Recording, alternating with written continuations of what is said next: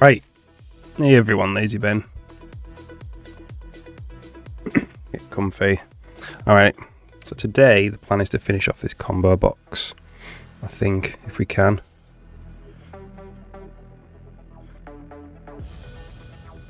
So it's nearly there. I want to do the background of this item list and then the background of the highlighted items and the selected item. And then we need to work a little bit on the actual button itself. Okay.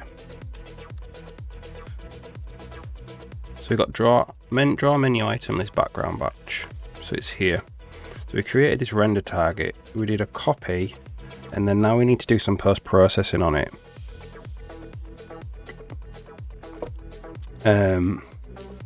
So figure out how to do this. It's this type of thing. It's basically this. This is it. This bit of code.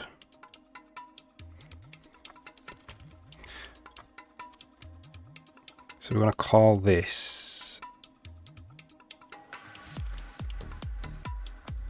P background target. And we do this, and then this is the blurred background.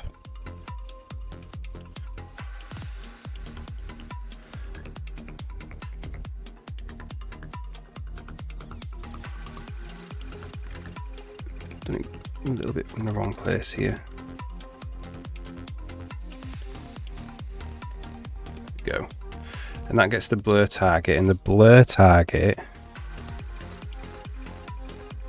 is what we need to attach to the shader.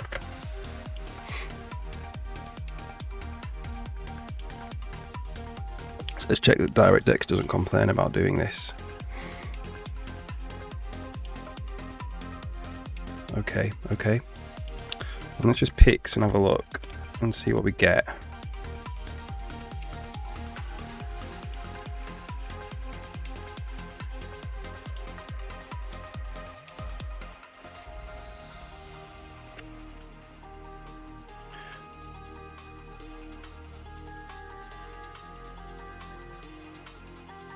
So we want the item list. Pipeline, item list. So this does the copy. So we end up with this texture. And then we're going to start drawing.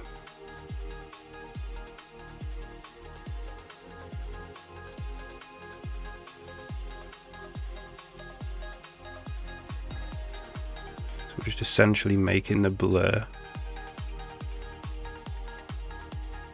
And then we want to attach it onto here. So this is where we draw the background, which is just a blue box, but we want this texture attached. Okay, so in Game UI now, the shader for it, this is the shader for it. We want some textures. If I can find here. We'll copy this.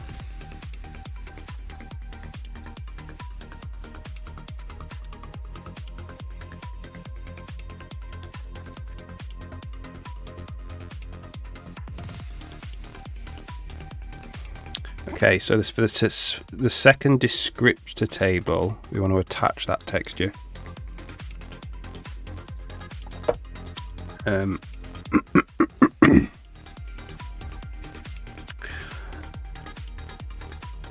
We need a sampler, so we're going to have to sample it.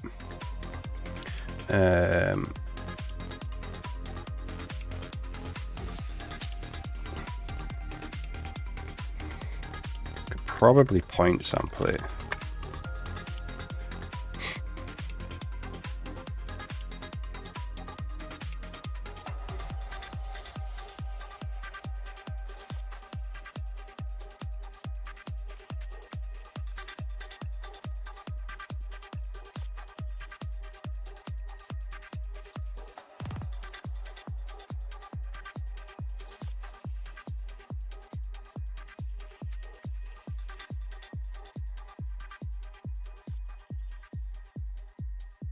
So you don't need to do that.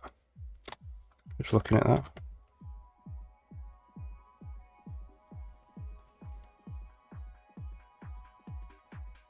Oh, we do. Oops. So it's basically just this.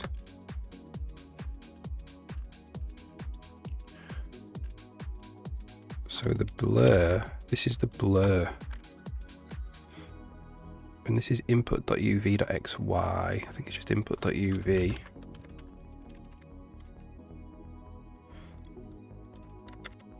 And then what we want to do is we want to do that times blur.rgb. Okay, so I think that would be the shader.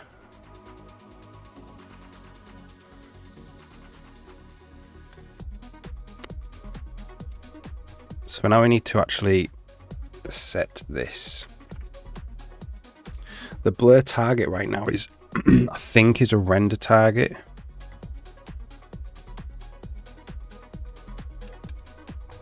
So we actually need. Let's just see what stuff we have in it.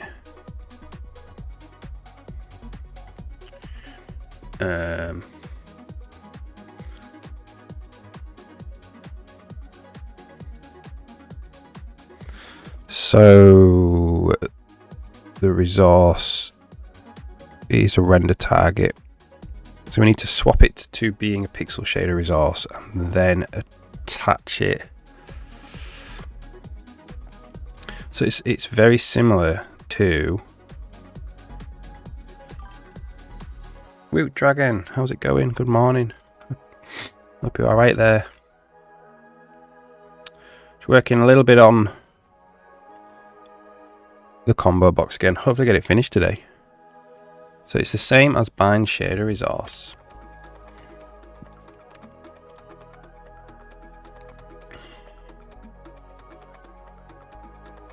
Bind shader resource, which just does well, hang on a second.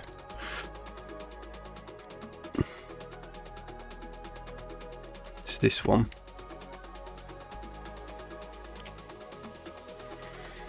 Combo box, yeah. So it's nearly finished actually. Get rid of the breakpoints. Oops. So I'm just working on the background with the drop down box. No, I didn't see it, no. Have you tried it?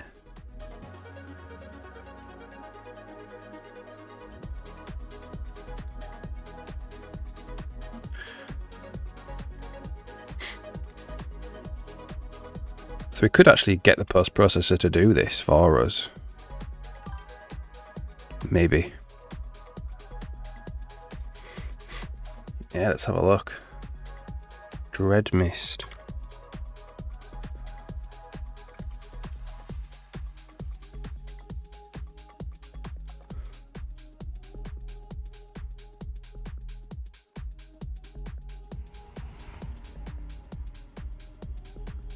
Oh yeah, it's old school as well.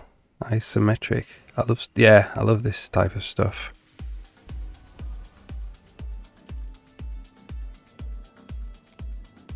I would love to make a game. I mean, not necessarily an MMO, but an isometric RPG like this.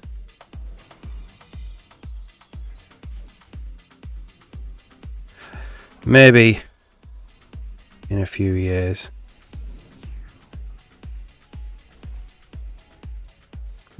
They are a tremendous amount of work, that's the thing.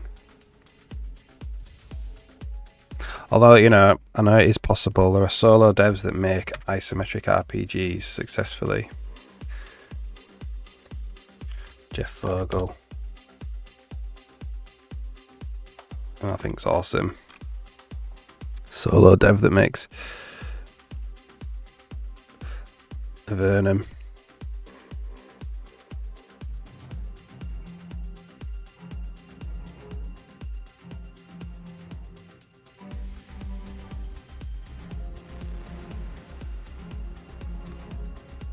So he sacrifices stuff like visual fidelity.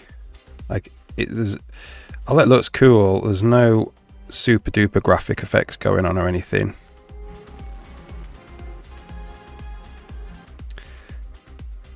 You know, there's no lighting or anything really, or shadowing. So he manages to get around the fact that it takes ages to make these things by having very simple looking games. The thing is, I actually love doing the graphics. So apparently it's a solo dev. That's absolutely class.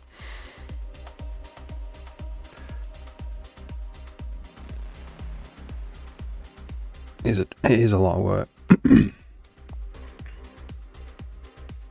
It looks lovely. It looks really nice.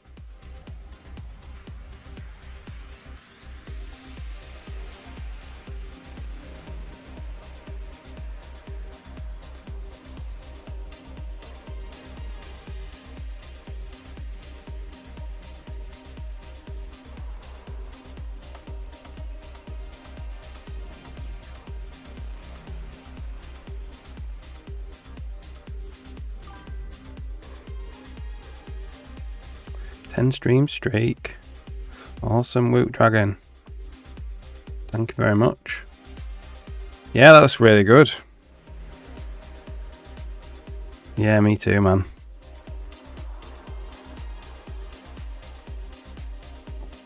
This engine would be able to do it if I changed a couple of things in it. If I changed how the world camera works.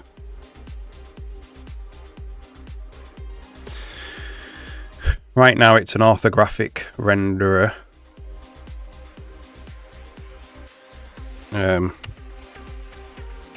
As in, if you look at two lines that go directly back in the scene, they're actually vertical in the actual renderer. So like going up in the scene is the same as going back into the scene. So I'd have to change the world representation. So going back into the scene is actually going up an angle. But I don't think it would be that much work to do that. More like Diablo 2. Yeah, nice. If you did plug ice on your engine, that would be a huge feat.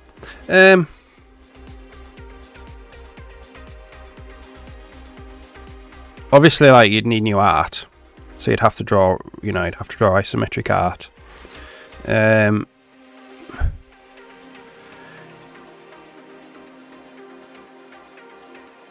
Yeah, you need a different way of representing, you need a different coordinate system. But not much is coordinate system dependent. So if you just change the renderer a little bit, it should work.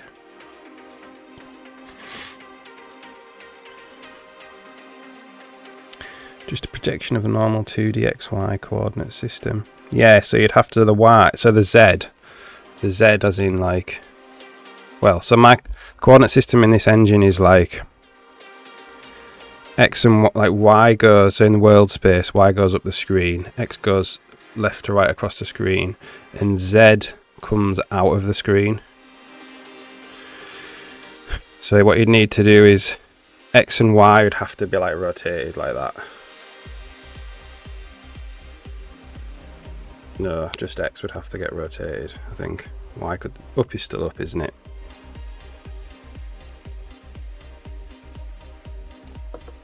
And then Z would need to be like that way into the screen. I'd have to look at it. I have done it before, but I can't really remember. I need XY just rendering the projection. Yeah, and then some kind of Z for what is in front of other things.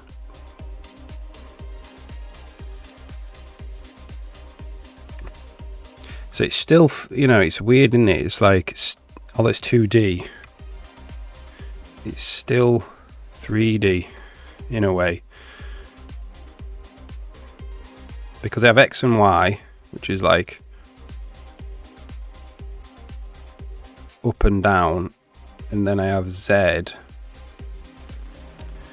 which I call Z bias, which I pull like that, which brings it this thing forward in the draw order.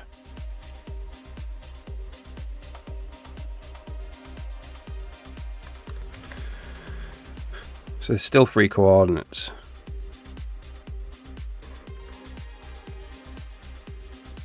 A bit skewed with the camera. Yeah, you need some kind of like world transformation. Only XY. There is no Z coordinate. There is a Z coordinate, yeah. In this renderer there is. This Z bias here.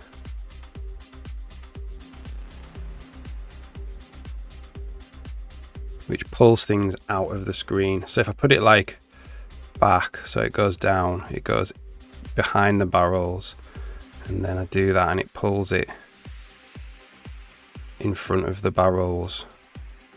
But it doesn't get bigger because we're not doing perspective. It just stays the same size.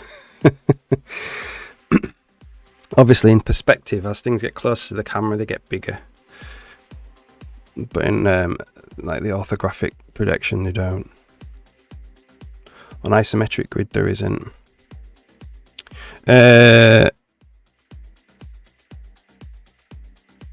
You'd need that axis, wouldn't you? At 40, say you're doing 45 degrees, that axis, and then that axis to make an X, and then that axis to go up or down, which would be similar to a shadow, to the Z bias probably. I don't know. Yeah, maybe. Not sure. I'll have to look at it.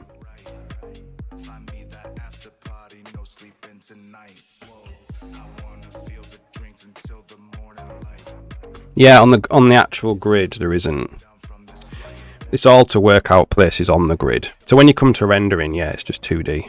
You're just like an X and a Y location on the screen like everything else. But it's to get to that point. Making the tiled system. Yeah. You'd still need some kind of order. It's, you know, like a Z order. So you could pull things in front of other things if you needed to.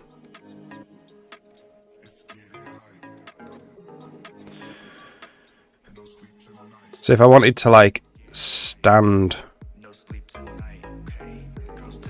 the bed on top of the barrels, this is meant to be like a triple layer bunk bed, I'd have to put it like there and then bring it forward till it was on top of the barrels like that.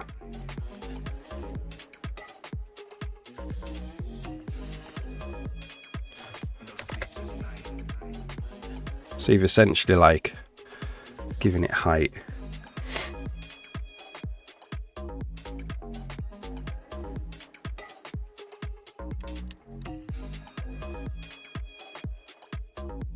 You know what I mean? So it's like on top of the barrels. Obviously it looks weird with it being a bed, but you could imagine that being like a little bottle or a cup or something that was on top of the barrels there.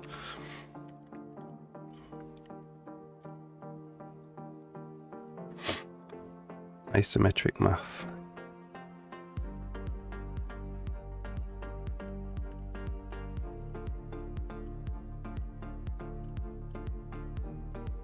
Yeah.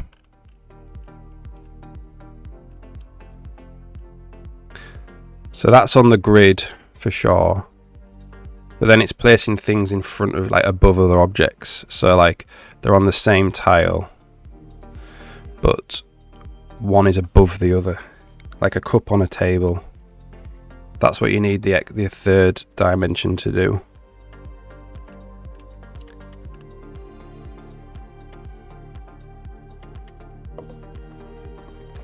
If you know what I mean. So you'd go through this to determine which grid it was on, the grid cell, and then you would have that last number, which would be like, this is above this, this is above this, and then you would be able to calculate the draw order based on that. So you would draw like things behind other things. Yeah, so you need to go through some kind of, basically a projection matrix. This is nice.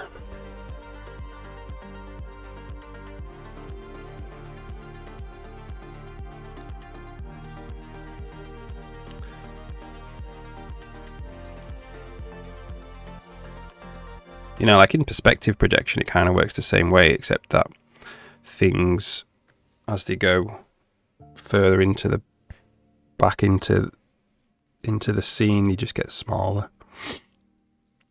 Whereas orthographics doesn't.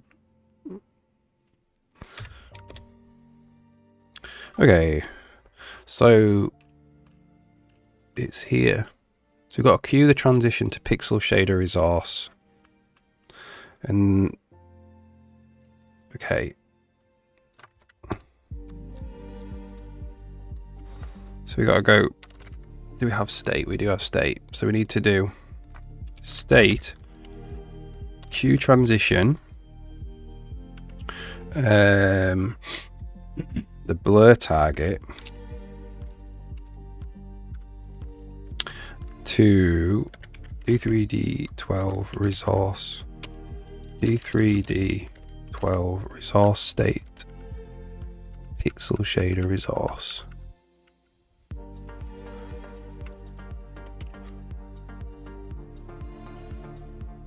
We'll just cue we only need one. What's this? Last one. Sub resource 0. That'll be fine. XY coordinates from a regular 2D grid. Yeah. That's for things on the ground. Yeah, I agree. So if you're doing a very simple renderer where you just have things on the ground, it's just 2D, it's just where are they on the ground. And then, but if you want things to sit on top of other things, like you want a table and then you want a cup on top of the table, you need the third one, which is usually not floating point, it's usually integer, which is to just say like, this is its location, XY, and then this is its height or whatever off the ground, which is Z. And then that sits on top of the table as opposed to underneath the table. You need that extra one for that.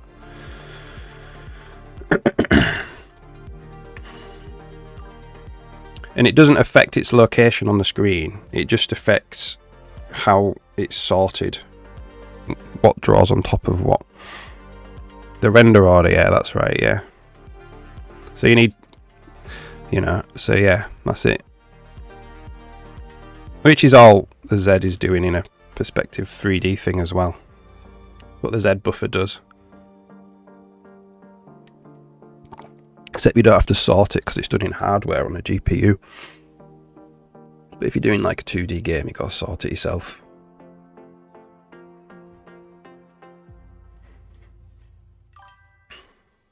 Yeah.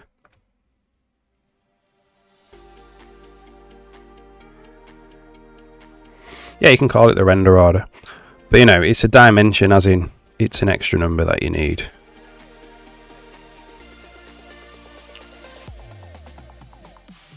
Which is the render order, yeah. Cool though.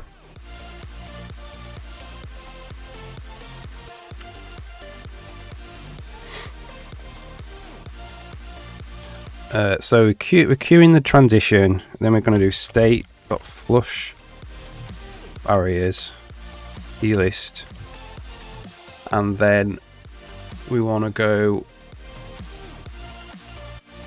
we have this thing called pp flush to descriptor table, which calls flush. Maybe we should just get the post processor to do this, because it's all written here rather than do it ourselves. So what we would do is we do pp.reset, and then pp dot bind shader resource blur target flush to descriptor table 1. I'm just going to put a little note. This isn't post-processing.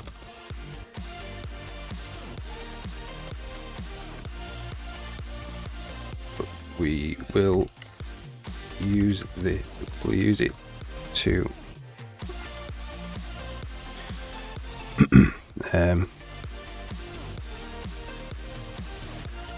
find the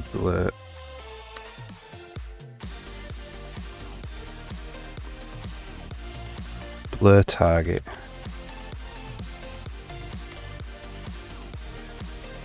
To descriptor index 0.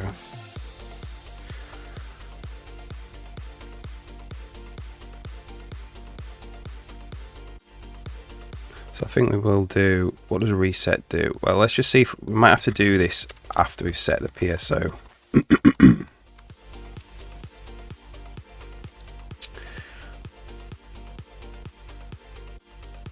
See what happens. So add an isometric to the engine. Probably not.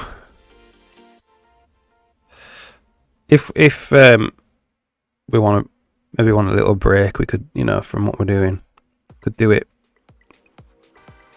Could put an isometric perspective in, like I put projection perspective in for the menu. That's proper 3D. That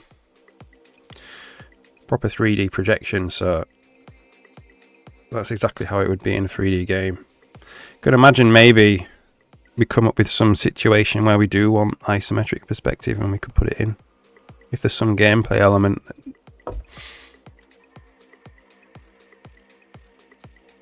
Alright. Doesn't complain, it doesn't work though.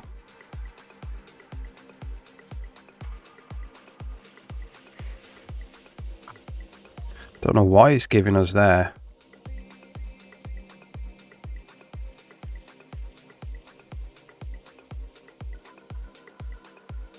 What does reset do? Clear. So this doesn't actually do anything to DirectX, this.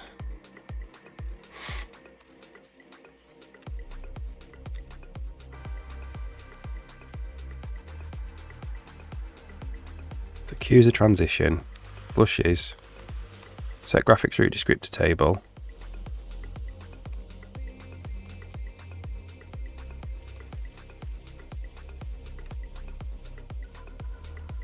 Okay, I'm gonna have to pix that to see what's going on.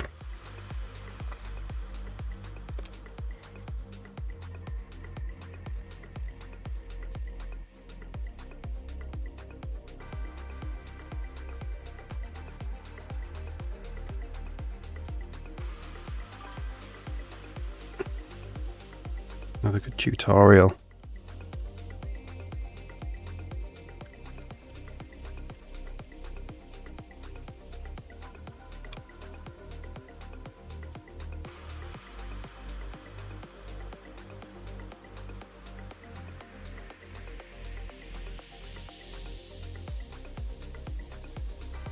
Yeah, nice.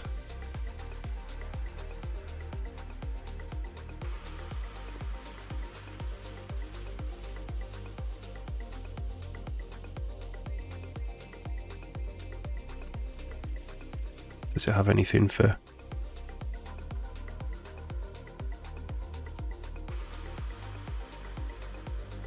Yeah.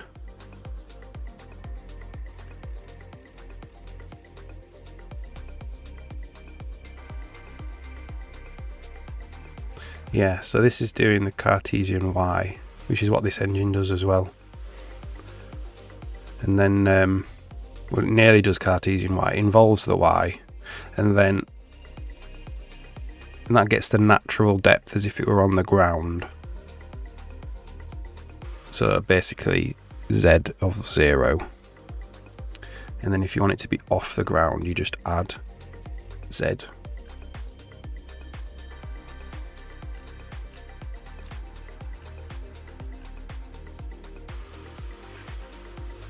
Nice.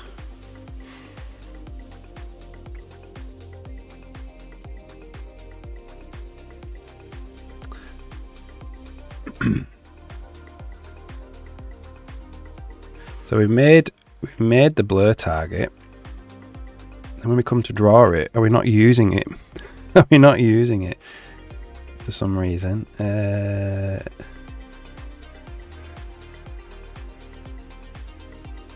No, we are.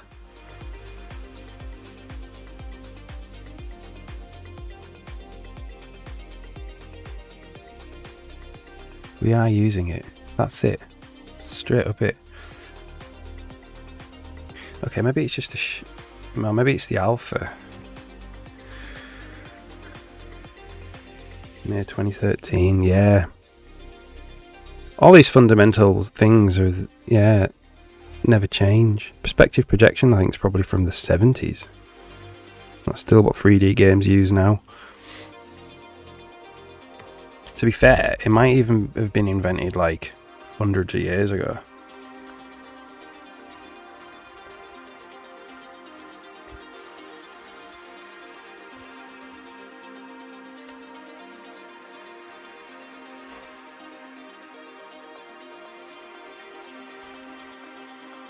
'15th century. Yeah. Okay, let's just have a look at the shader.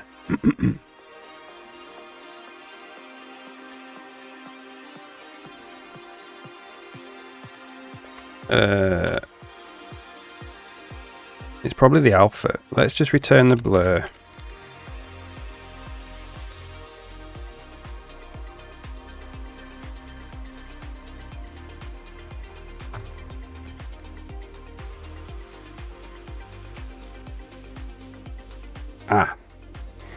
Alright, that's kind of what we want. So we can see it's blurred underneath it.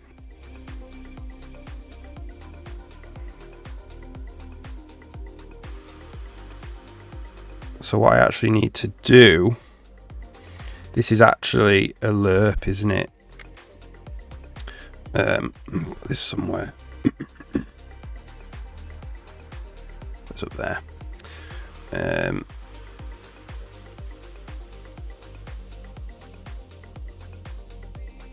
Yeah, if you're in an ad break, then Woot Dragon. I was just looking at perspective projections from 1415 to 1420. So like 600 years ago. It's crazy, isn't it? And then computers came along and started. Yeah. Computers came along and started using it. Okay, so this is we need to lerp. So we do color float 3 color equals lerp the blur. So we'll make blur a float 3 as well. With input color RGB based on input color.a, and that is the color, and then it's just color coverage. All right, so now there's a little bit of blur in the background.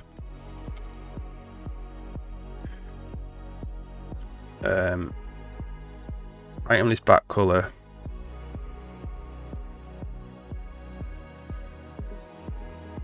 There we go.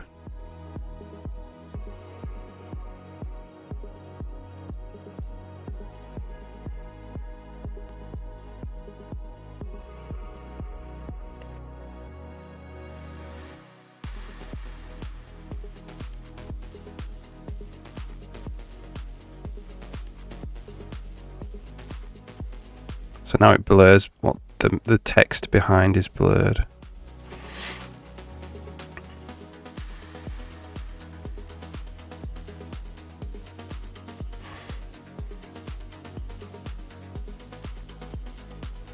Cool. We'll leave it at that for now.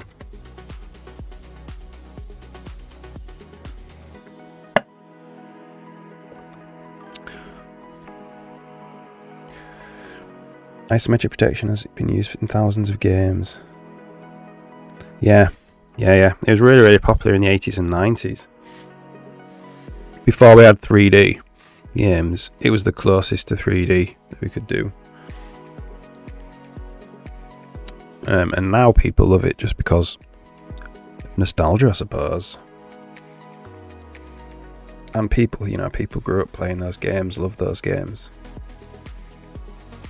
If you look at games like the original Fallout, which is isometric, but it's nearly isometric, they actually rendered the assets out in 3D, so they were 3D, proper 3D assets, and then they rendered them out to be isometric 2D. So they had big computers that could do the 3D. Obviously they knew that home computers couldn't do it yet, so they actually rendered them to be isometric. Fallout 1 and 2, yeah. And then the original Fallout 3, so the Van Buren Fallout 3, so before Bethesda did it, was going to be proper 3D, I think. That was going to be their first attempt at proper 3D. Yeah. But that game got cancelled.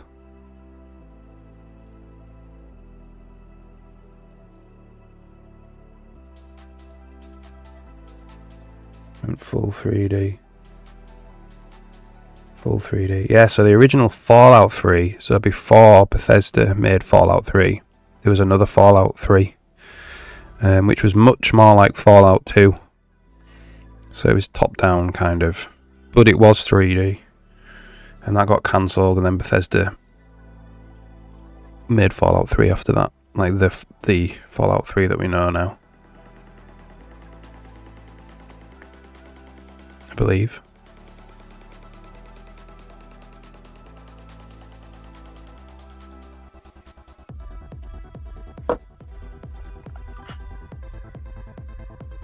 Yeah.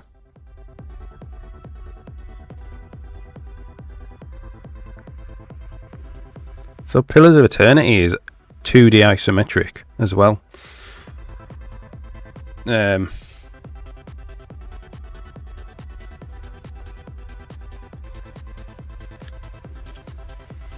It's 2D isometric, but it looks very 3D.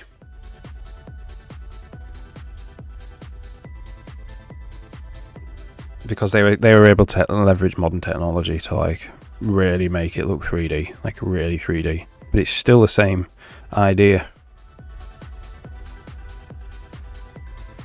So it looks absolutely 3D. Even more when you actually play it. Maybe when they zoom in there, that doesn't quite look 3D. When you zoom in, you can kind of tell. But it's not. I mean, look, let's just go back.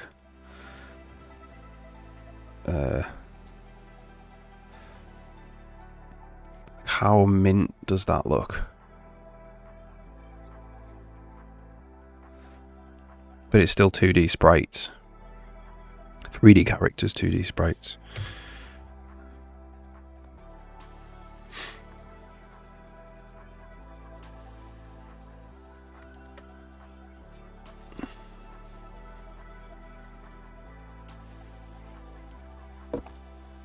All right, cool. So, oh,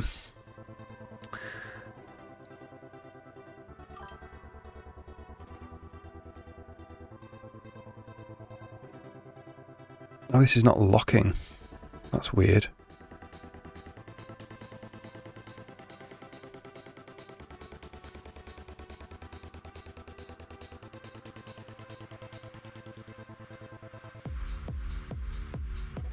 So lock by locking it. So when I take the mouse away, this menu doesn't move the back of it. It doesn't move, which is intentional. Now it moves. If if I do this one, it moves. Doesn't really matter because it's over the top anyway.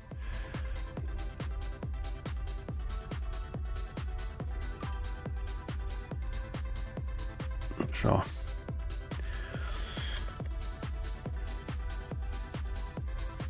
Fu Manchu, good morning. Hope you're alright.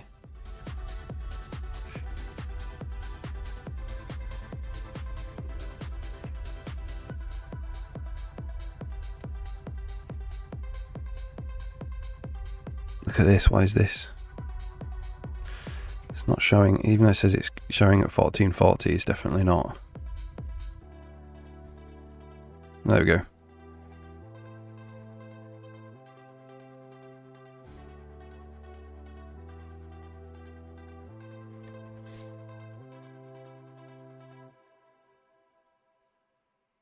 I'm doing alright, working on combo boxes. I'm looking at game trailers. Looks like awesome Woot Dragon. So I've got my nearly there on the combo box. It's taken it's going to be 3 days of work. Hang on, I've got to compile a shader again. There we go. So I was just doing the background to the item drop down, making it so the text behind is blurry and stuff behind it is blurry. So if you go to a bigger one, you can see that all the stuff behind is blurry.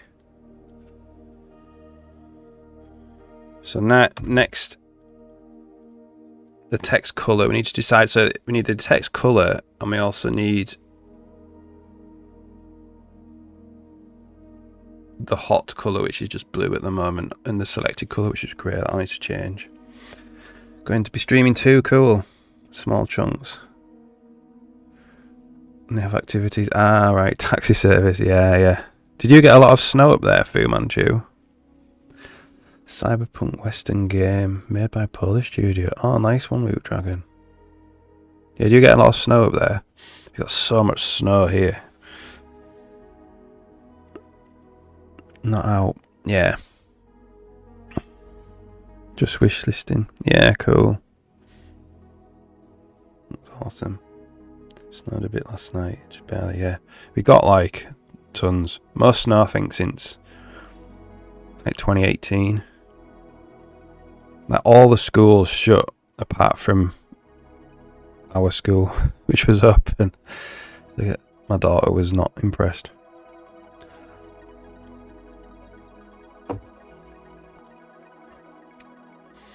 Our school was just like, just bring your sledge.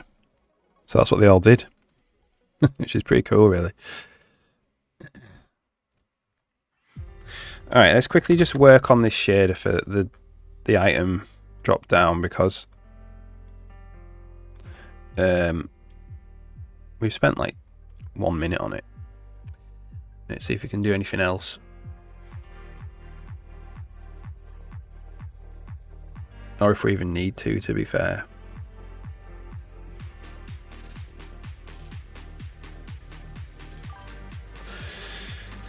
Alright, have a good stream, Fu Manchu. See you later.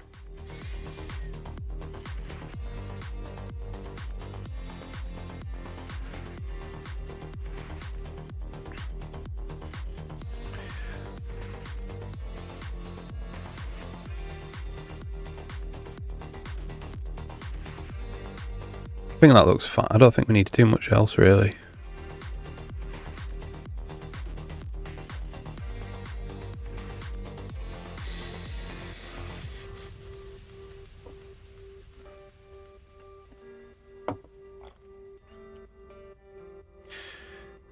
This is super glitchy, this blue border. This is the power tool, Windows Power Tools thing. It's just not drawing the border for some reason.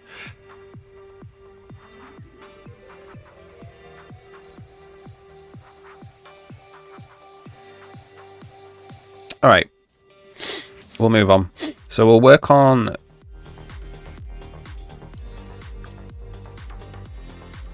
we need to decide a text color. I don't think black is the way to go because everything else is white. So we'll see.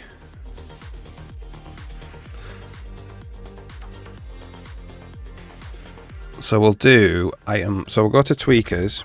Oh, let's just check this shader builds first. Yeah. We'll go to tweakers. And then we're going to go color, item list text color.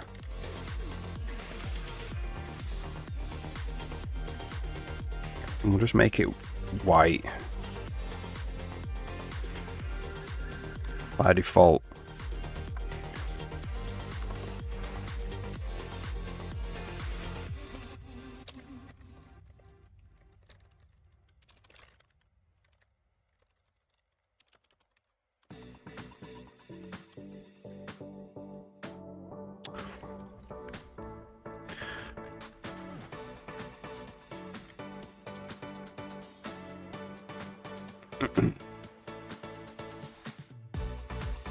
This is text color,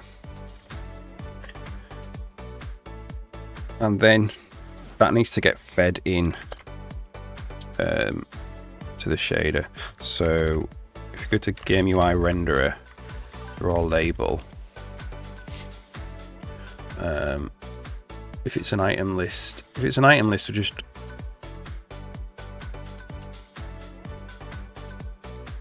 if it's here. You've got 4 color with alpha. And that is actually constant.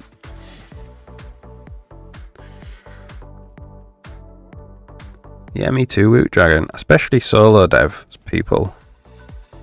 It just shows what's possible. It's hard to know, like, what is and isn't too much work for one person to realistically do in a few years. But if you see completed projects that were done by one person, it's kind of inspiring. Like, oh yeah, I could do that. Especially if you have like if you're using like Unity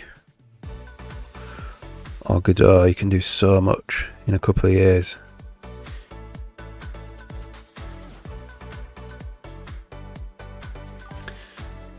Yeah.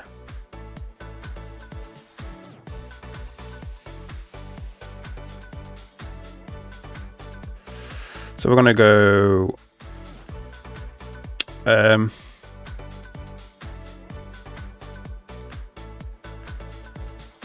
it might be in draw combo box actually. We need to figure out where we want to send in.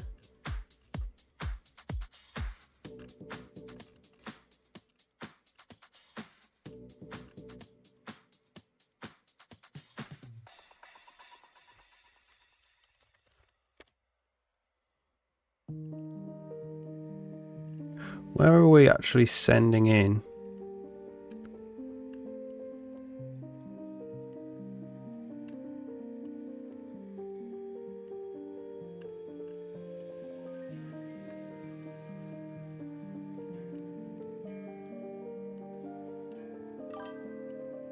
I want to know where we're actually sending in the color from tweakers. Draw combo box.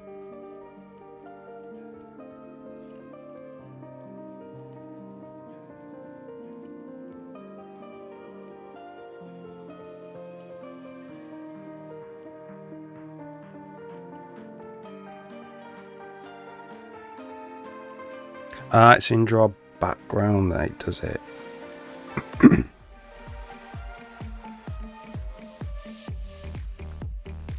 So actually when we pass in this 4 color here, this is what we want. So it's the non-hot version.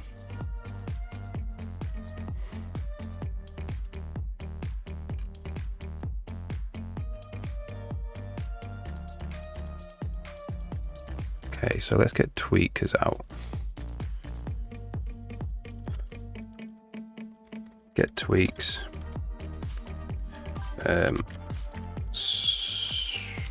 Game sub menu tweaks. A lot of 3D engines on the market that can match Unreal visuals.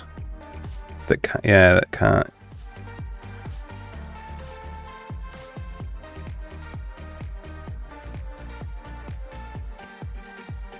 Like Visual Studio and C++. Yeah, I mean,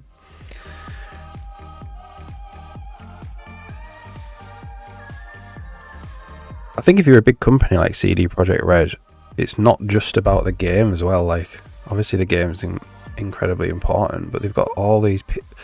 It's a massive company that needs to keep up with the contracting video games industry at the moment.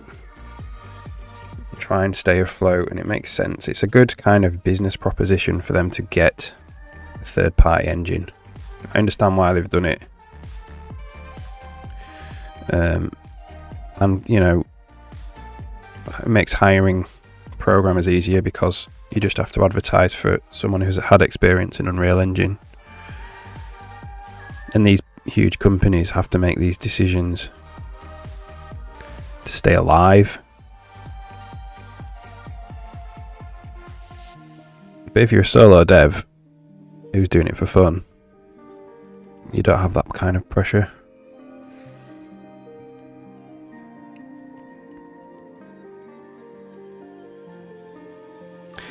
Even Epic Games had a mass round of layoffs, didn't they, last year sometime? Old school with DirectX 9. Yeah. Do you know the guy? I probably told you this before. There's a guy who uses DX9 who posts videos about it. He's making a game.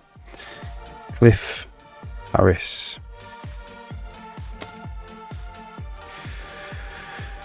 Pillars of Eternity. Cliff Harris. Portis Tech. Did I tell you about this guy? So he does, like, he has a C++ series.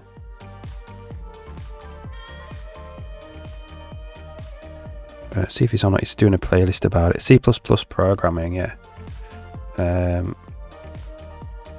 How do I get a link to this playlist?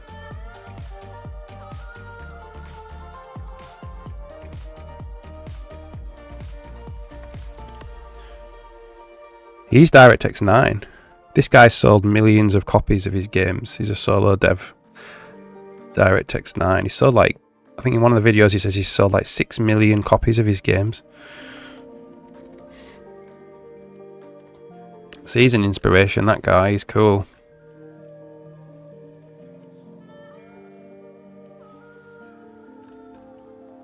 Alright, so this, now, when we do draw label, item list for color, it doesn't come from the style anymore.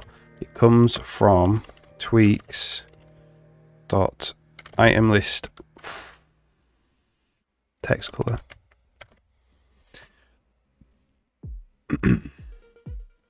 This is just for the labels that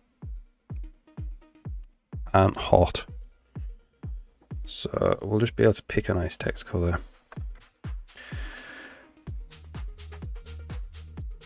White is quite nice, to be fair.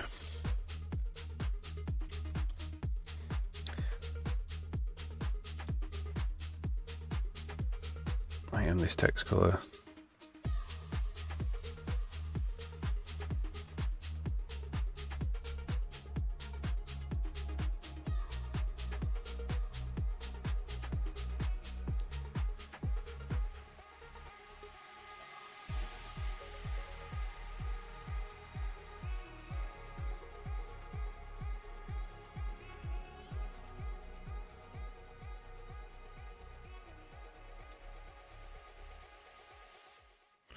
Let's change the back color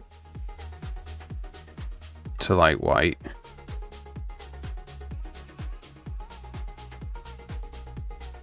And then the text color to something else.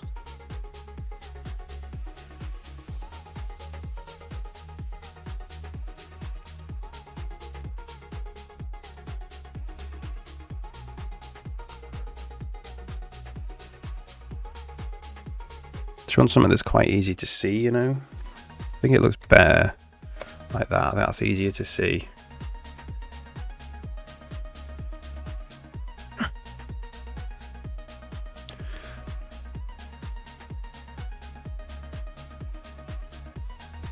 Okay. Right. I've run out of coffee. So I'm going to take 2 minutes to make coffee, and I'll run an ad. If I run an ad while I'm making coffee, then obviously I'm not doing anything at the computer, so I don't miss anything. And that means we won't get an ad for over an hour. So I'll go and make coffee. I'll be back in a couple of minutes.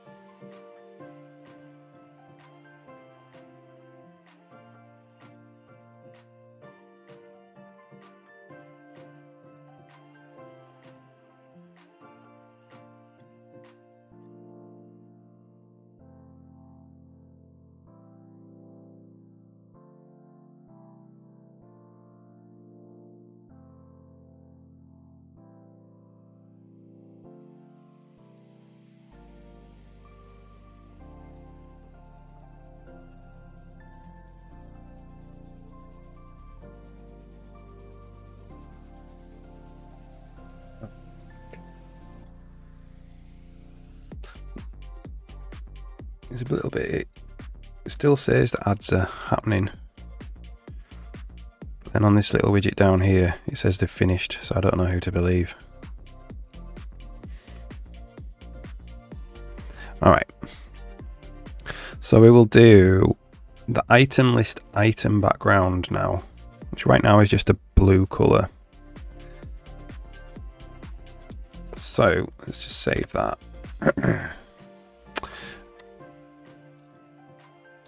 So we want color, item list, item back color, hot item back color. Well, back color hot. And we'll just set that to be black by default.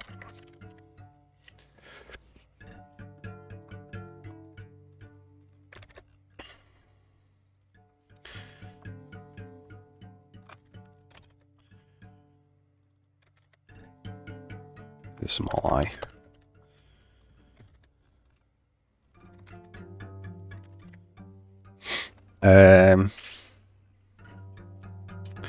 Okay.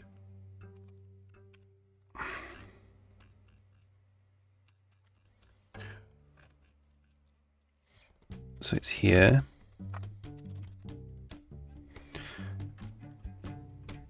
Item list, item back color hot.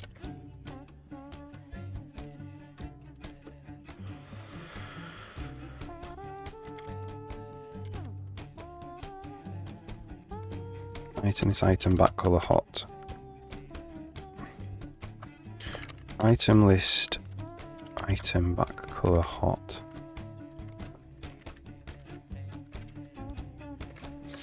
And then in the renderer there, for hot, this is tweaks dot item list, item back color hot. And then let's just have a look and see if you can pick a nice one.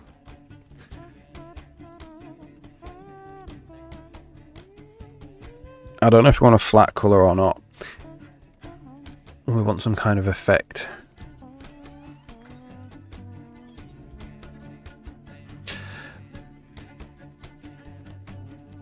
Black is alright. Very easy to see. Let's have a quick look.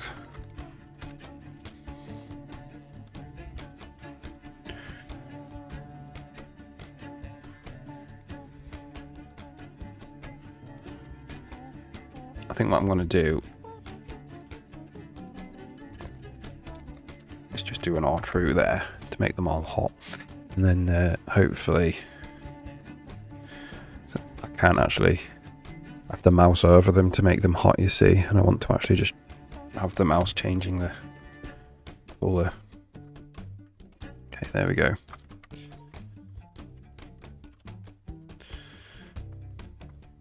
So let's go up in the blues.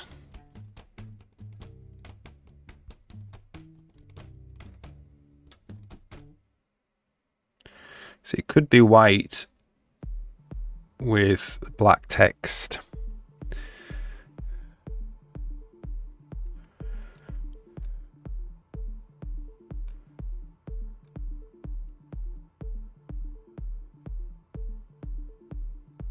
That would be very easy to see.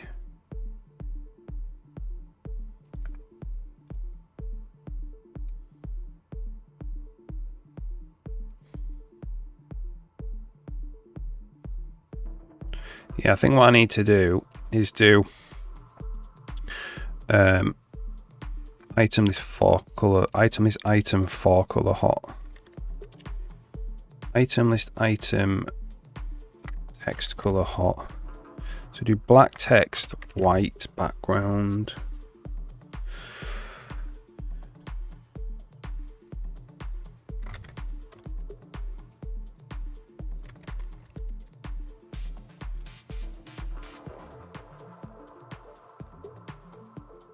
Put that in.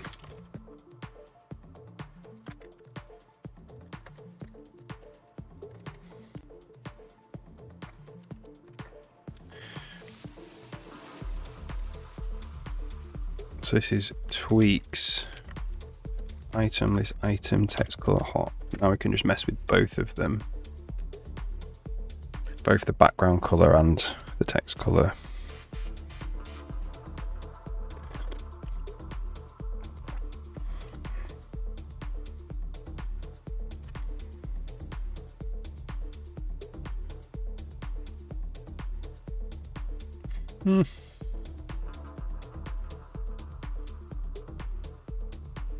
Let's just try it now without this all true.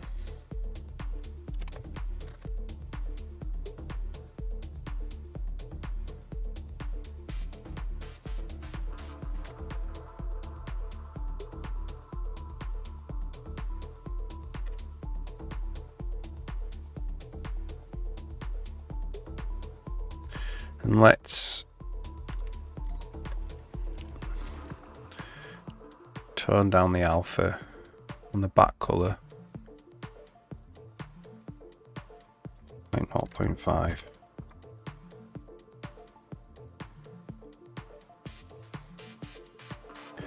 That doesn't appear to work.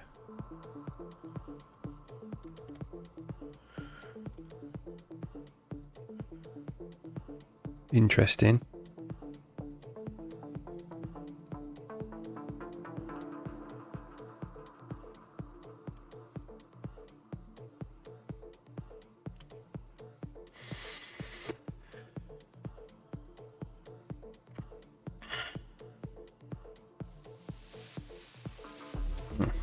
Second.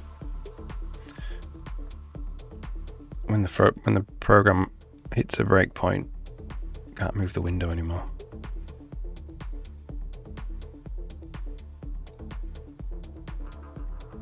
Okay. Item list text color hot. Item list back color hot. 0.5. Okay, so that's something in the shader then.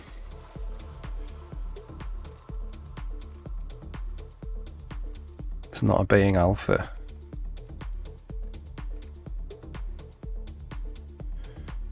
Oh, right. We're overwriting the alpha with T.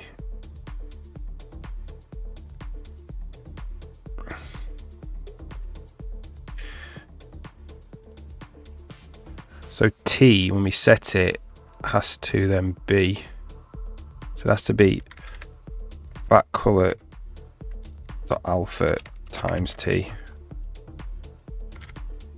Probably all of these, actually. No. All the back colors. And that needs to be for color dot alpha times T.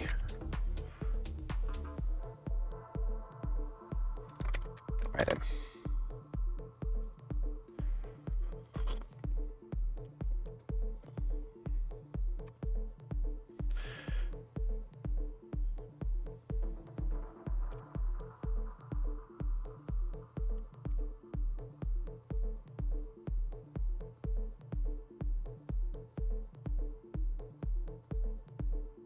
There's a weird like flicker now.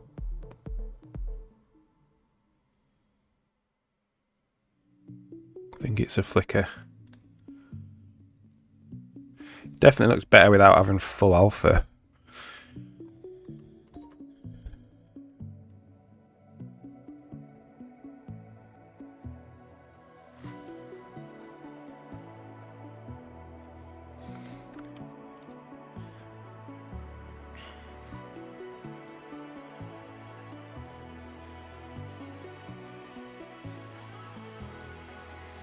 Let's try 0.75.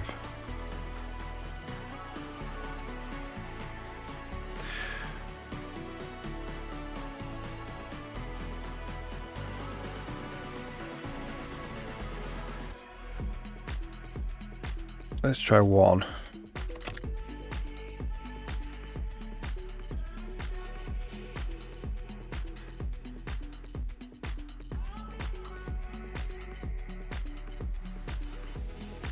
Can't tell if it's flickering or not.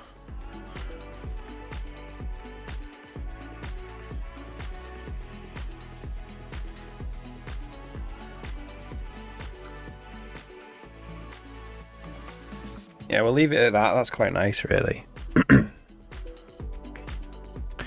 And then we want the back and fore color of the current one.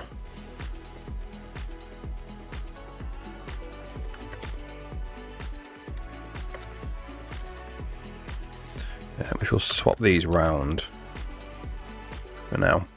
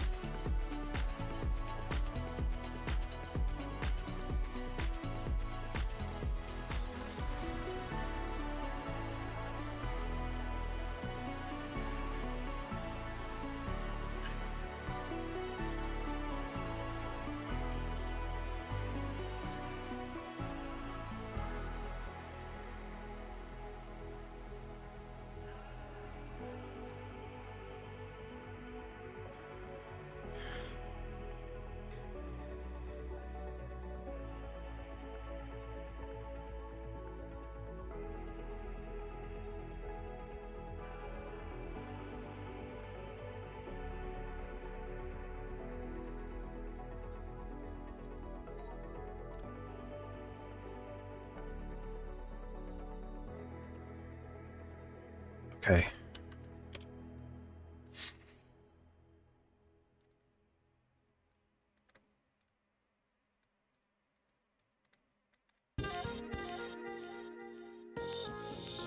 So let's just set the alpha to 0.75 again.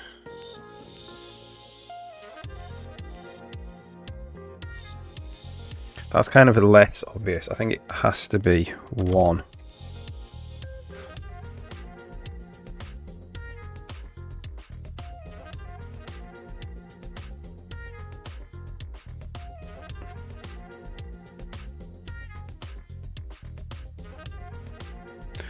Probably just solid black.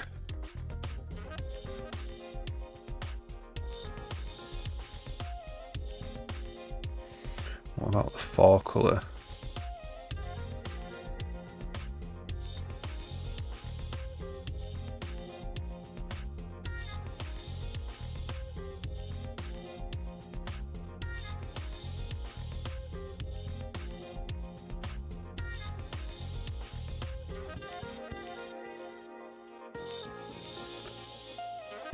Yeah, interesting. It's not as obvious to have it blue. I do quite like that blue though.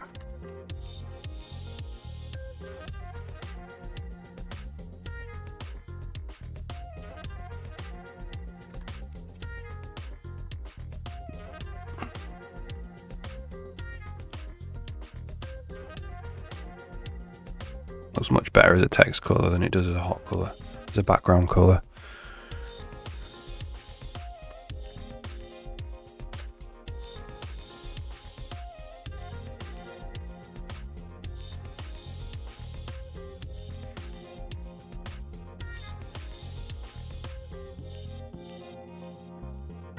I think it has to be white. I think it has to be because... Well, it has to be whatever this colour is. Really. We haven't got to it yet, of this button.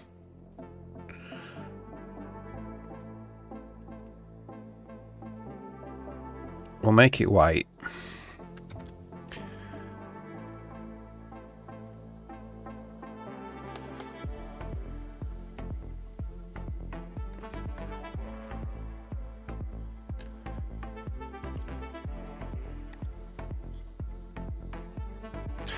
And then also let's just have a look at the item list back colour transparency.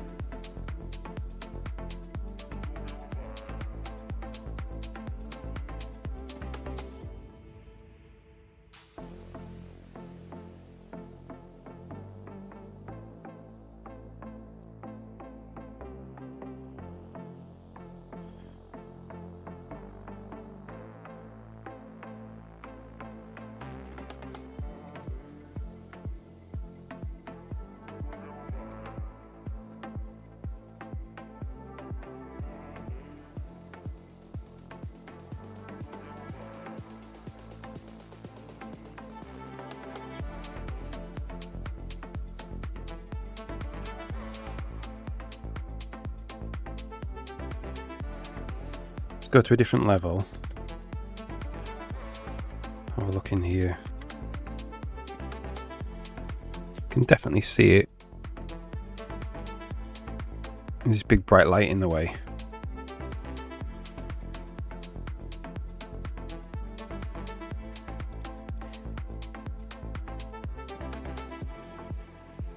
I think that's maybe a little bit too blue.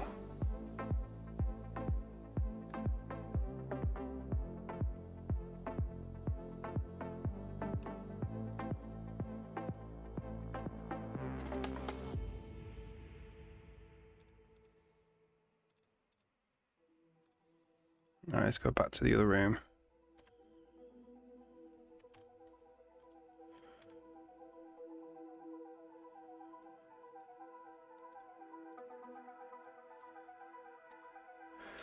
Yeah.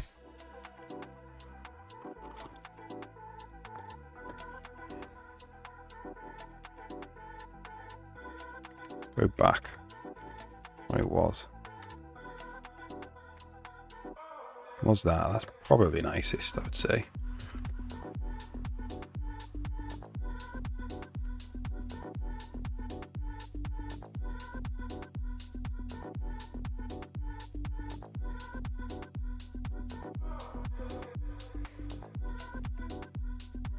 Alright, cool. Alright, move on then. So I'll check that in. Next thing to do is the button itself. Right now it's just really just a grey static thing. This bit. We can start by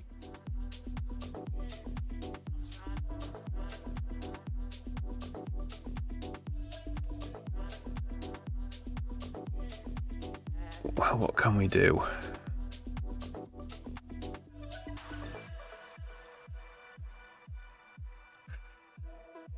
So how is this even drawn? So this is in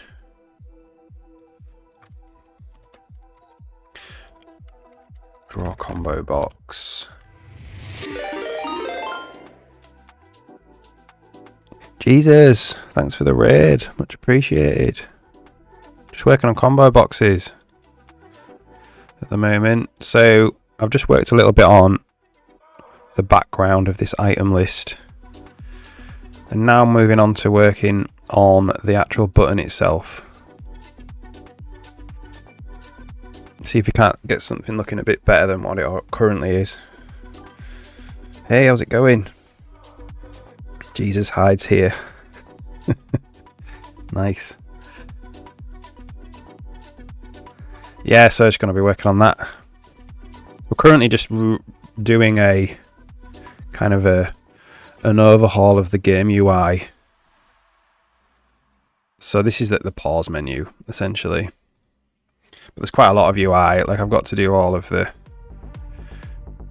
This is like the stash as well. But we'll get to that. Working on the pause stuff now. Nearly there. Just got to do... Finish these combo boxes. And then... something with these checkboxes. I'm not really sure what I'm going to do with the checkboxes. And then we've got these sliders to do. And then this is where you map the controls, you know. So there's a slight bug here that I've noticed.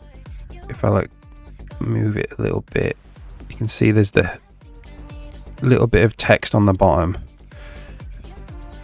And then it snaps. So that's a bit of a bug that I need to fix. And that's the pause menu. Oh, actually, no, I need to do the save and load things. Yeah, there's still quite a bit to do, really.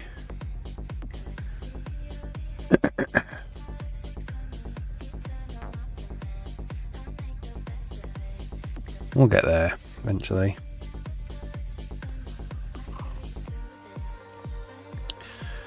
And then I might do, so there's this footer text here. I might actually section this somehow. Right now it's just text at the bottom, but I might give it its own, maybe put like some divider or something here. I've got these divider separators. We'll see. I might do a special one for the actual footer.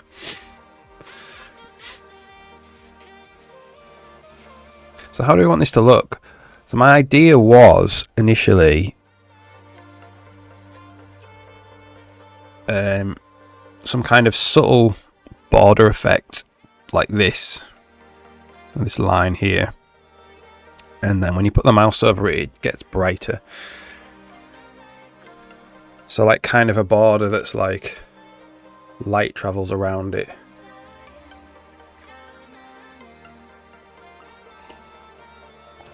And see maybe if we can do outlined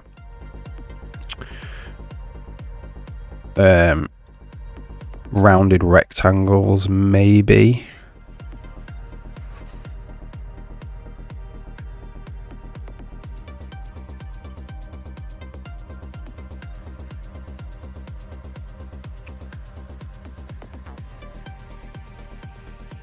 which might be more. So that the easiest way to do it would be to just draw a rounded rectangle, shrink it, then draw another rounded rectangle on top.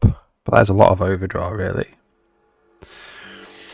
Bamberg, good morning. Top of the morning. Mr. Push Buffer. Yeah, did that go alright?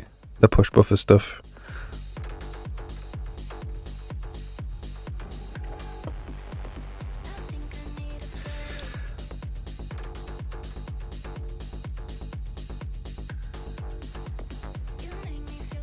Okay, so let's have a quick look at where we're actually drawing the combo box. So all I think we do, what do we do? So this is the item list.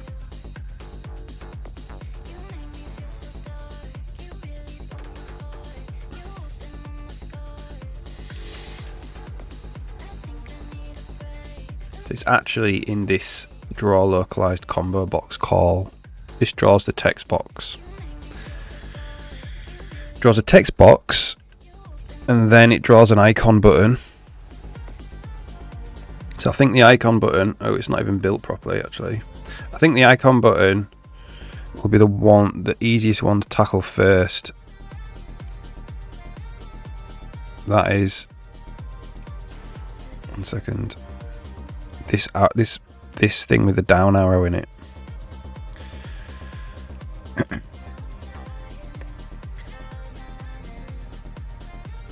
Needs to be built properly. So it just draws bordered. Ooh. What we have? Draw bordered quad, yeah, but it's not rounded. So how do we do a rounded bordered quad?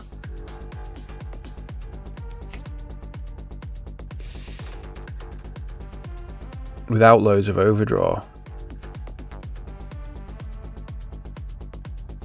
I don't think it's possible.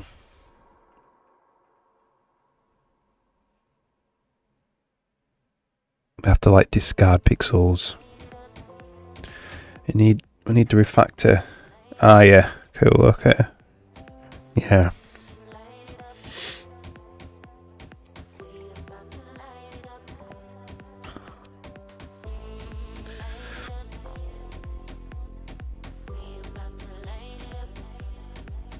Have a look at the shader for actually rounding the quad. What is it? It's in common.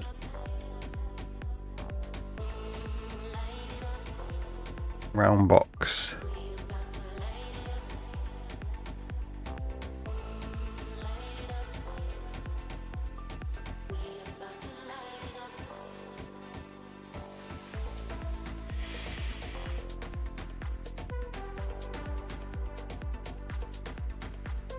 What we'd have to do is just discard pixels.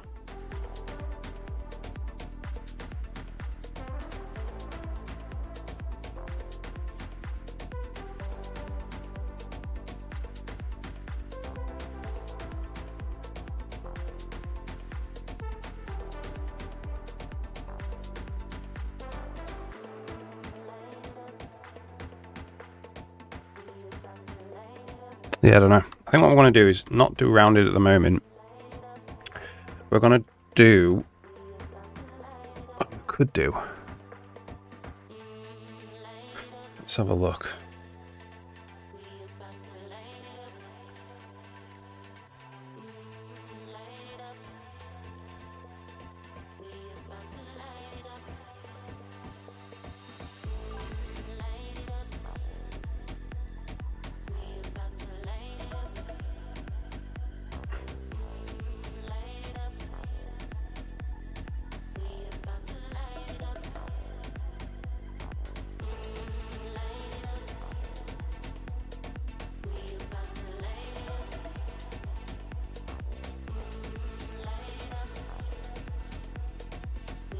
Number 1 on the list of things to improve is error handling.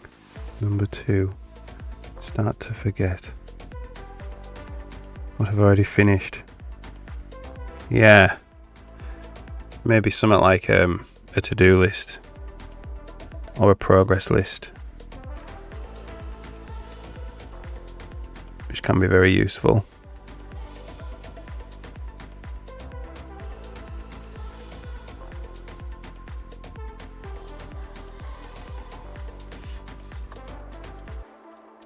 So we've got this thing called draw bordered quad, right?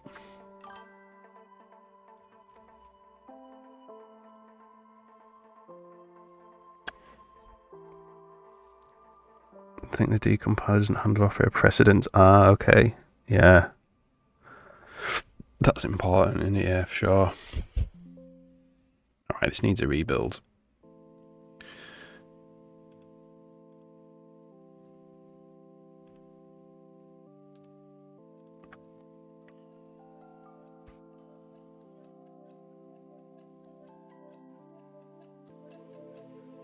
Nope. So I'm just going to do the normal bordered quad, and then we'll see later if we can get it to a quad outline, a rounded bordered quad.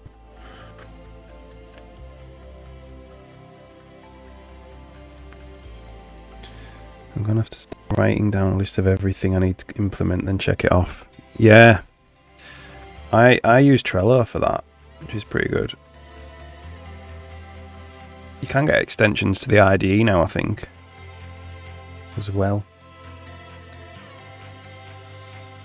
But this is free. And you've got like little, you can mark complete, stuff markers complete. So I just write, when I'm not going to tackle something and I think I might forget it, I'll put it in here and tackle it later. That's just Trello, but I know there is, I mean, at least in VS Code, there is an extension to do checkboxes.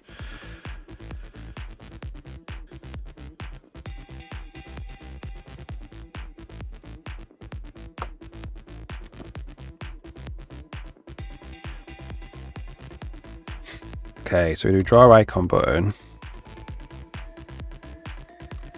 Then we call draw icon, which is just draw glyph. Oh, it's the draw bordered quad that I'm interested in though. Which basically just builds 4 quads.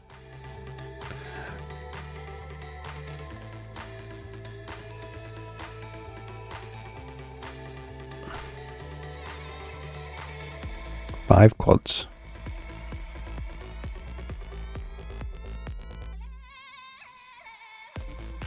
Some code will just compile differently. You mean operator precedence? Yeah. Yeah. Maths in general has operator precedence in it, so you might get some actual wrong answers to equations.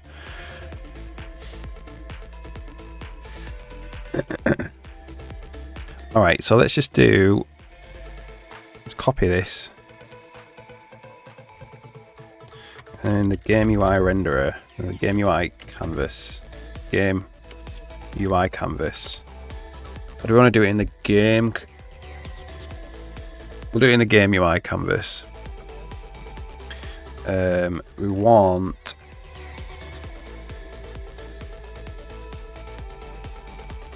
another draw bordered quad, draw menu bordered quad, or something.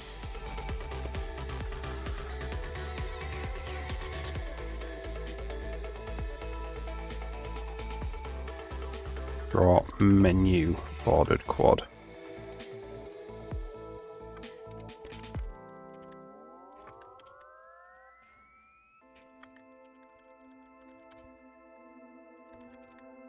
It's just the same right now. Oops.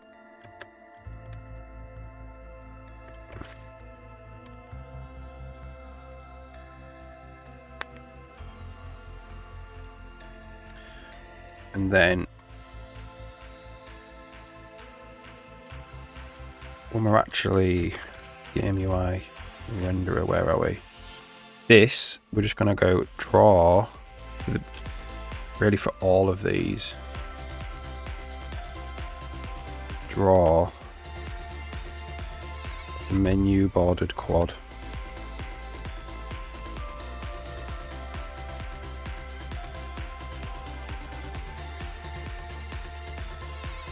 all I'm going to do is just send this down a different path in the renderer so I can have a shader for it for now. We'll just leave the rest the same. Oh no, we can't. One of the effects I want to implement is like this light going around the border.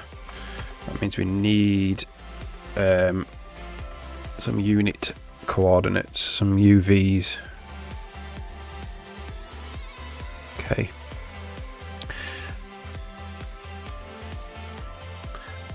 So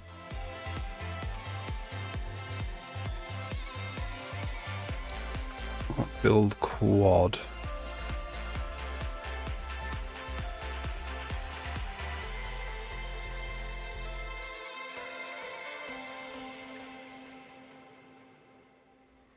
Which is this one here. What is it? Rect color and then XY UV output.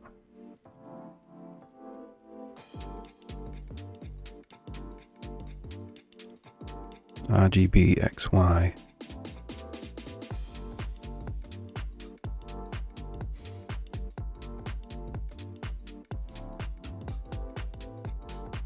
That one.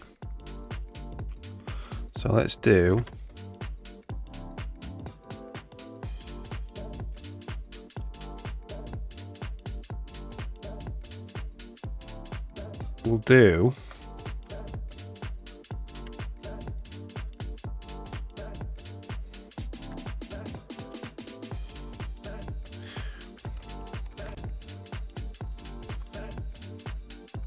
build menu quad border piece. Don't know how you spell piece.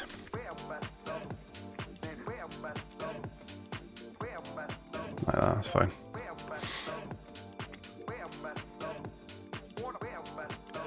So what we want is we want the rect and we want the const rect unit as well. So unit is like, so the rect is going to be the actual border piece, like the top edge of the border, and the unit needs to be how we're going to, it's the full bounds of the thing, of the whole quad. So then we can actually pass in some texture coordinates, some proper texture coordinates to do this effect.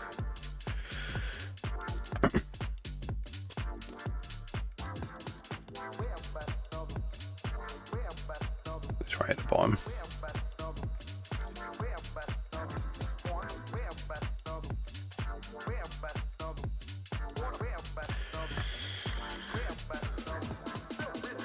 So I'll just copy this for now.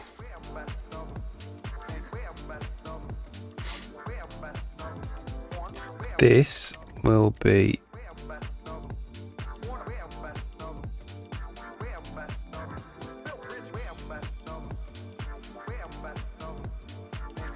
this is it. Build menu border piece. Hang on a second, I need to paste this.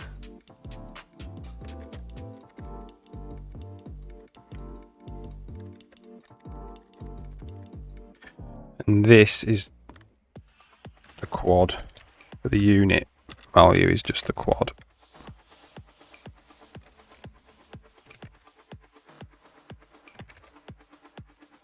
No.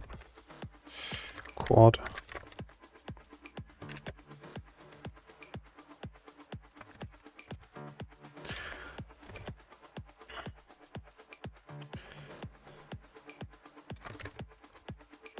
Check that builds.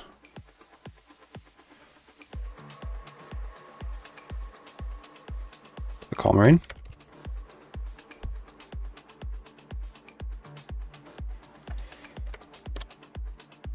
Okay, so we need a different, we don't have any slots. We do, we have 2 slots left.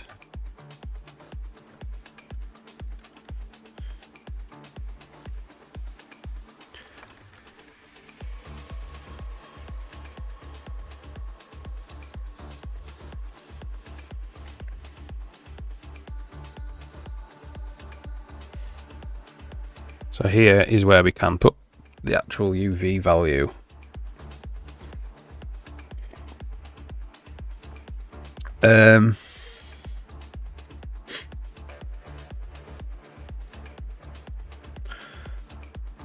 So it's literally just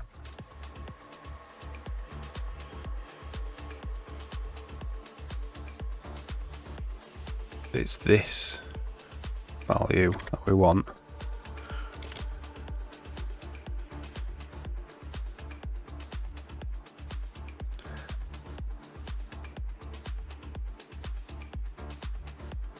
So it's this.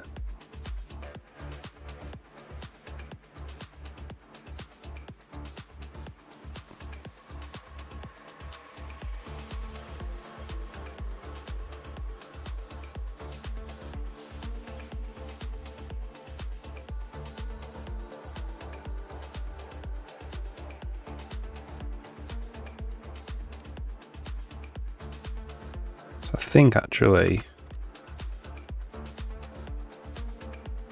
but this is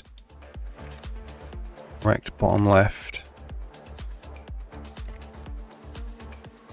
top left,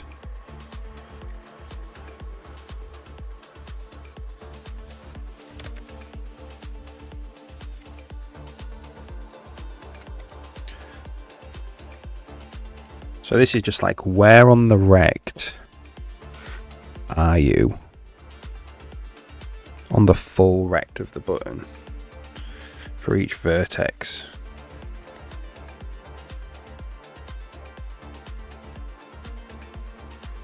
Okay.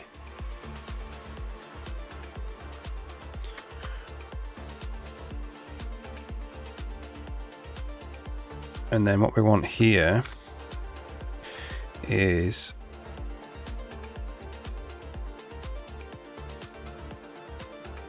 we don't have specific menu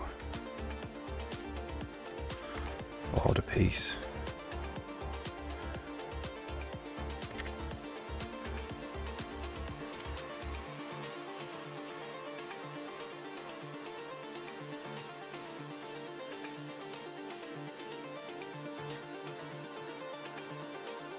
So that gets the material menu border piece. And then in DX12 canvas, draw XY, what is it? XY, you draw RGB triangle batch. So it's actually, this is the bit of code we want.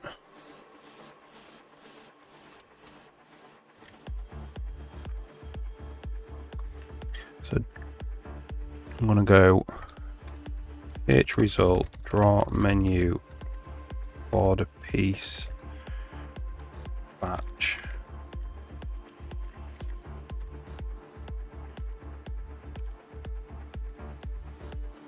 Render batch, batch.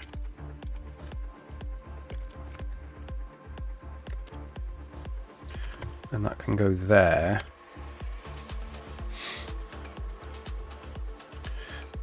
And then on draw, whoops, and then on draw batch.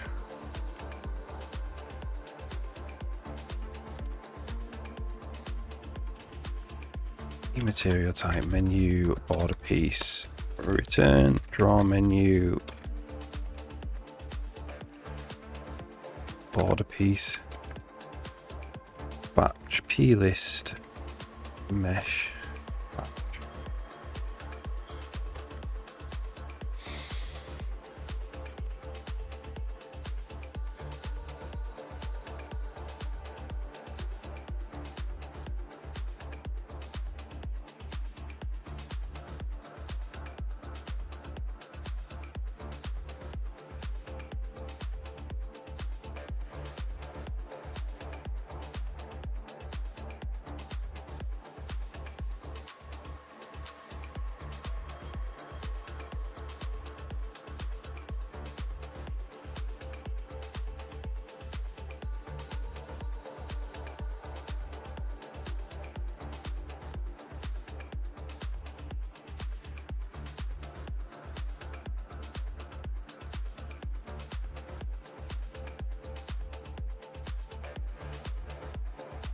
Okay.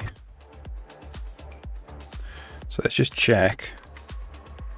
We are going down here now. Yeah, into the here. Draw menu, border piece, batch. Okay, so in game UI, well, on RGB position. So we want to copy this.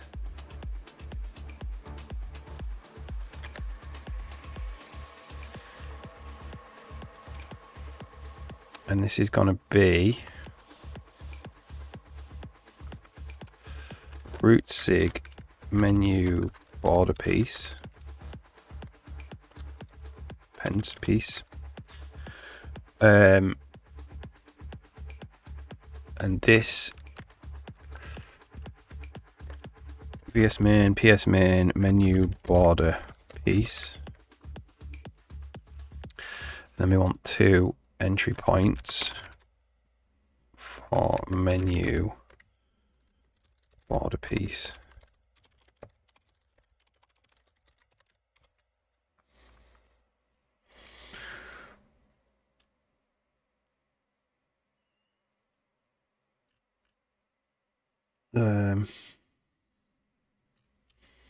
What's happening here? Not building. It's not building for some reason.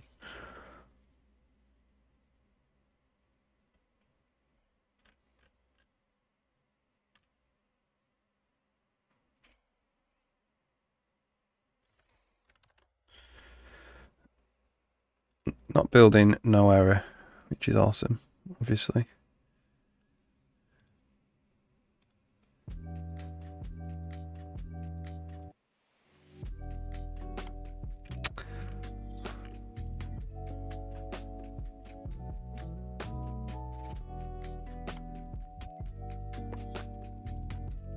Why are we erroring out there with no error?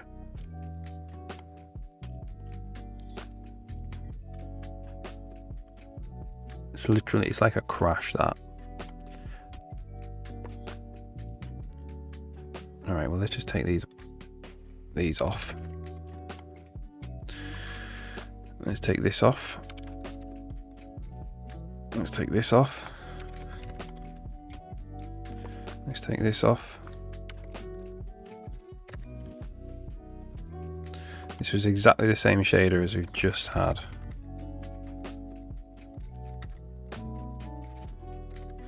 Okay, let's just rebuild this.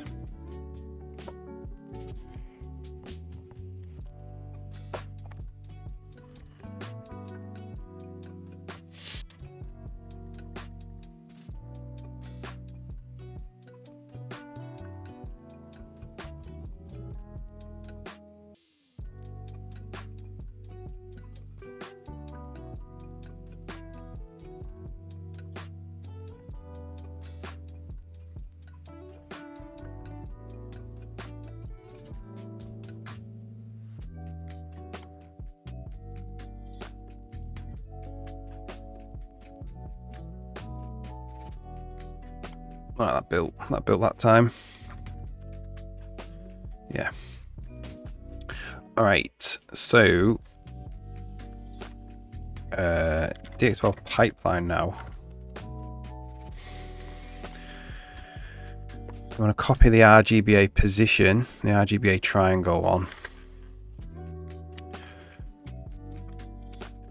But it's actually called menu border piece. And it's in game UI. And it's VS main menu border piece. PS main menu border piece. And then in the canvas, rather than calling RGBA triangle shader, we'll call a menu border piece shader.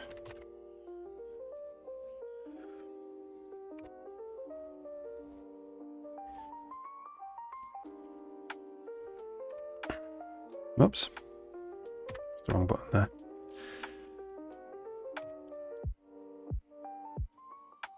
All right. So we can see there's like a light grey border around it. That is the menu border piece shader. So let's have a look. So if we turn 1, oh, interesting. Yeah, we're doing this one now, aren't we? Now we're doing this icon. So it's the full thing. Oh, it's 2 draw calls now. Yeah, okay.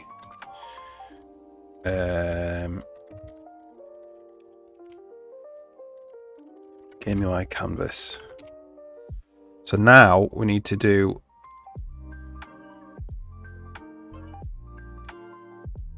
only 2 draw calls.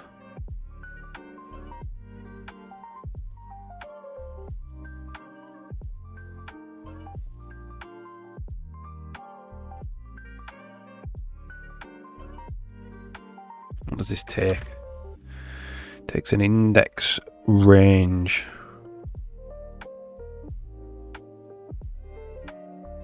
Takes a bunch of things. Vertex range of vertex type. So it's actually, so we need to do 4 times 4, and then we need to add that draw item in. And so this is the border range. And then we need to do another one, which is just 4. And this is the center range.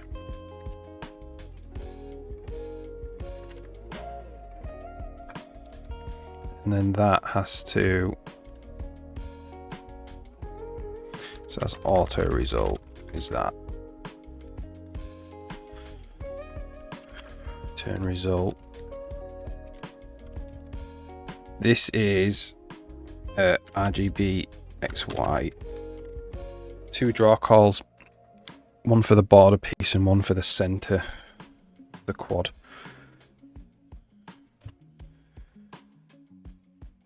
One for all the border pieces.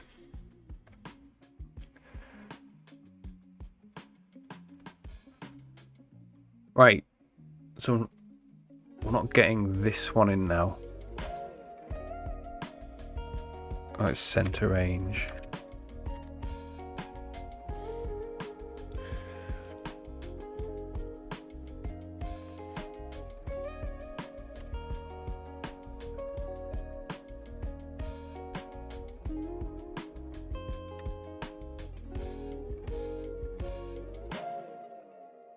Okay, so the problem with this as well is the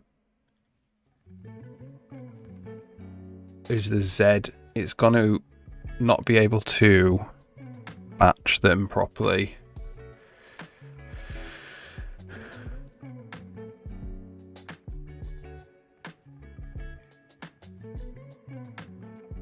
We'll worry about that later. So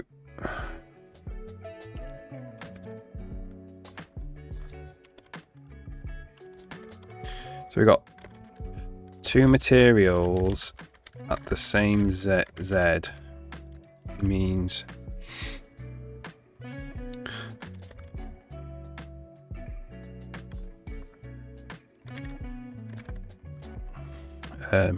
calls cannot be batched together. We need 2 calls.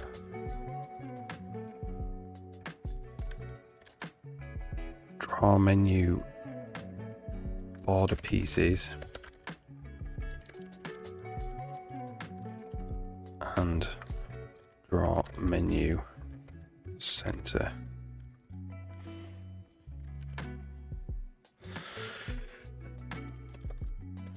Then we can supply Z values to help the batcher do its work.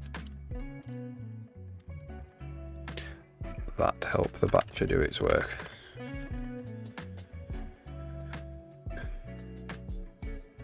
So right now it's going to be like, so all this, because you've got the same Z values, you're going to be like, right, draw all these pieces, then draw the center. But if you wanted to draw like 20 buttons or 20 menu bordered quads, it would actually be 40 draw calls. Because it would go like draw the border, draw the center, draw the border, draw the center for each of the buttons. But if we had 2 calls, then we could say that this is on Z1, this is on Z2, and then it would be able to draw all the borders in one draw call and then all of the centers in one draw call. So it'd go from, so for 10 buttons, it'd go from 20 draw calls down to 2, which would be awesome.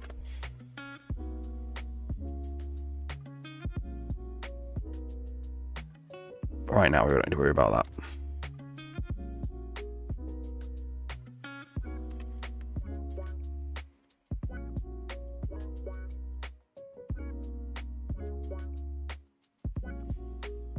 So we could fix it. We could fix it by hacking in. We could just go like Z+1, like this. So I'm gonna go look at Hacky Z. Go auto Hacky Z is Z+1.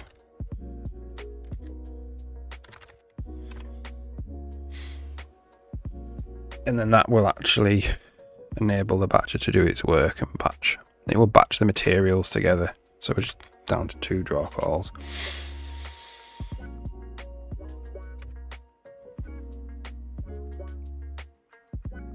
Okay. So if we go to game UI, if we return 1 here, there we go. Can't see that. This shader now is just doing the border of the down arrow button.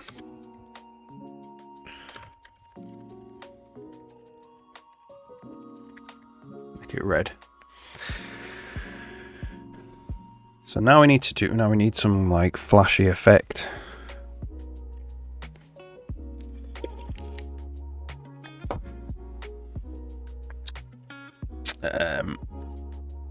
So I've run out of coffee, nearly. Now's a good time to take a break for a couple of minutes. I'll allow an ad to run and make a cup of coffee, and then we'll come back and we'll implement this border effect. It's going to be a few draw calls. We'll get it working just as the geometry, just as this red border, and then we'll do some post-processing on it to make it look like an actual light or something. We'll put some bloom on it or something. See how far we get with it. But we're back in a couple of minutes, 3 minutes, something like that.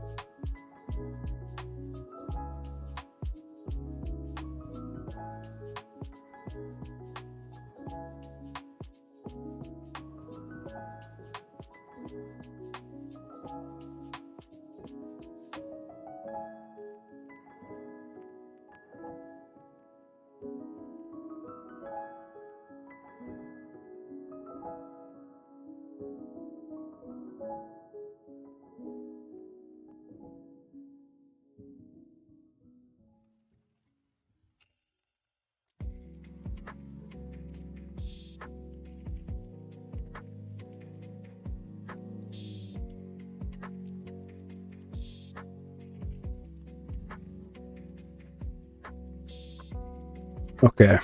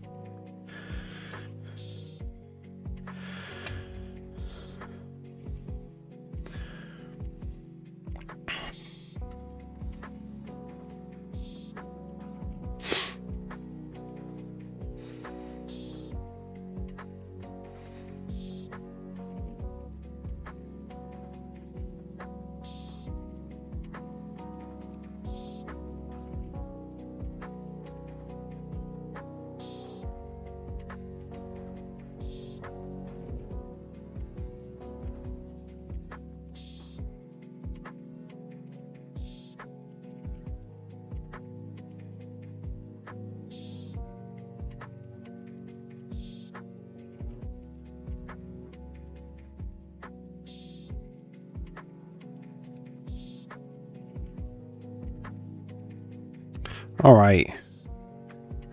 So let's have a quick look then. What we want is we want time in the shader. We want to be able to go through time. So let's figure out what do we need to do for that. We'll look for the word time in here.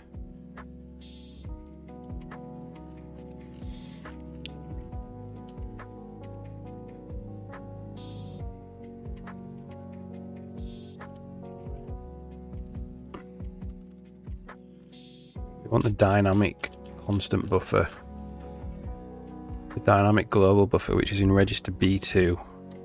So it's here.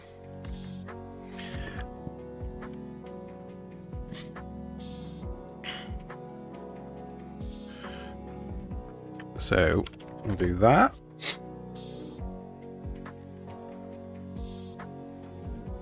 And then, so in the second, so in descriptor table index 1, we want the dynamic buffer. So we can go plist set graphics root descriptor table 1 p dynamic global buffer get GPU descriptor handle. I think that's what it is. So in theory we have time available to us, like a clock.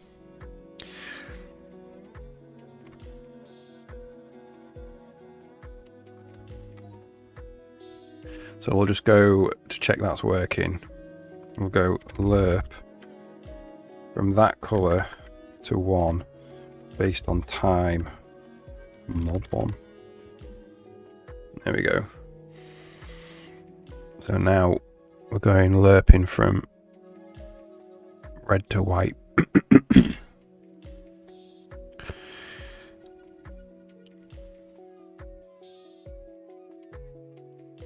So let's do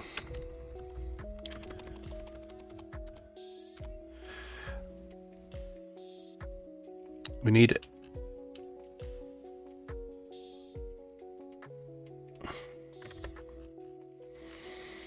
so we want struct vs output odd piece. We just want these for now.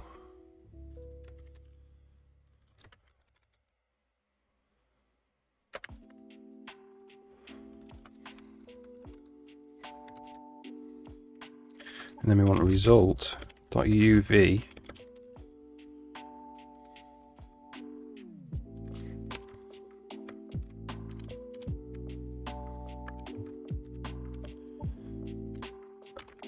whoops float to uv is text chord 0 equals uv. So let's just have a look at this UV value.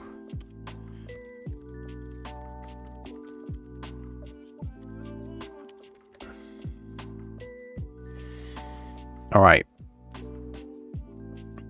So basically, not to red is the X axis, not to green is the Y axis.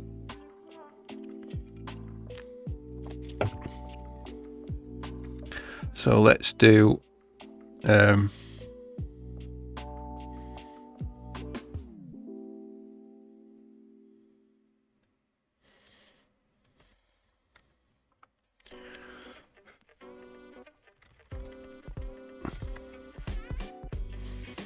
put plus a half, what does that mean? It goes from a half to 1.5, so it's not quite right. We need to do, that makes it go from -1 to +1.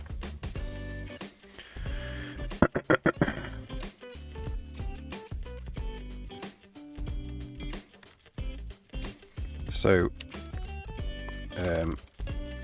float 2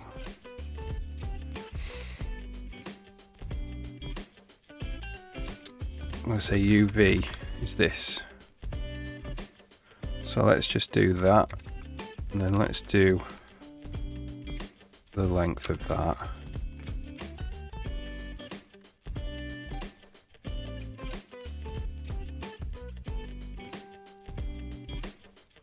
Let's return.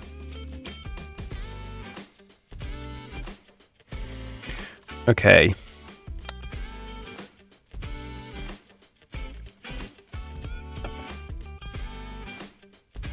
So if we do P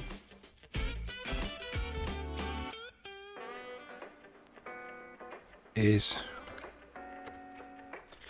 sine of uv.x cos of uv.y, and we return the length of P.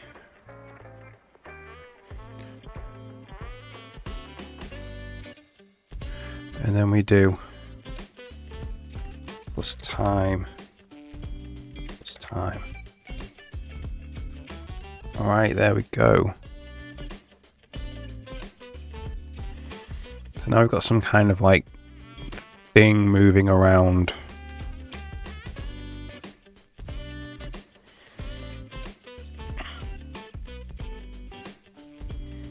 Not quite right though. Up here. Let's try this.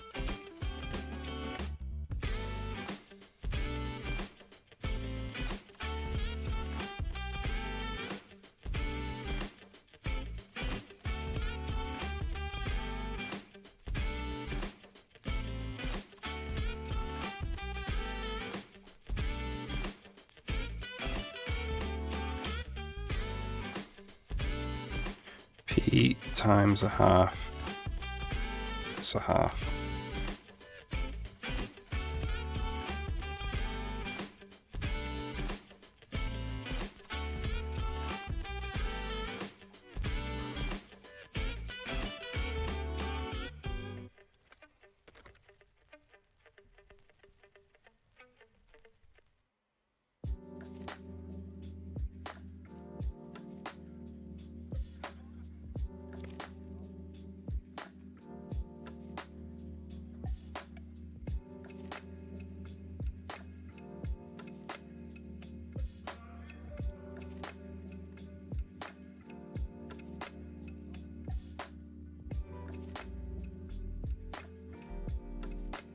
So let's do p.x plus p.y.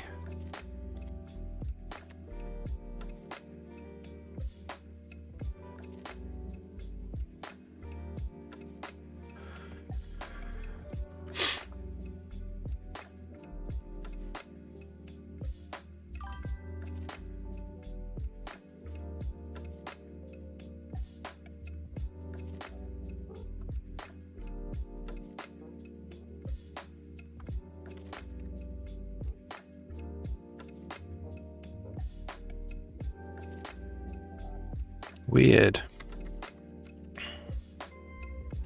We'll mess about with this for a bit.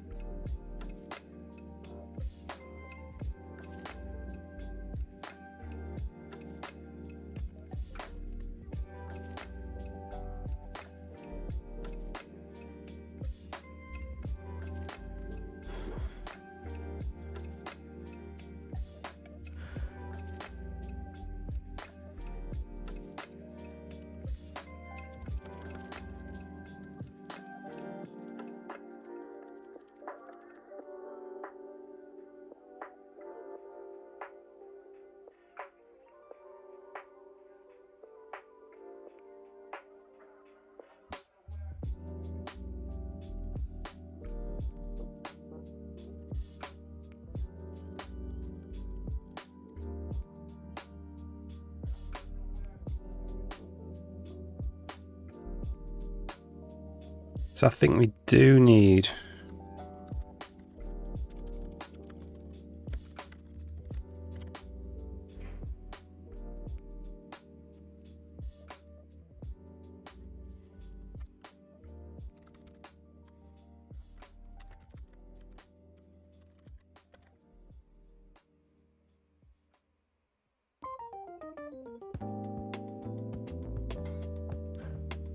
to look at what the pattern is.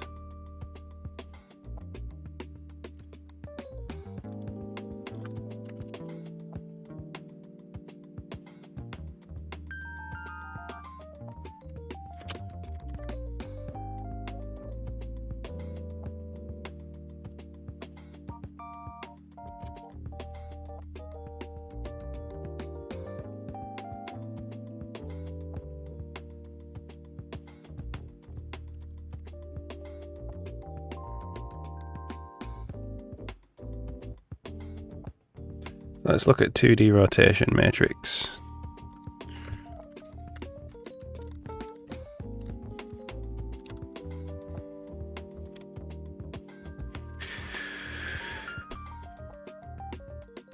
R minus sine, sine cos. So we'll use this one. So it's... So we'll do float theta equals time. Well, what is theta? Theta is just time.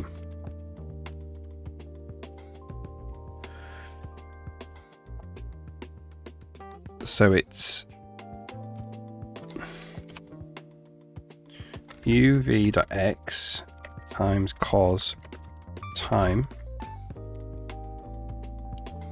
minus uv.y times sine time. That's the x value.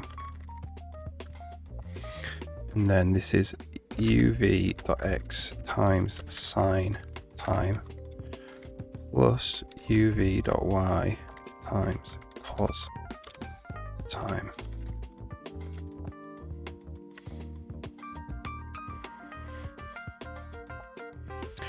And then, what does this look like then? Aha.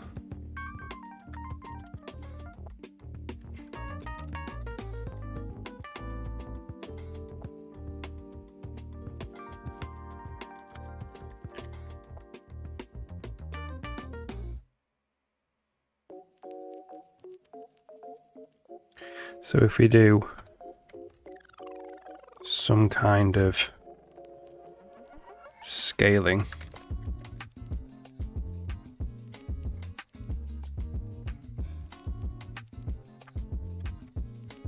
that doesn't seem to do scaling.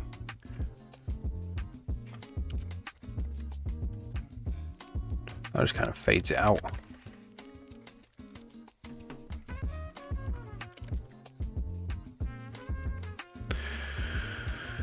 Okay.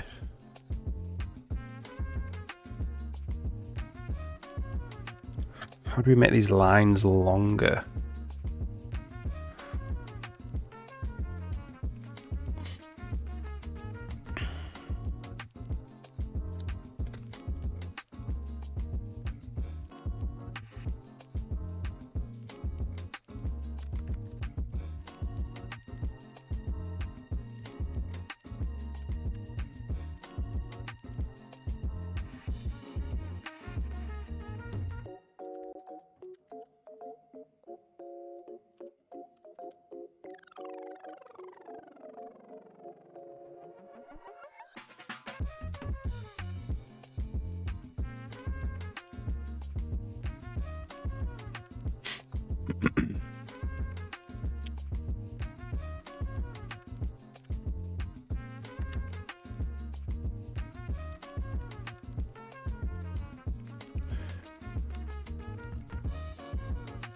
Have a look.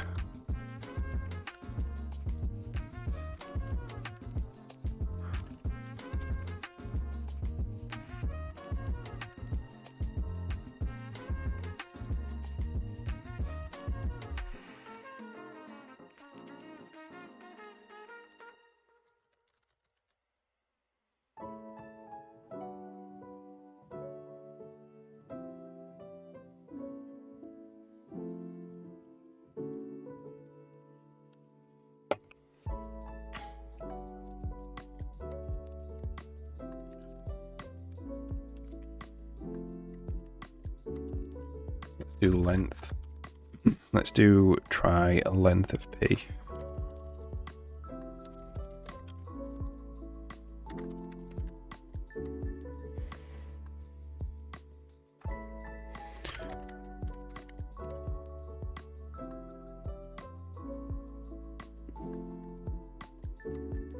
Length of P. So P dot X.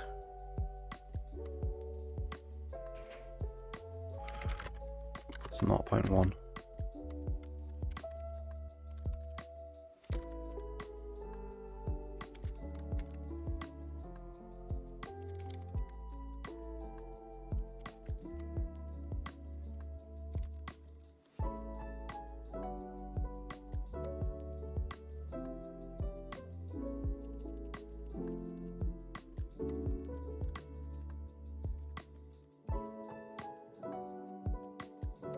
One minus that.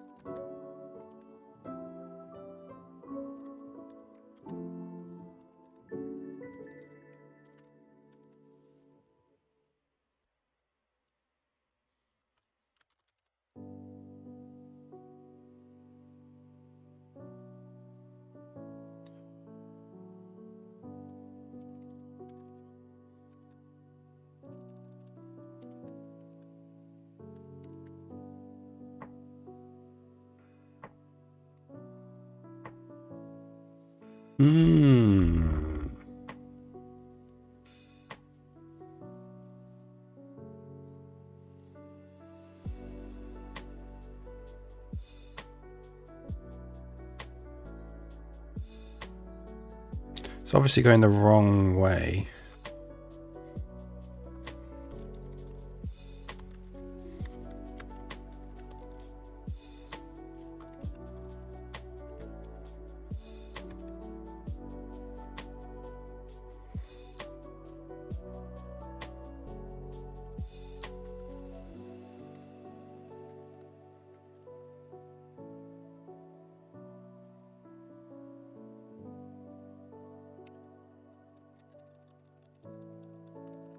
So if we do this,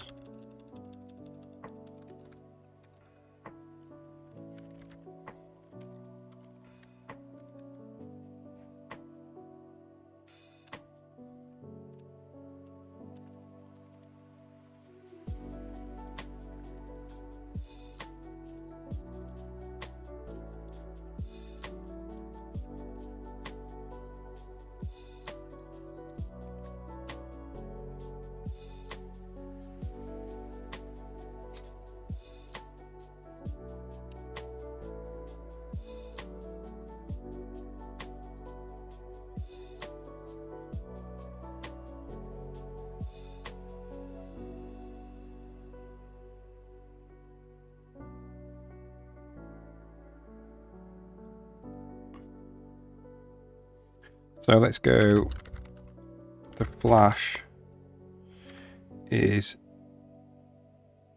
P.X times P.Y plus 0.5. And we'll learn that based on the flash.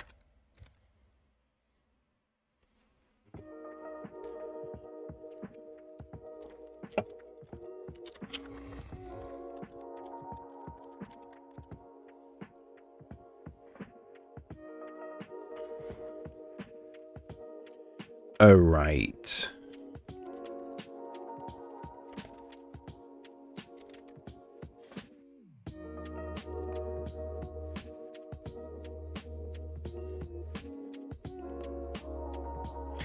So we want time to be slower.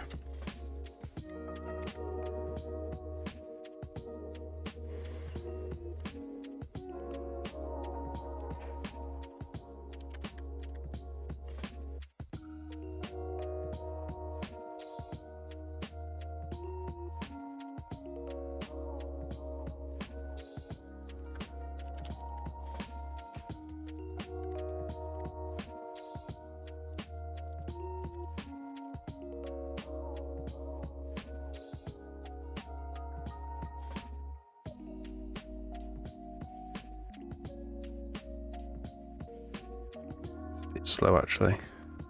Let's keep it quick for now. We'll just work on what this actually is going to look like.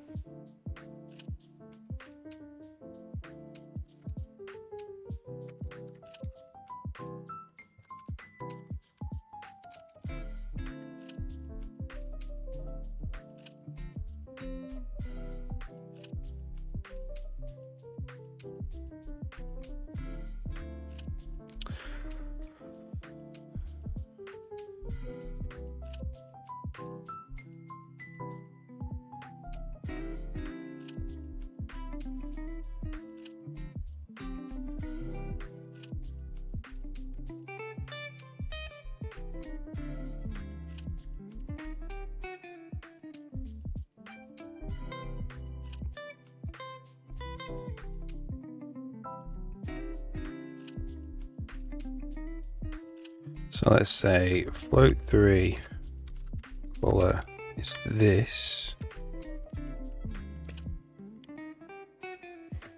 and then return float 4 color 1.5.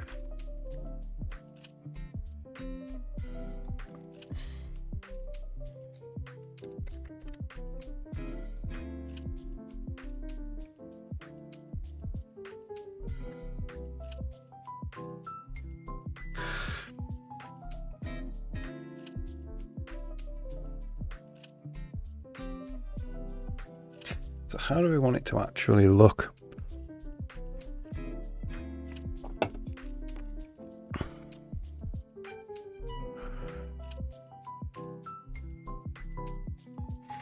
It already has a bit of bloom on it. Let's just try and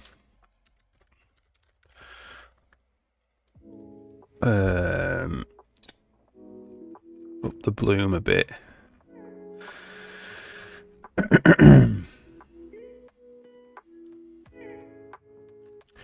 Bloom, bloom, bloom.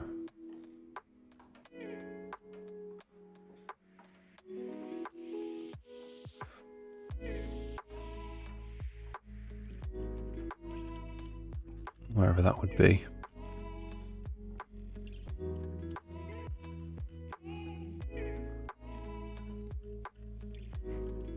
In post-processing.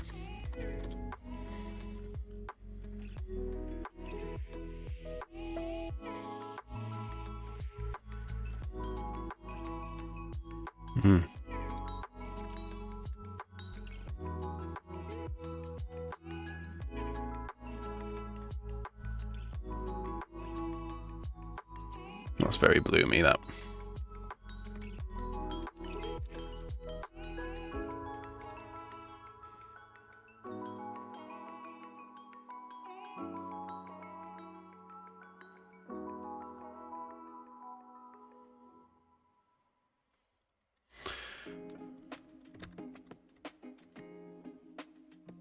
Okay, so let's stick with that for a sec. Make the stroke a bit bigger.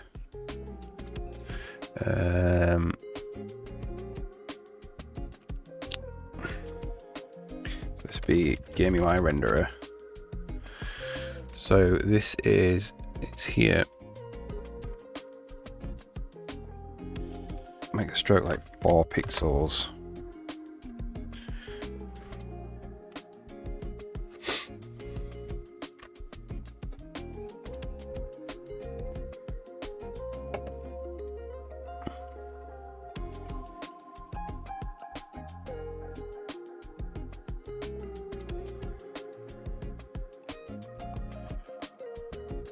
Okay.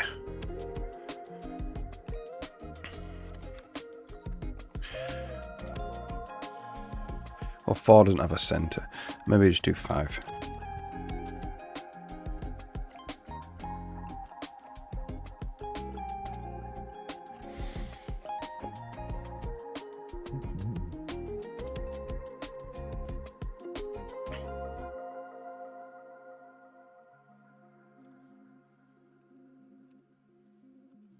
Okay, so let's go back to Game UI.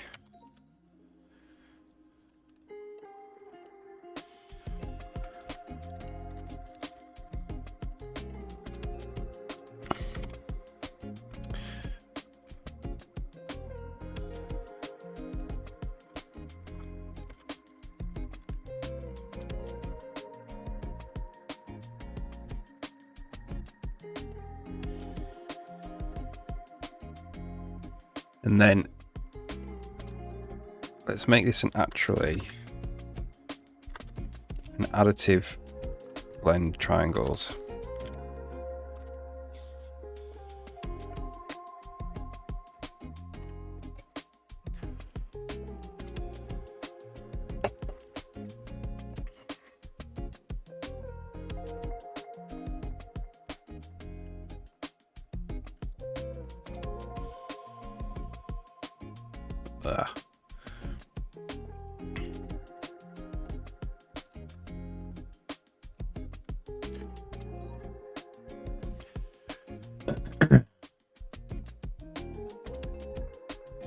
Not really much to add on.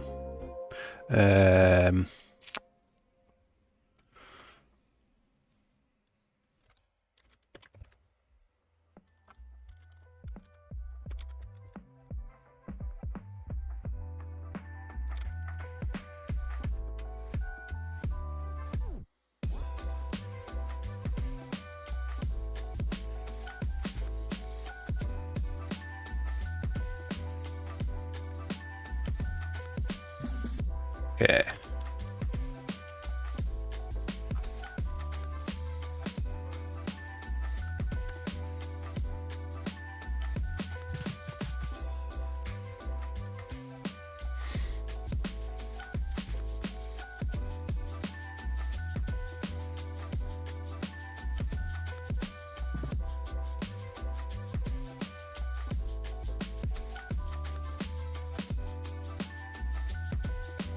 Okay.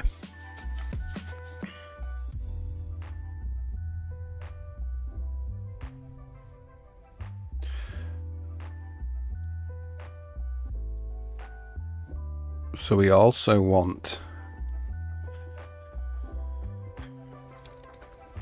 return the length of UV.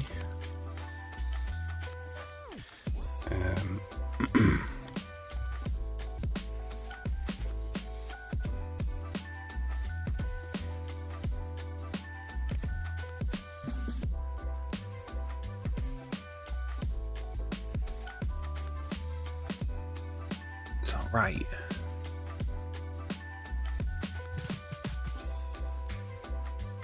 No, it's 1 minus the length of UV.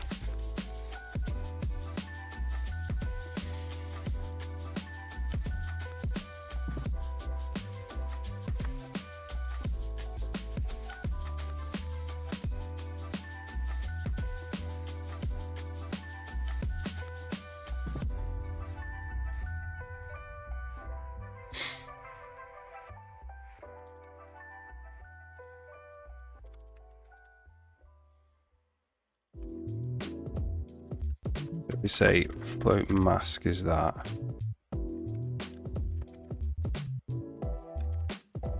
me times it by mask.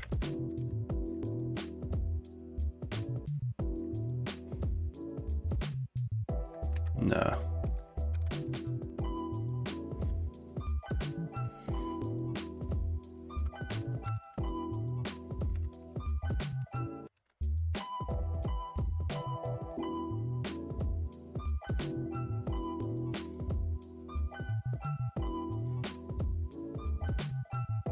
Take the mask off then.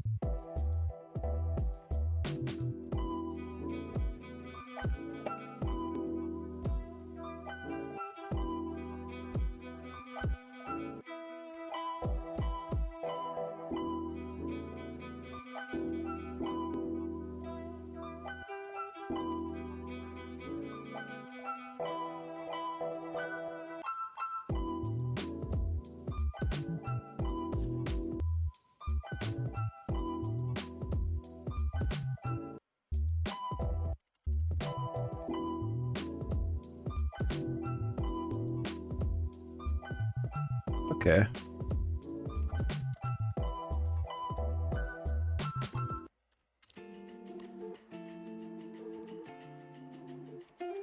So let's make this input.rgb a.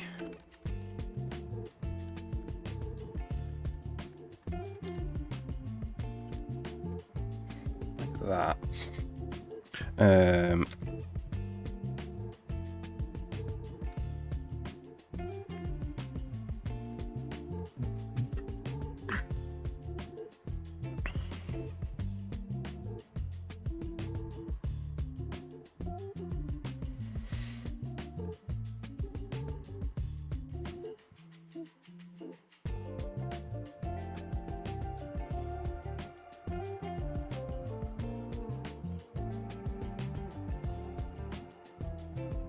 And then we'll hook up RGBA into tweakers.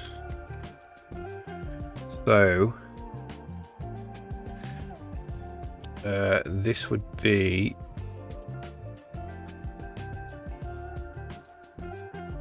what do we want to do with this? Tweakers.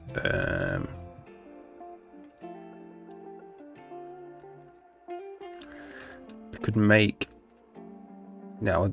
We'll do color item list down arrow back color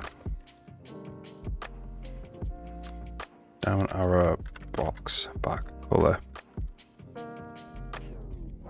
and we'll make it that, and then we'll do float item list down arrow box stroke equals 5, like that.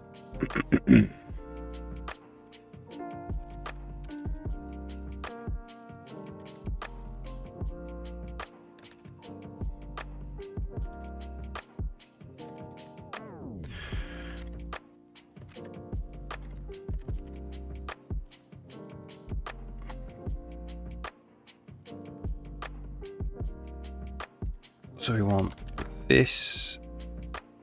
So this is item list down arrow box color.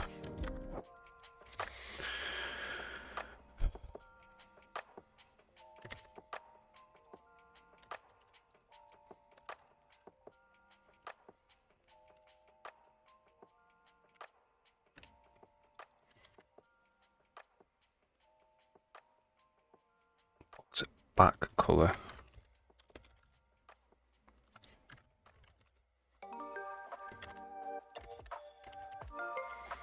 And then we want a stroke as well.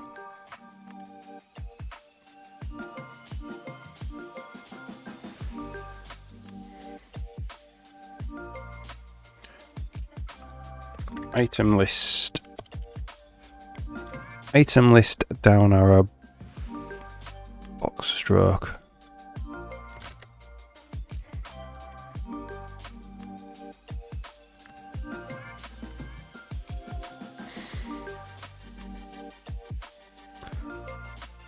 Okay. Check that builds. And then in the renderer now,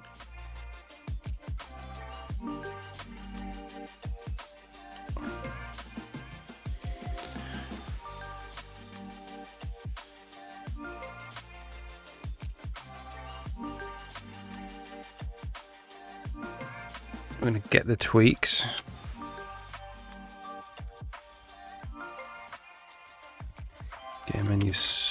Game submenu tweaks. And this is item list stroke border color.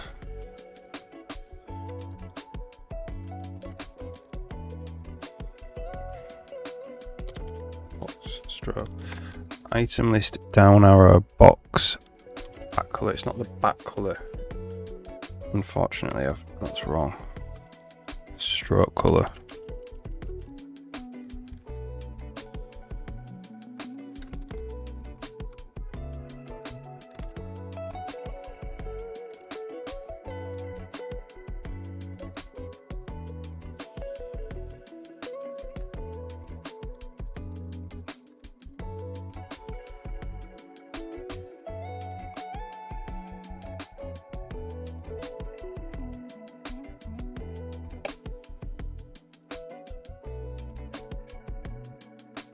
Naturally, when we're doing this with this Hacky Z, it should be here. This should be Hacky Z. This should be Z. So this can batch with all the other quad RGBXY quads. Right.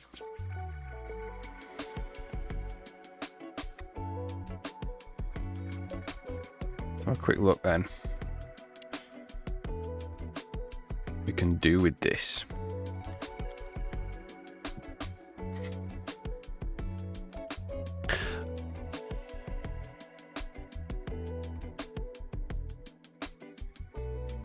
So if you make the stroke like 1.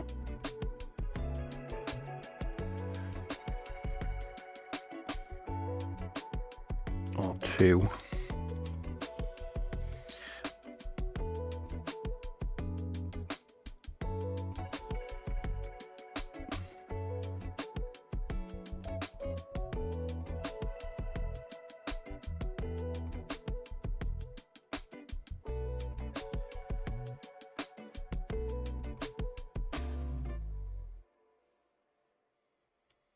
The alpha.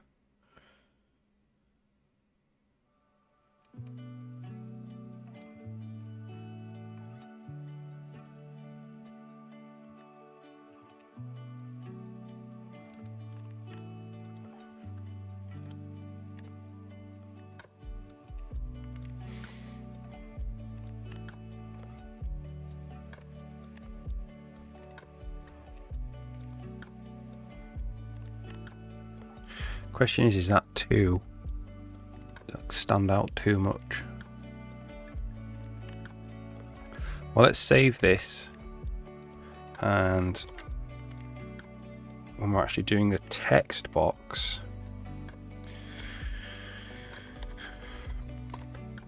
so we need to do this on the context that it's an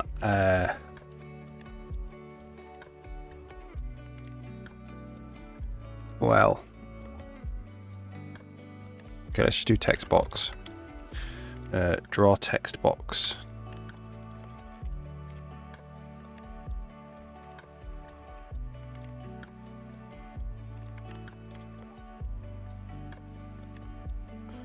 So this would be draw item list background, would it? No. Draw menu bordered quad. And then we have tweaks.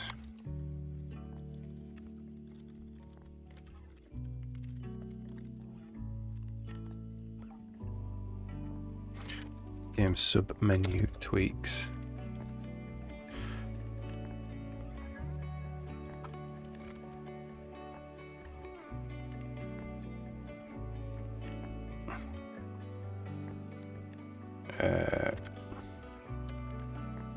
And this would be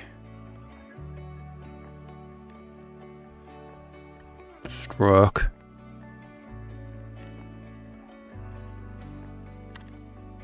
And this would be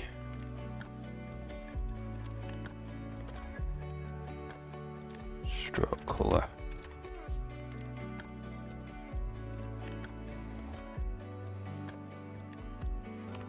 See how this actually looks.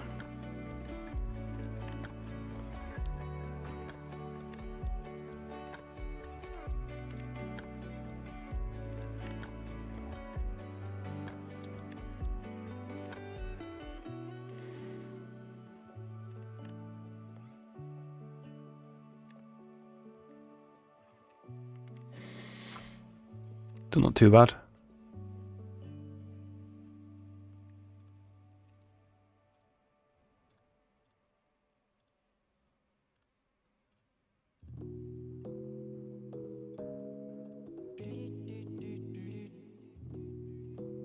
It's maybe a little bit white.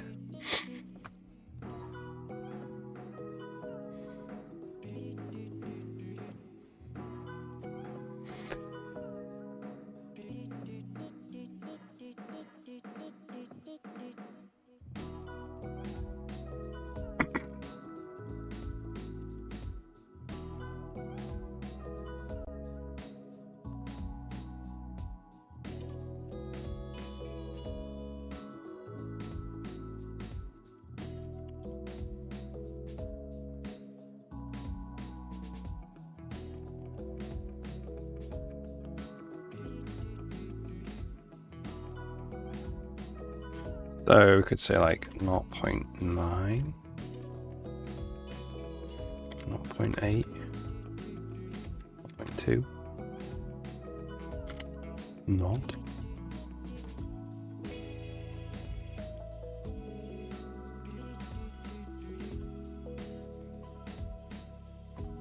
Is that even working?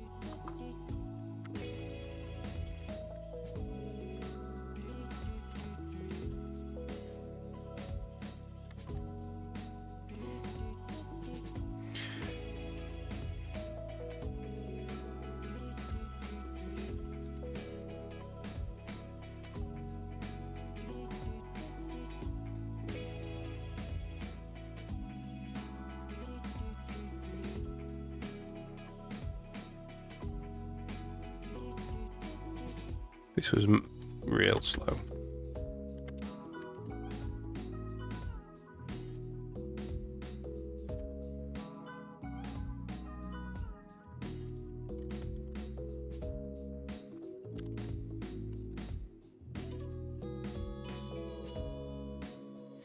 So what is input.rgba?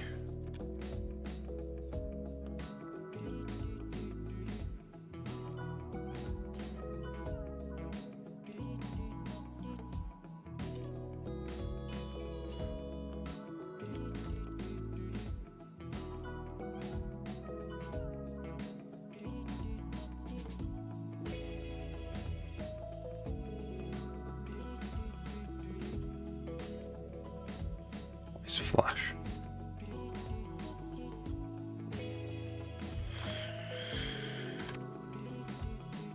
Maybe Flash is too big.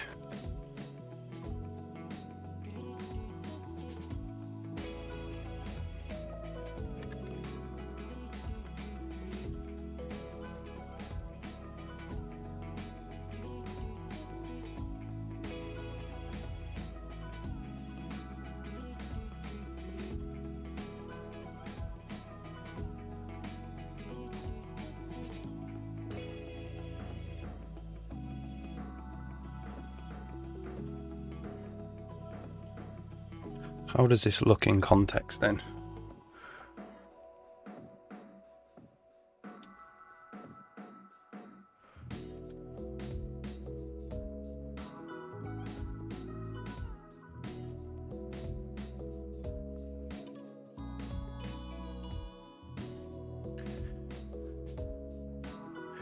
Is it because, as well, we're doing an additive?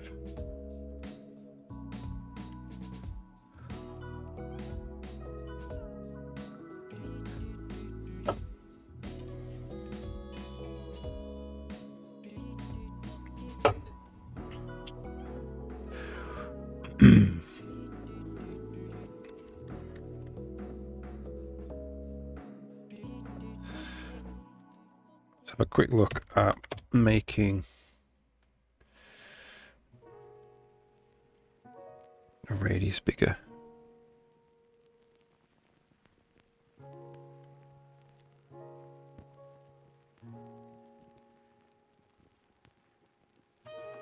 Interesting, so if the radius is bigger, the effect goes away.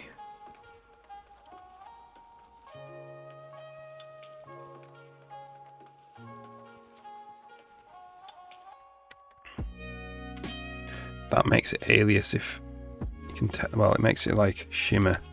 The radius is too small. Shimmers anyway, though.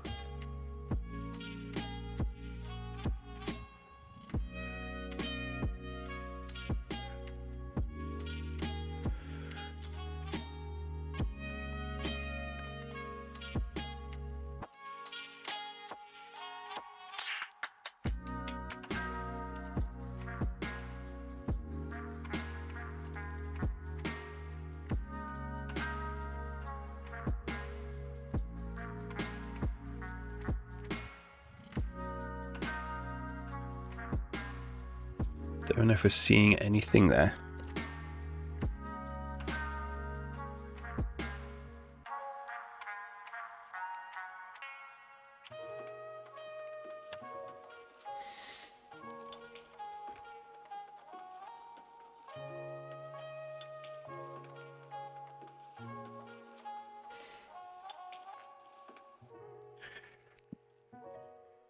Let's have a look at tweakers.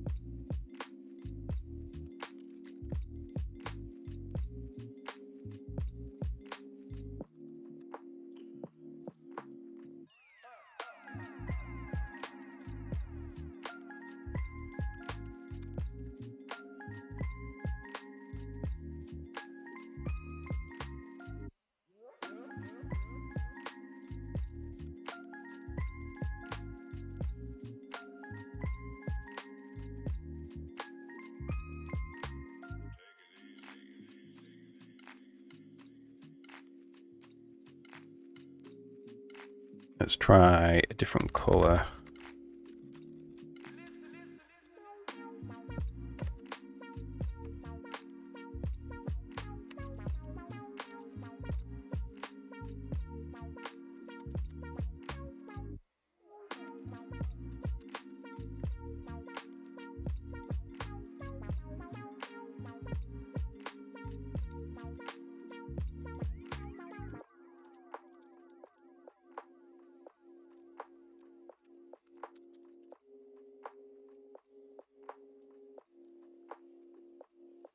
Quite blue.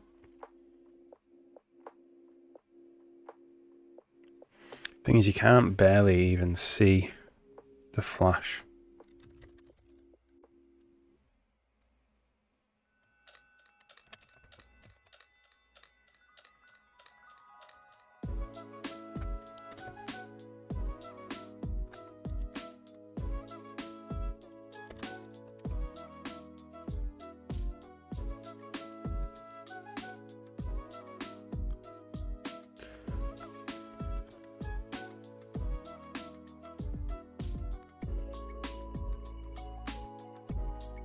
It might be better with a faster flash.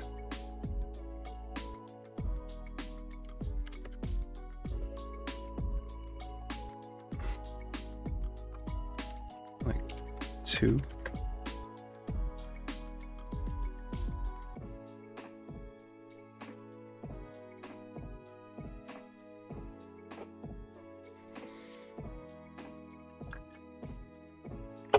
Okay.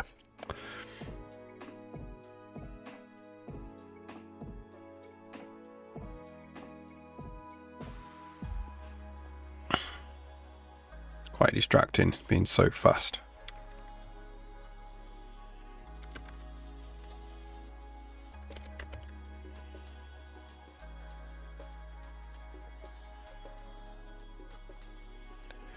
We'll go with that. We'll just keep it at 1 for now. And then we'll move on. And what we want to do is actually draw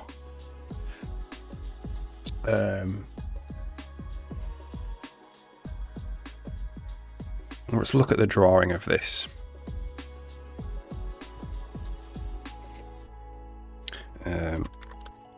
We want to draw just the white bit to a render target.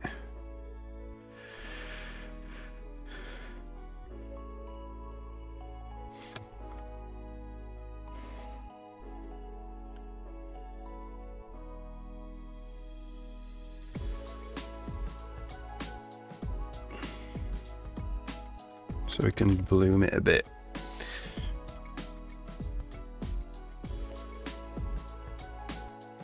Quick look where we are.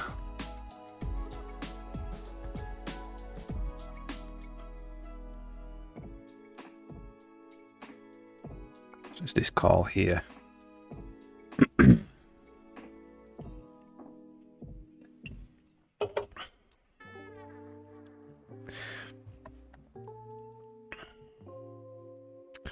All right, so we can just make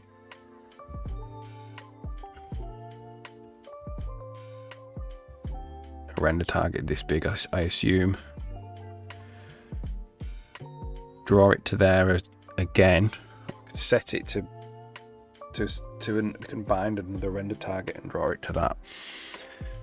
Yeah, I think that's what we'll do. Okay, but first I need the loo. So we will have a short break.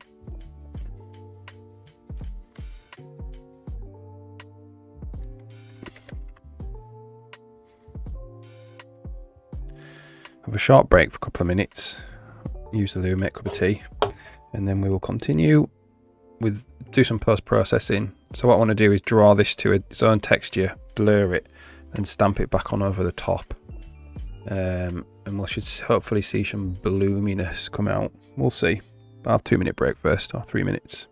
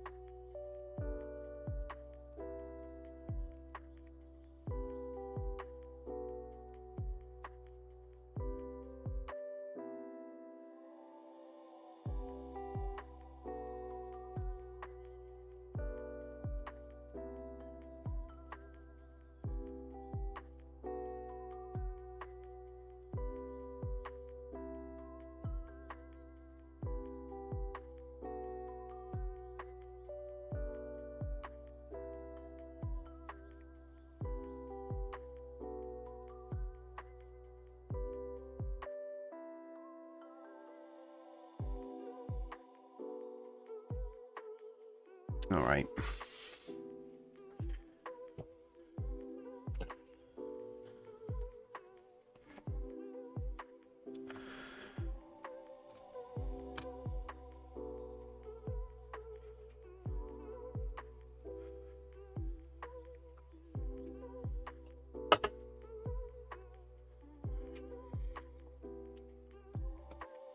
So wait till all the ads are over.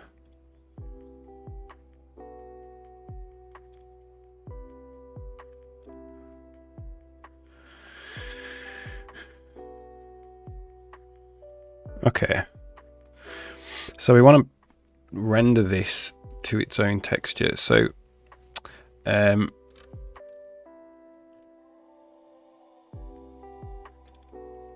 we need to render to 2 textures. So I think the way you do that,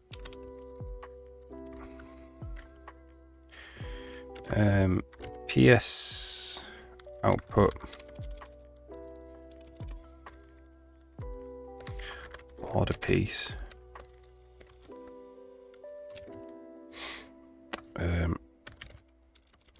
main target, float for main target, SV target 0, float for bloom target SV target 1. And then we'll go result. We'll go result dot main target equals color. Result dot bloom target is also the color. Return the result. And then this is like this. I don't actually need to do that, I don't think.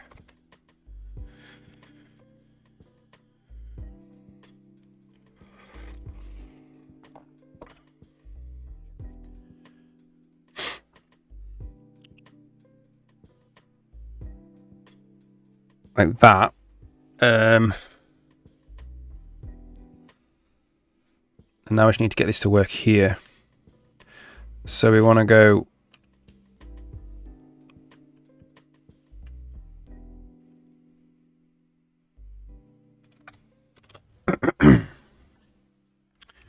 auto p bloom target dx get state get unused render target.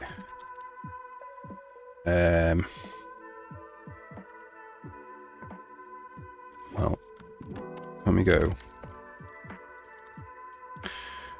main target is equal to draw context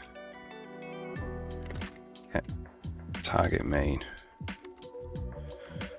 I think we can do this. So it's the width, height, format, get format.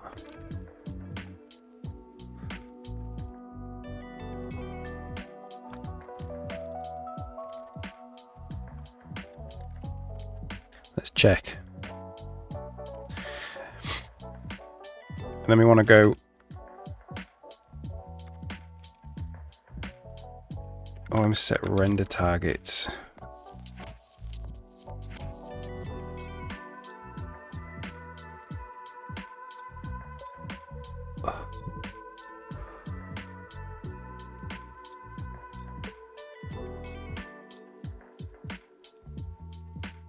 So we need descriptors.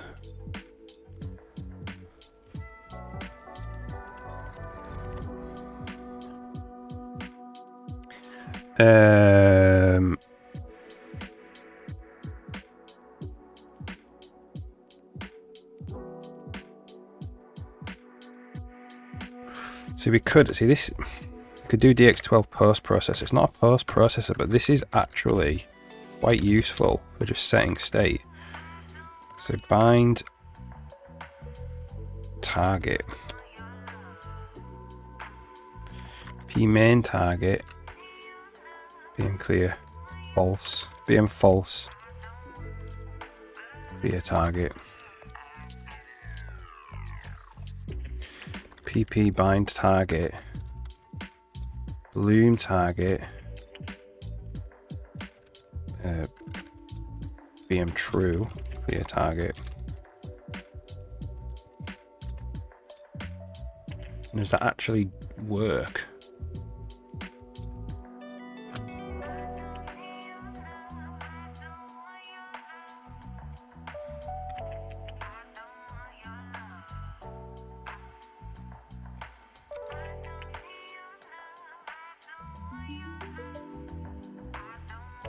Not yet.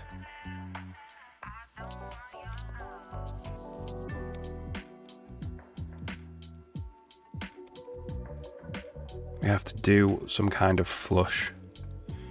pp.flush. I think it's just flush.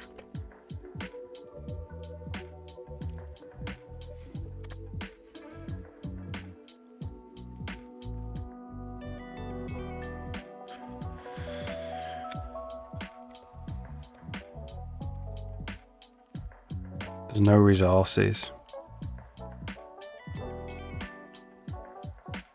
So where do we do the draw? It's the draw.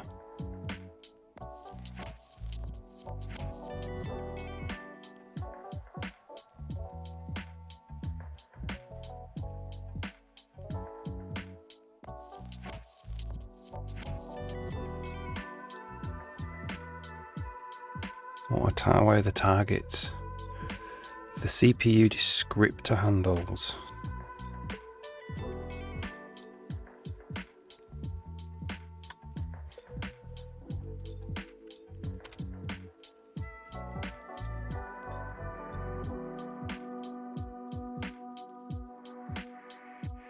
Okay.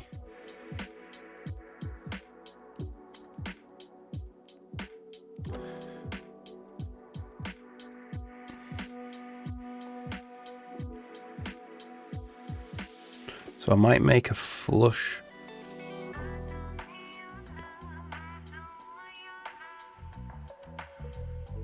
So it's the draw that it does it on, wherever it is.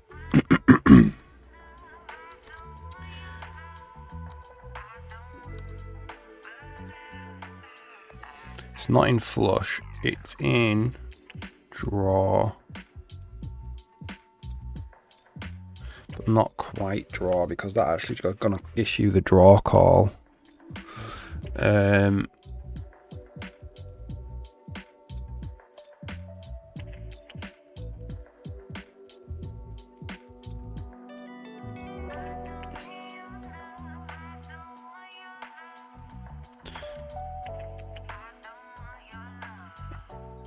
So let's do, what is it, plist set render targets, and that needs that means an array of CPU descriptor handles.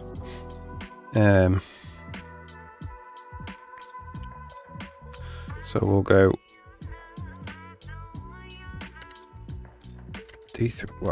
auto handles 2 equals the main target gets CPU. How do we get the CPU descriptor handle from it?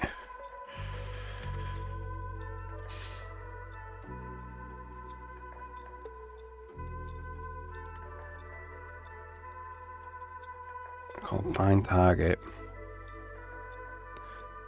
Get render target view.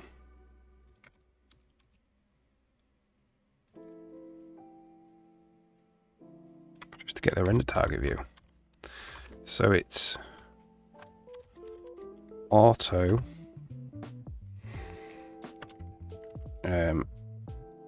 handles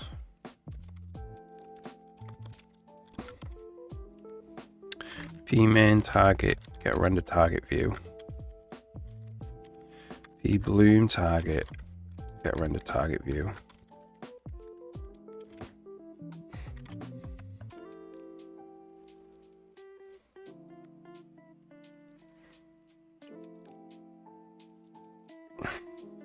really doesn't work. D3, D12, CPU, descriptor handle.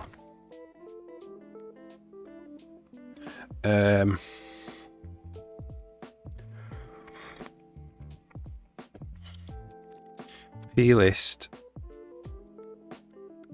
set render targets, 2 handles, false, null pointer.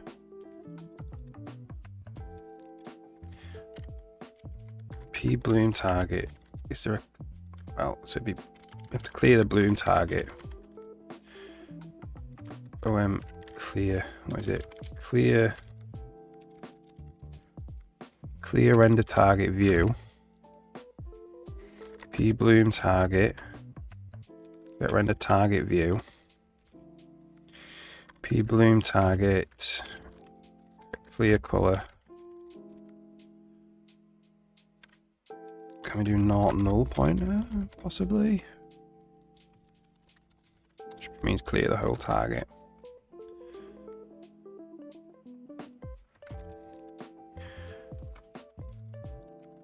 Set the render targets. And then we just want to go set render targets 1.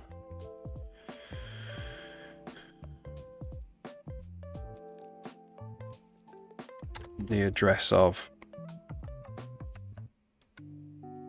pmain get render target view false null pointer, so we set it back again just to the main target.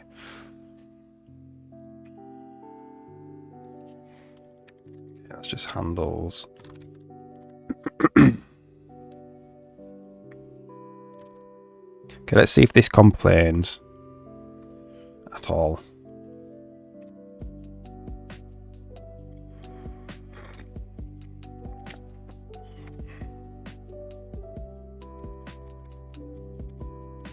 Did.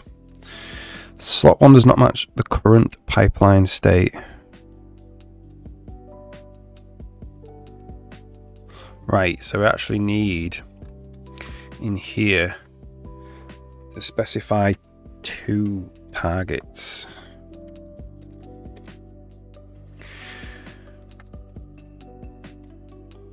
So this is additive blend triangles. How do we do this?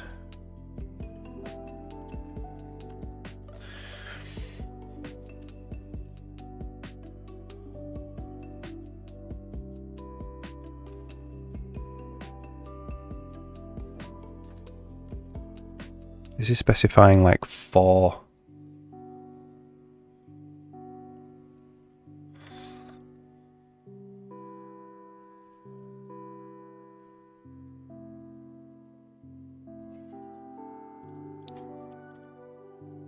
Is that all we do? 4 formats. So let's do additive blend triangles x2.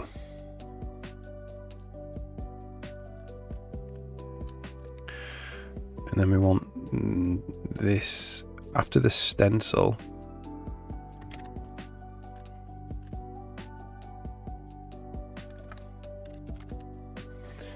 We want DXGI format R8 G8 B8 Unorm.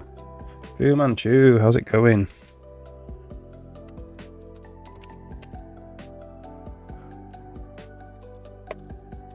Hope your stream was alright.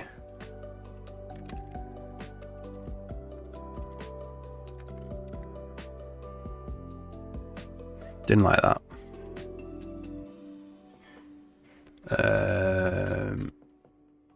We have to say false has input layout.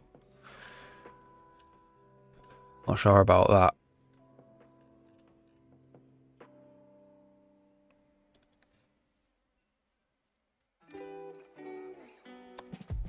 I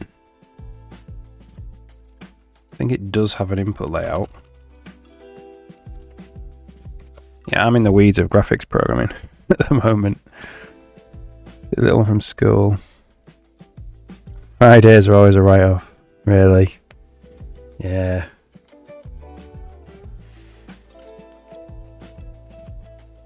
Judah, that's awesome.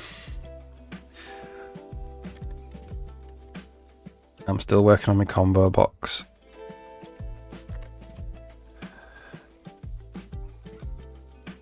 It's going to be the best combo box ever, though. He says. Okay, so let's see if it complains now. It does not. Awesome.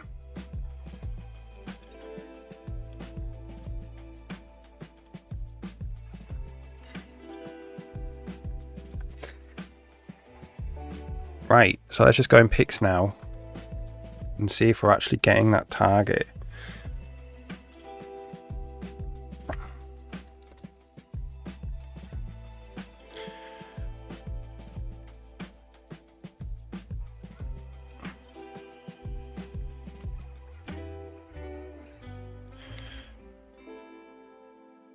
Okay.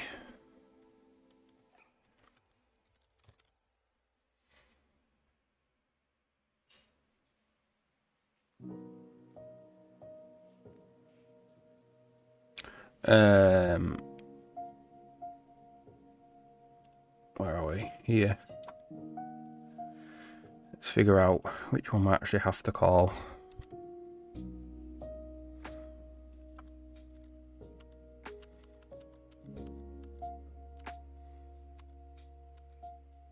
It's here. It's this draw call here that draws all the borders. So we've got that one and that one. Perfect. That's exactly what I want.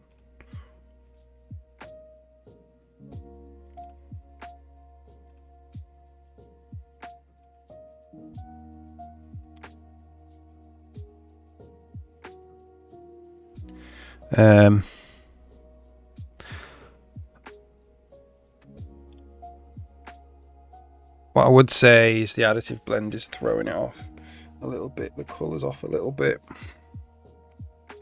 It's not going to be as blurred, but we could just saturate it a bit.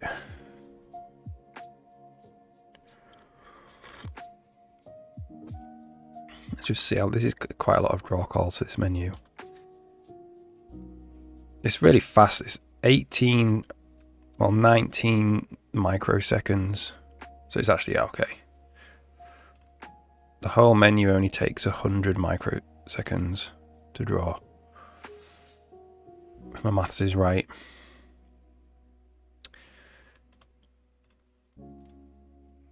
This is an old GPU as well.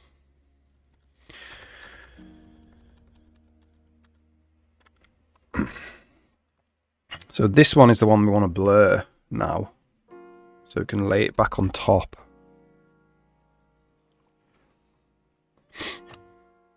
And I think we can just draw it directly on top. We don't need to wait for the post-processing step. I think. So we've got this bloom target. So we'll go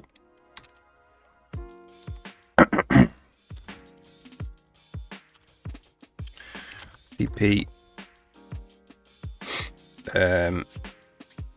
draw context. I think we should probably do this first so we don't mess up the order of things. And then all I'm going to do is this chain again.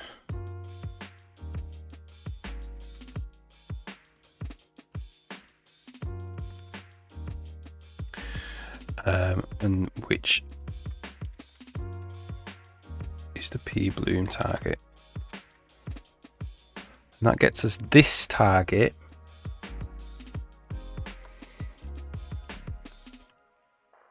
And then we want to go pp.reset.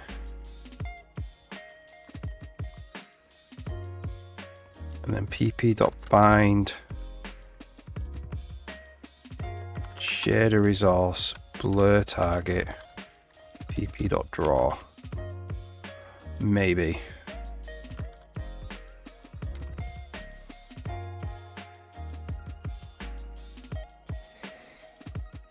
And then we might do that.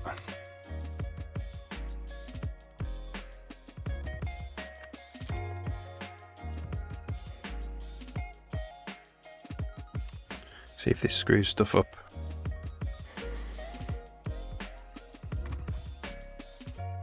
Yeah, definitely does. What's the problem then?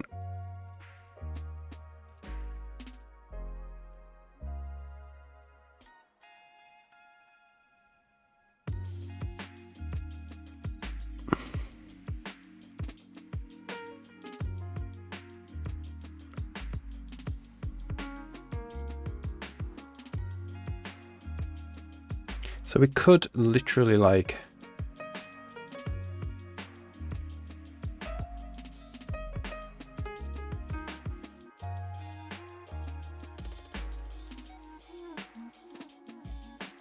we could do pp dot.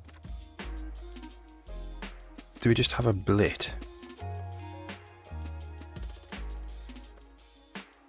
Blit bloom. We have blit bloom. We won't do it. pp dot bind PSO. What is it? Set PSO. Full screen blit is it called?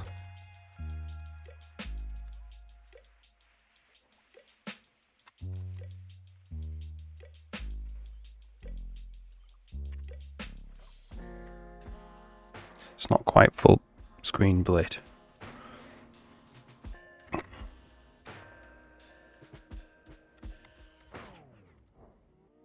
So that didn't work. That chain didn't work.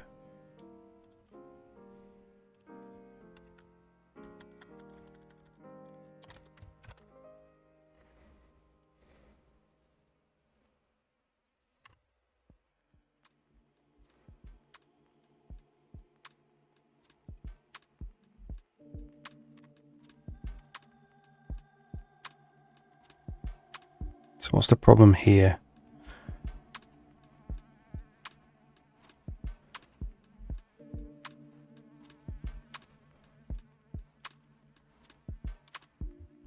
Oh, we need to actually... Do we have to actually manually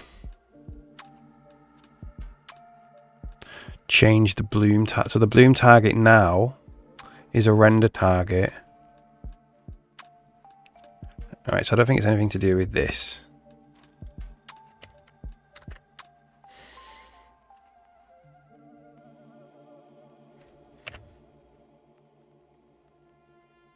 We need to transition this. I'm surprised it doesn't actually do this itself. It needs to be transitioned back to a pixel shader resource.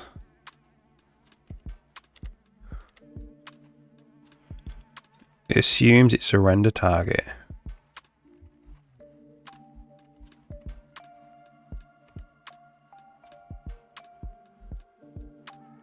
So source is common. Oh, it's common.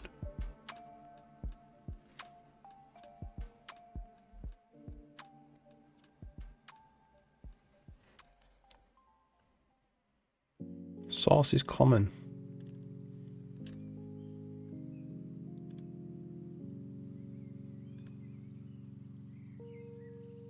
That's confusing.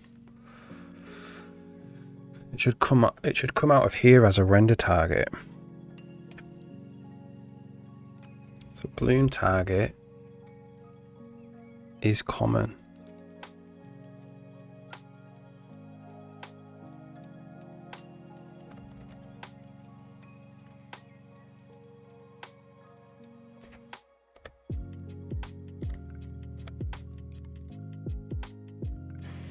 Didn't work. Didn't like it.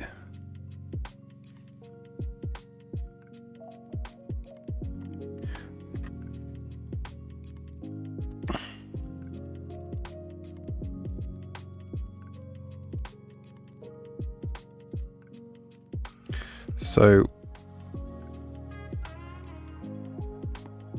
oh, they come out of the here getting used target as common. So bind shader resource it queues it to be a shader resource. And then when we do the flush,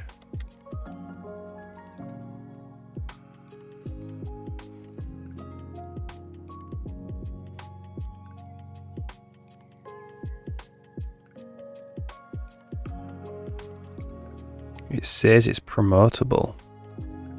No, it doesn't.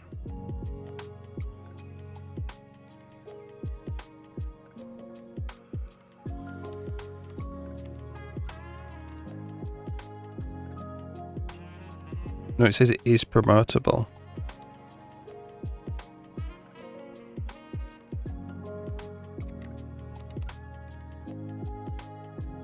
It just automatically promote.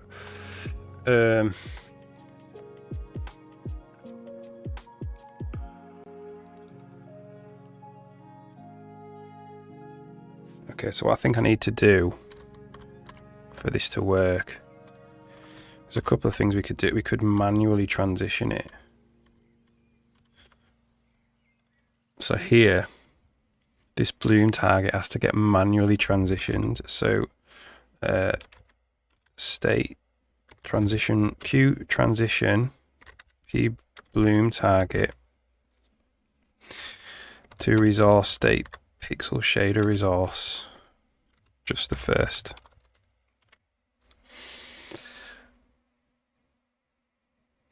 Didn't like that.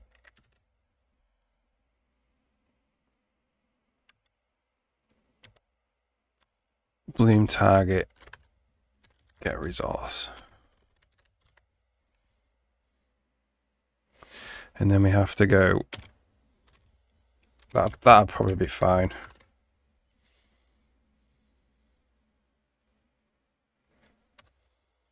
Well, we'll see. We might have to explicitly flush it here. Or it might just get flushed later. So if we look now, we are queuing it as a pixel shader resource.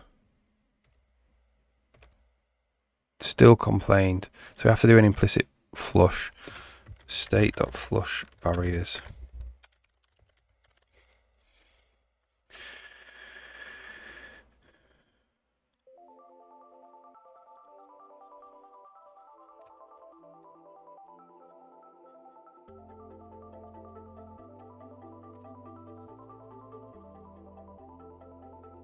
See if this works. No, it flushes it. It doesn't add it. It says it's implicit. It's not actually implicit.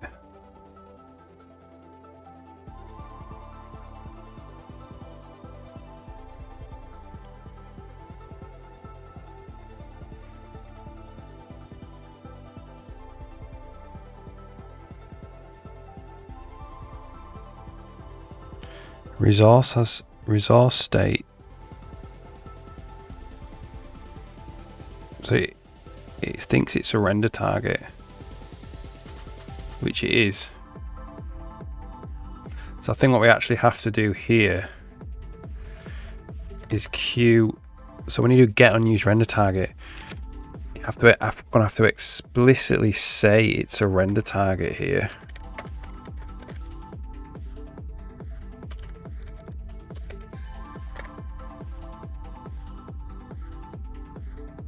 Hopefully it doesn't do a real flush.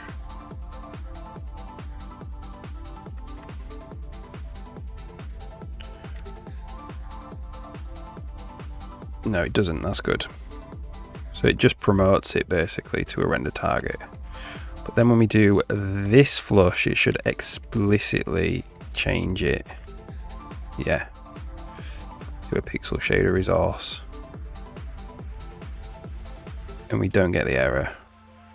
But we do get one here. We get a crash there because that's probably because that PSO is not called full screen blit.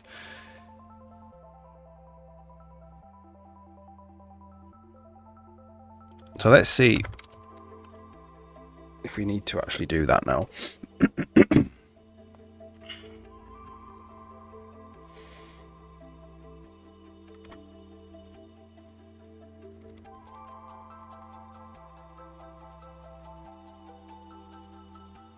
seems good. What do we see? We see... Oh, we need the additive. It drew over the top of the menu. So we need an additive. An additive blit.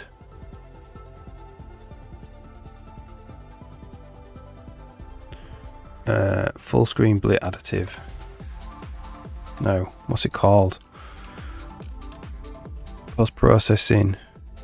Blit additive blend.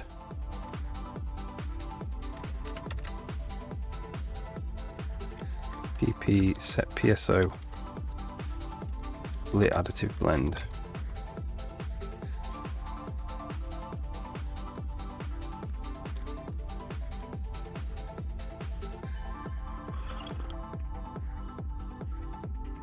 Probably do need an explicit PSO for this. Alright. So it's looking a bit ghosty.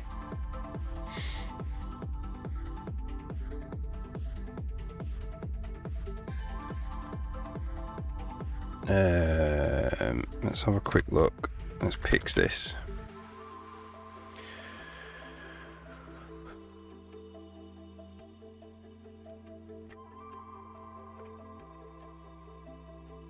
The blend is not working as intended.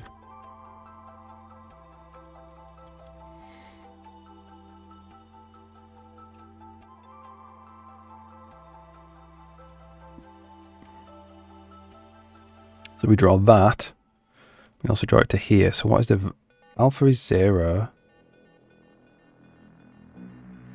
So that is good. Then I'm going to blur it.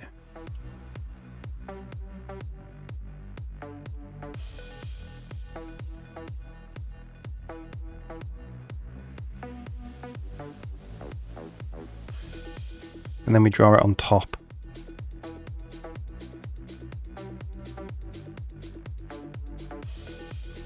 So it does do a little bit of blur around there, you can see it. But is it messed with the alpha?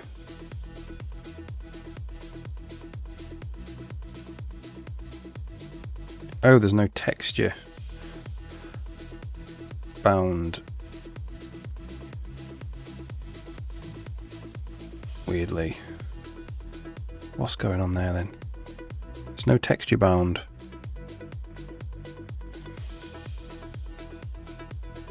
Oh, I think we have to do pp.flush to descriptor table 0.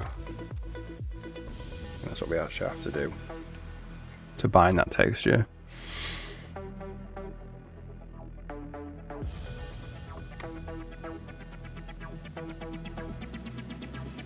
Still looks really washy.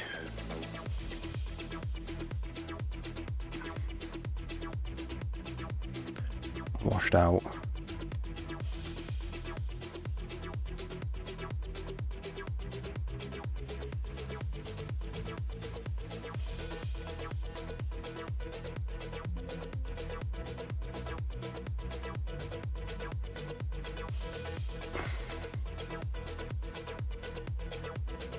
What's going on? Stop. Okay.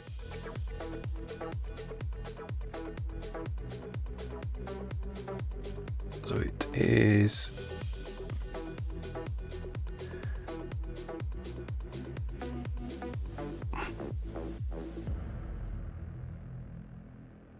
So we'll gather the access resources again. Okay. So that is the thing we do want to add on top of here.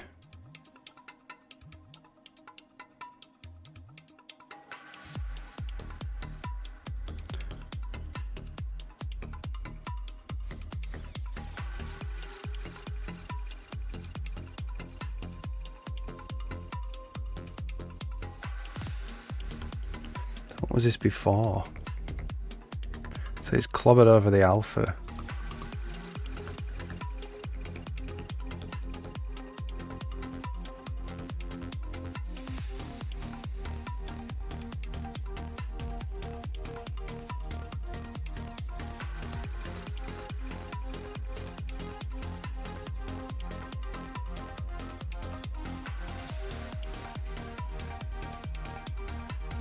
So what do we actually want to do here?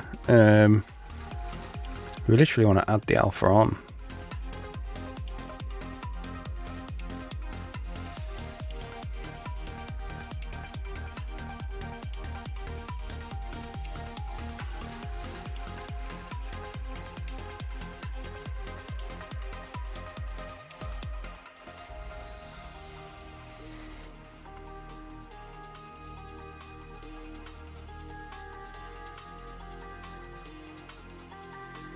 Additive blend state in the target one. 1 add, 1 0 add. So it just takes the source alpha. That's not actually what we want. It'd be 1 add, would it? Let's check.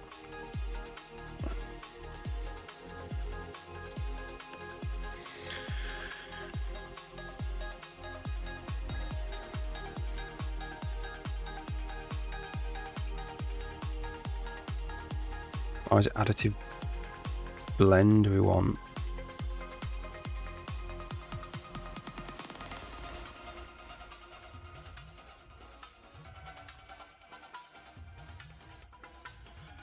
What's the difference between additive blend and additive?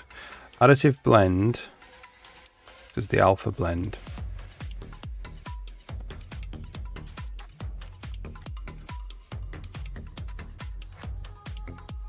No, additive, is there an additive blend? I'm actually reading it wrong.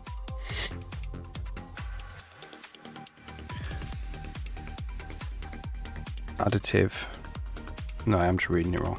Okay, additive, it's 1 isn't it?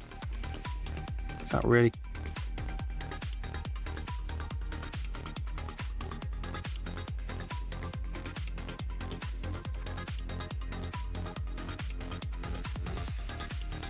Gonna mess everything up. Oh, there we go. No, it's fixed it. Perfect.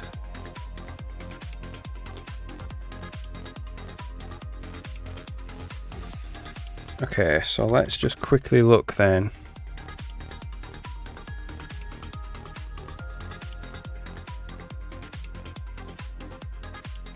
If we go to Game UI,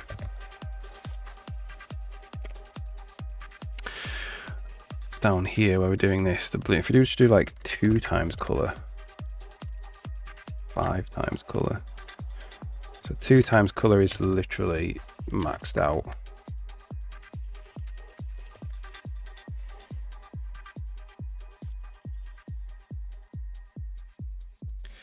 So let's just get the luminance of it.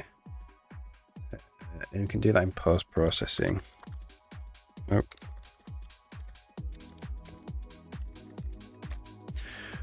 Which is here.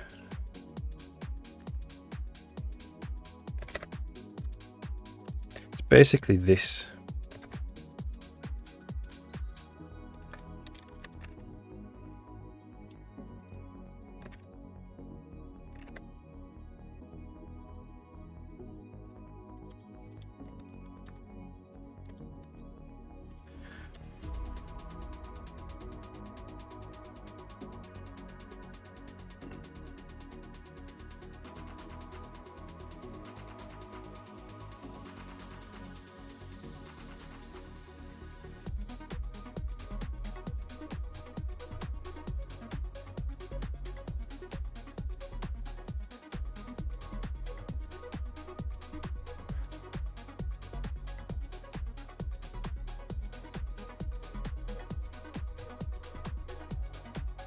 There we go.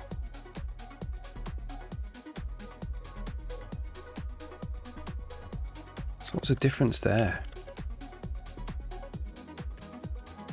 It's just not pronounced.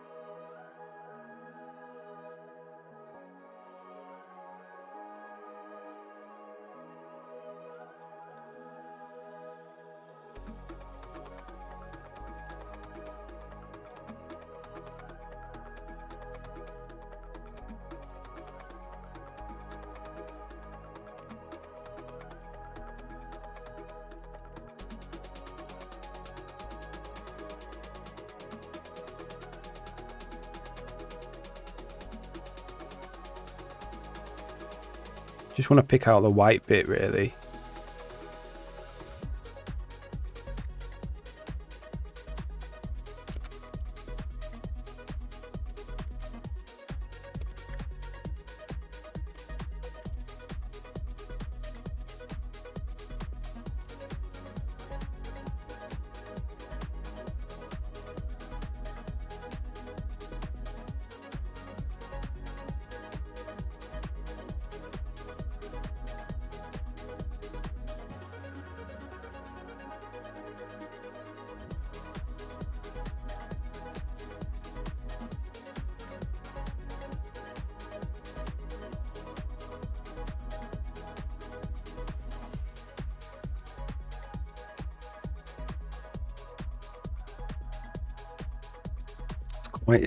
Quite strong.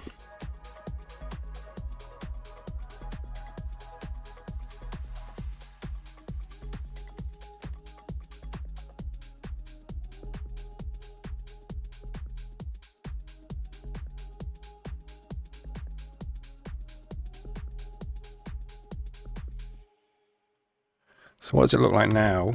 Now we've got this blur on the top. If we change it down to 1 pixel,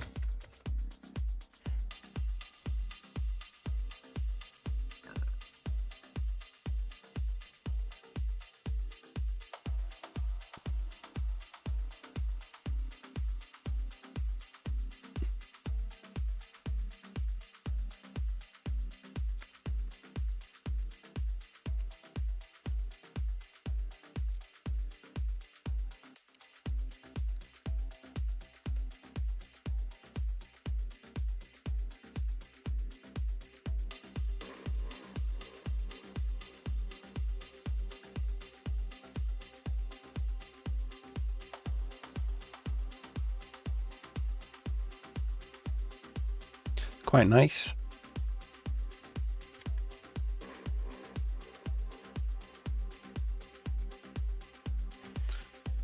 We need to add some kind of like some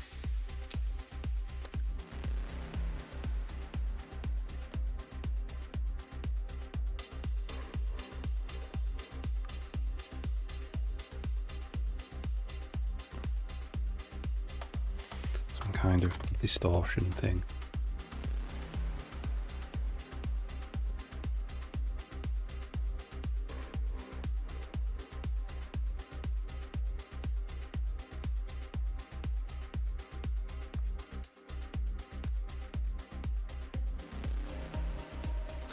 I wonder if we need to,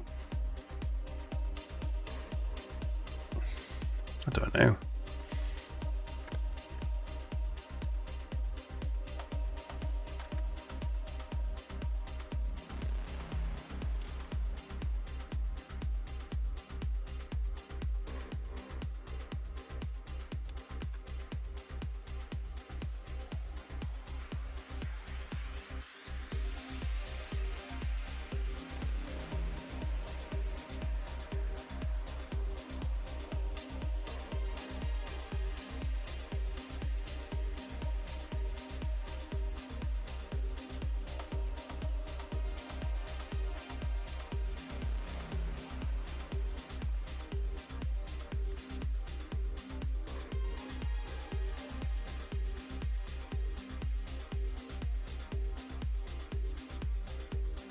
What I want to do is offset the time a little bit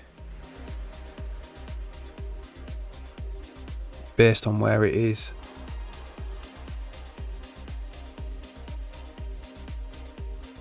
I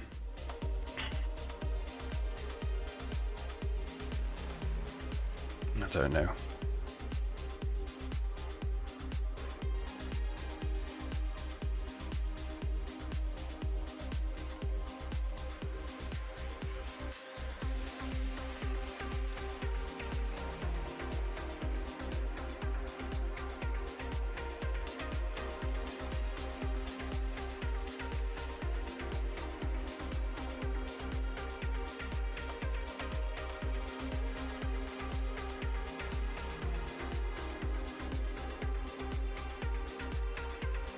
So let's just try as well, just doing like the X.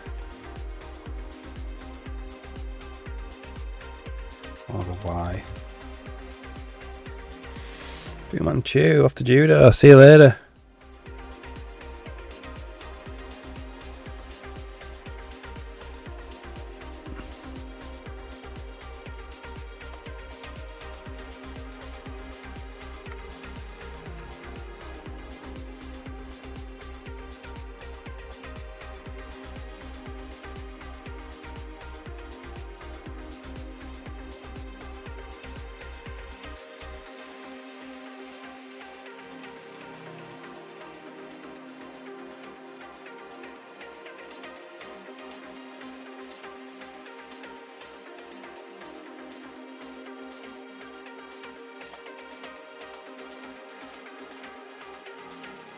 It's PY, PX.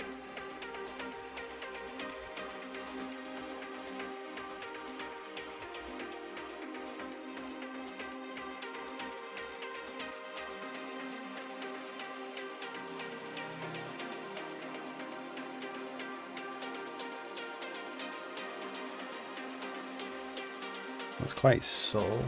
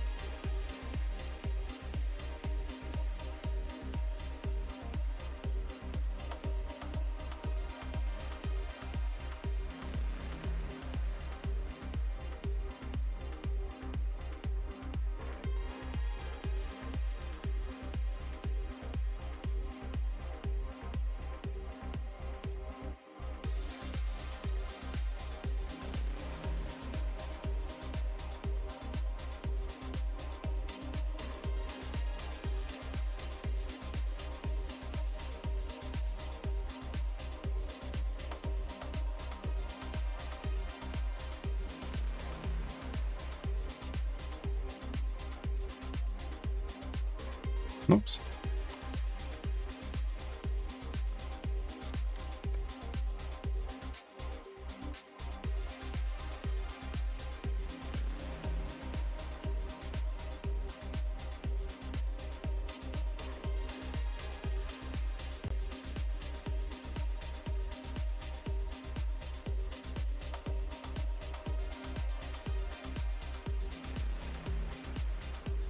Be a bit slower.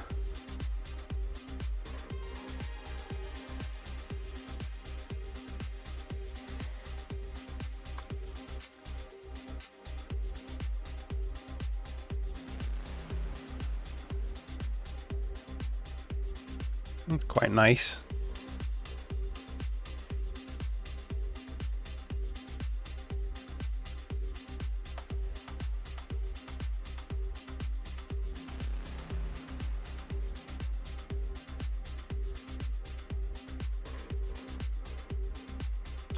Again, let's just see what it looks like with bigger strokes, like 3 pixels. 3 is quite intense, isn't it?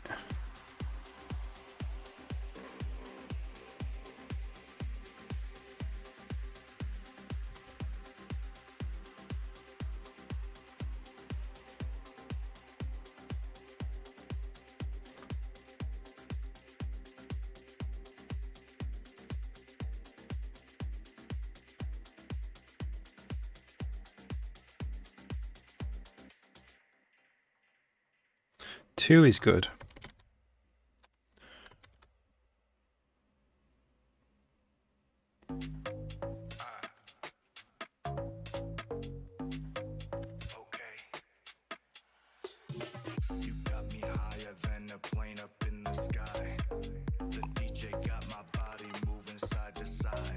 Possibly slower as well. I don't want it to be too in your face.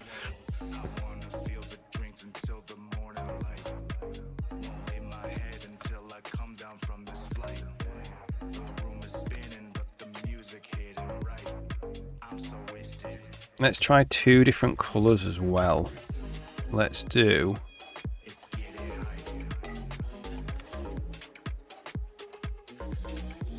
this, and the bloom target could be possibly stronger.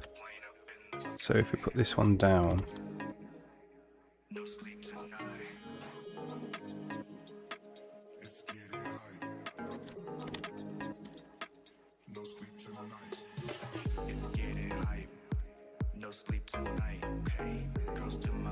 interesting.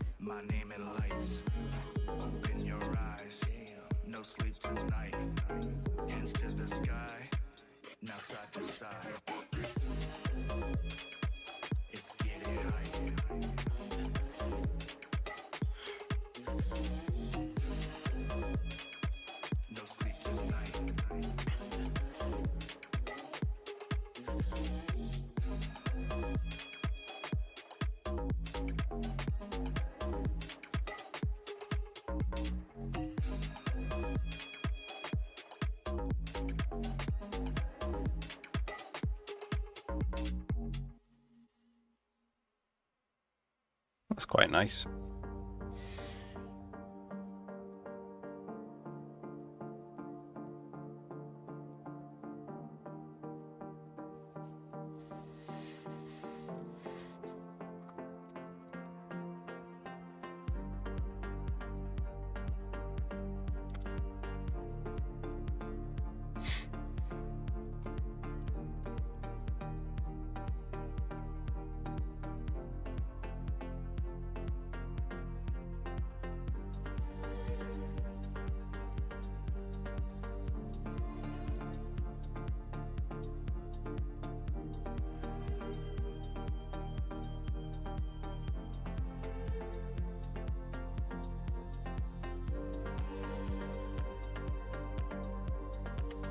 Okay, so I think we'll just go with that. You could mess around with this for absolutely ages.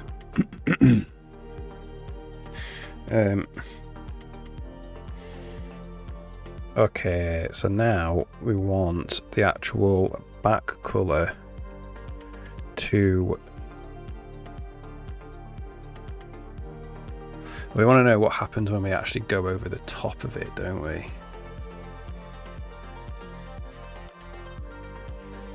Okay.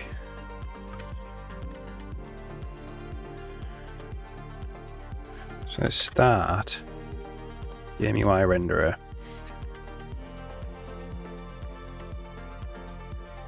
by doing this here.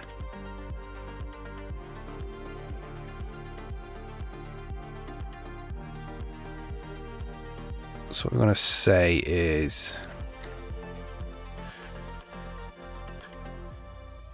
if TB state equals hot,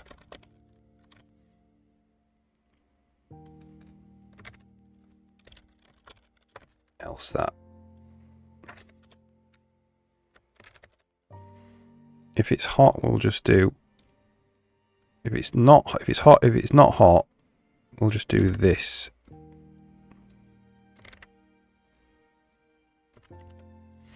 And if it is hot, we'll do this, but this will be just draw bordered quad for now.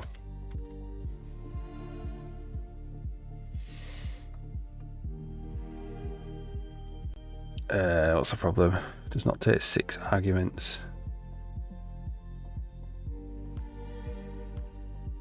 So draw outlined. Let's just draw bordered quad. What's the problem?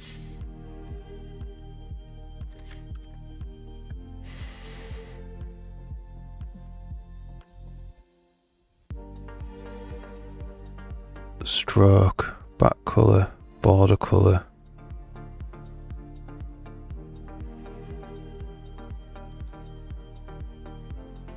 So what's this?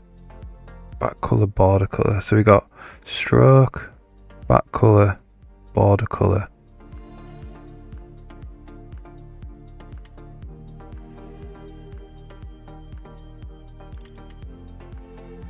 Oh, let's just get rid of that.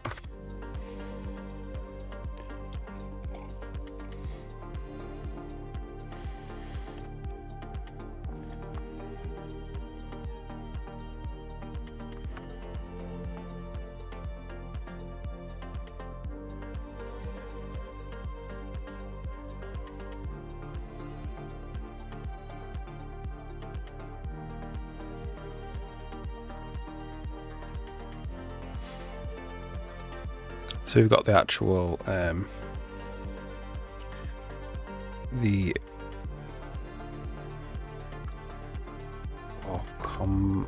where is it? It's here, isn't it? Oh, the draw combo. What's it called? Give me my canvas.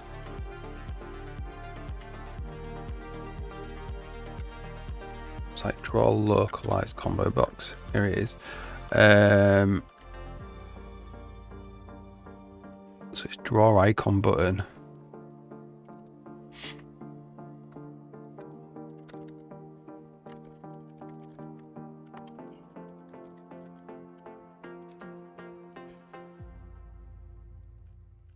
So it's here. So these need to be swapped around.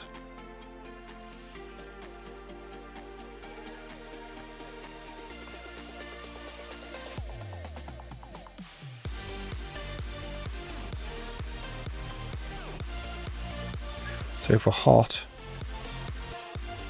we draw menu bordered quad, or focus, draw menu bordered quad. Oh look, it's to do with this.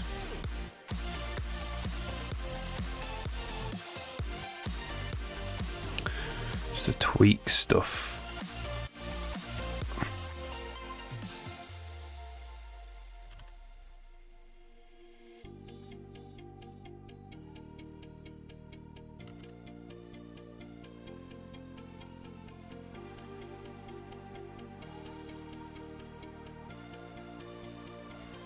Just draw a bordered quad.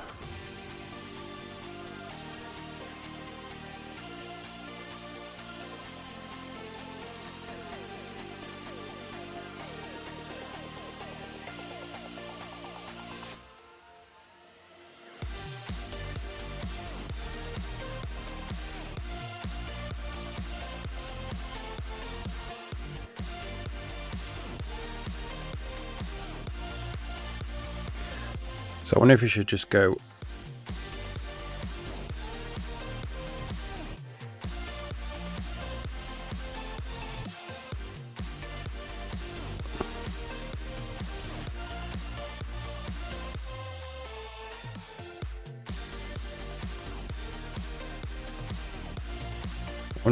draw the menu bordered quad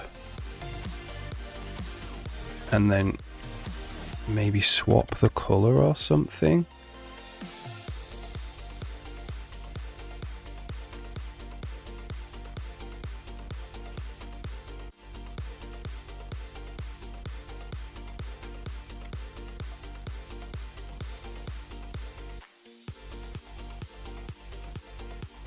So what do I want to do if it's hot?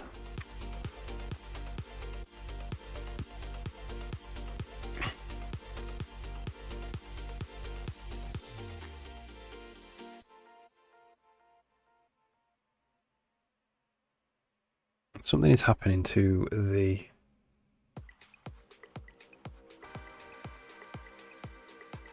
glow on the icon button when the mouse is over the top.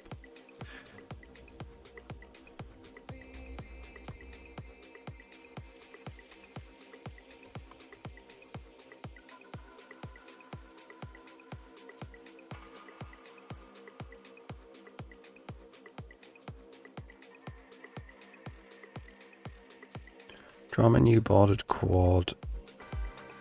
So it's just literally the same call. That might be a bug in the renderer.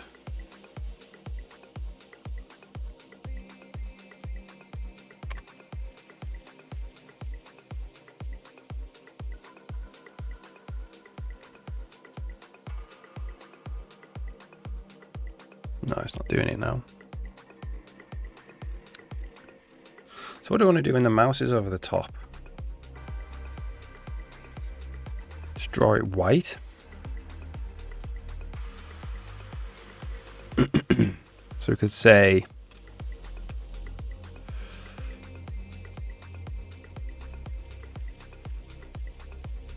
say color 1.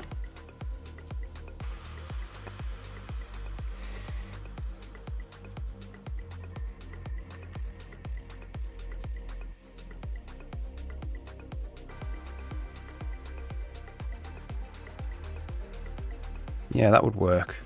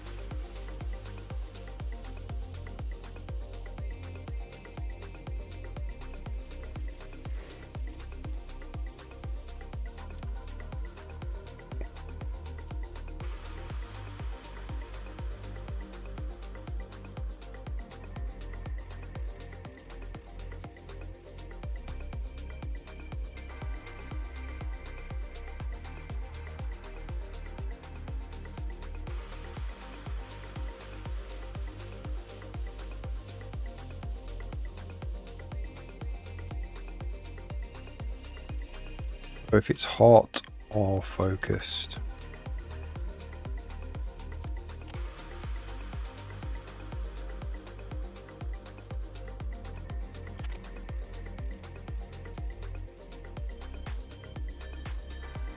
I wonder if the bloom is a little bit too strong as well.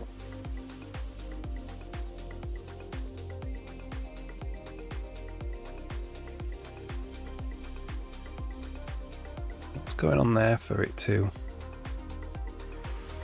flicker like that?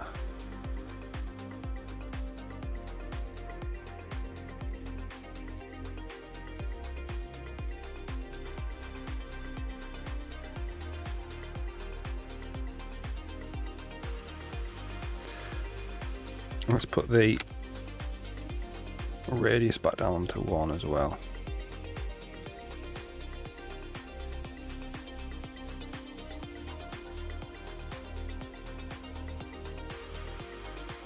Don't know actually. That bloom just seems too strong, and it's not blooming if it's flickering. If the mouse is over the top, what is the state?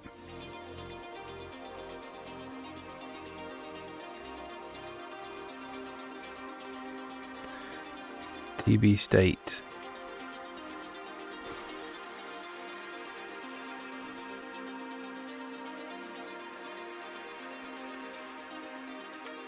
Is it pressed?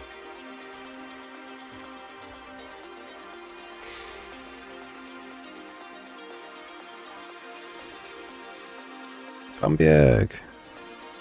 Have good use of the visitor pattern in your compiler. Fantastic. Yeah, let us know what it is.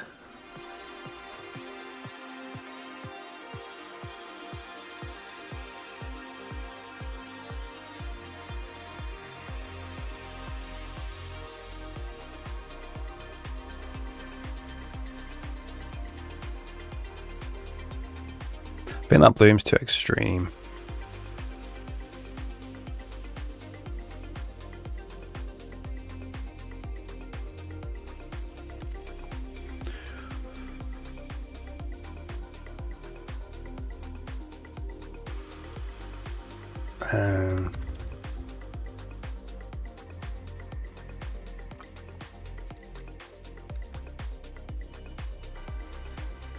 Oops.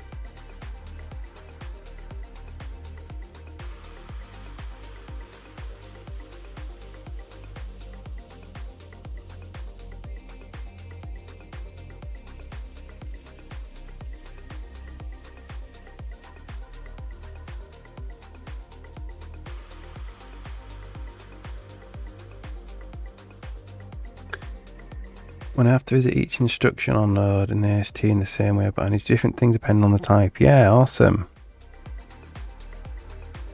Yeah, fantastic. Yeah. That is a good case for it, for sure.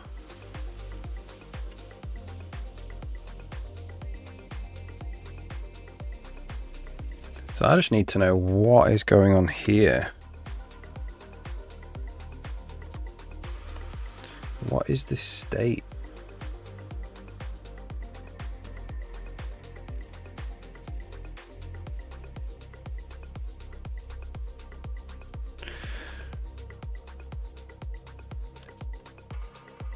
Draw text box internal.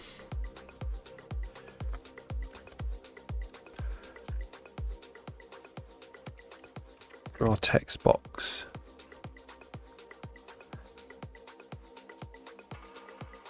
Maybe momentarily.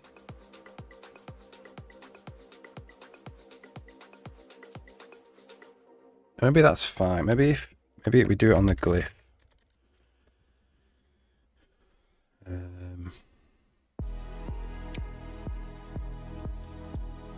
Where is it?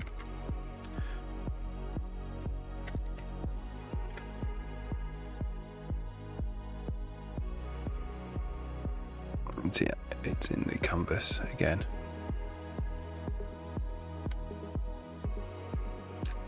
Draw icon button.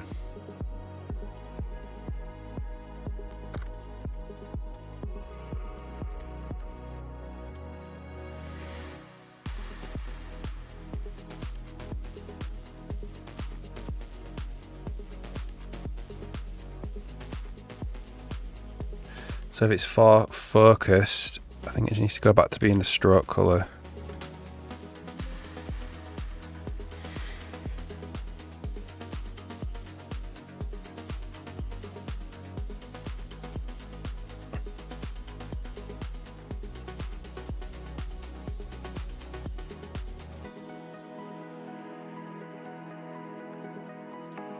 Yeah, that's good.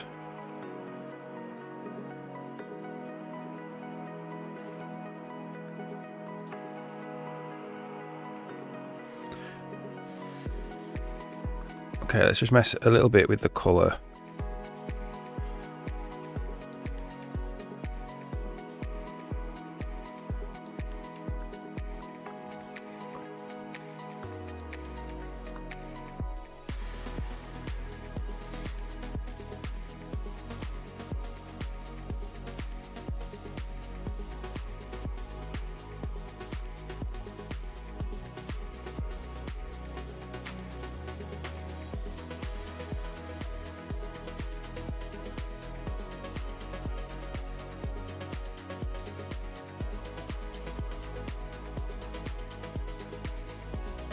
I don't think alpha makes any difference here.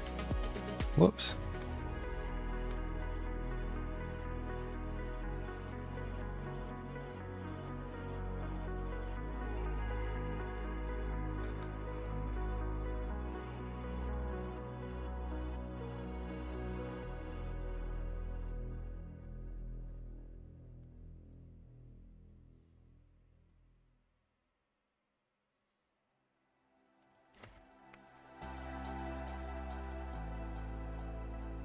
That's quite strong, that colour.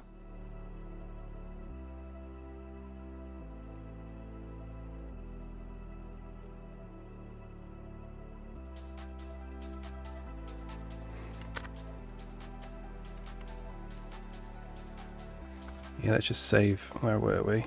Save this tweaker.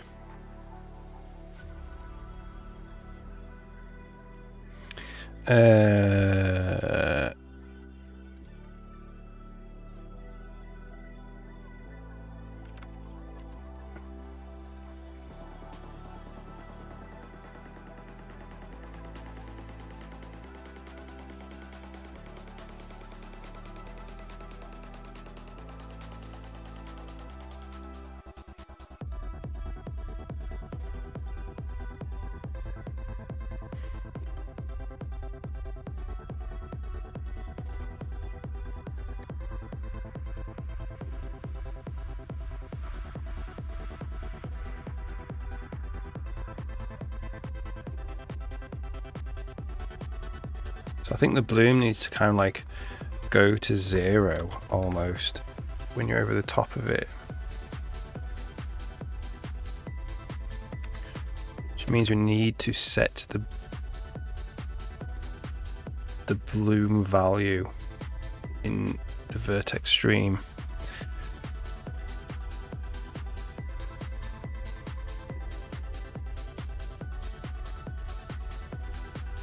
Maybe.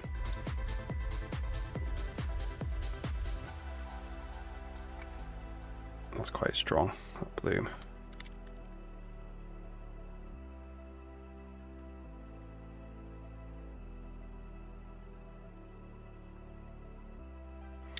And not quite that.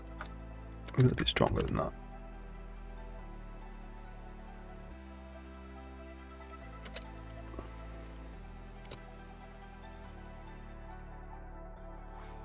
Yeah, so I'm going to encode the bloom factor in the vertex stream. So when I like highlight over it, the bloom reduces to 0. Because then that's like really focused on it then.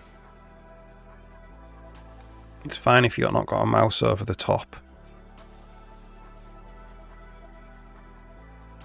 But I don't want like really strong bloom. And the mouse is over the and the mouse is like highlighting it.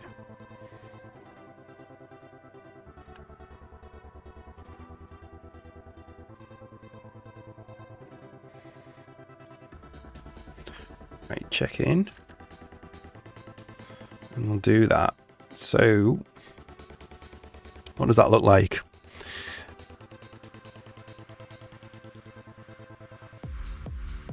So we don't unfortunately have a slot for it. So we'll just have to use a different vertex stream. Bloom factor.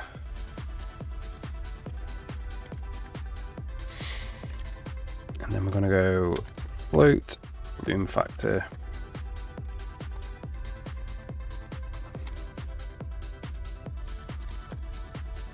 And then this is just going to be input.bloom factor. Like that. And then in the game UI canvas, draw menu background.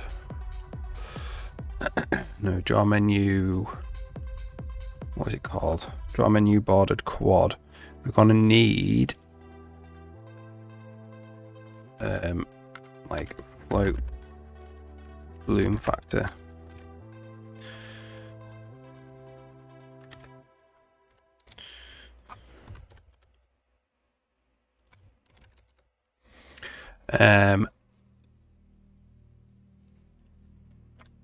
And this quad border piece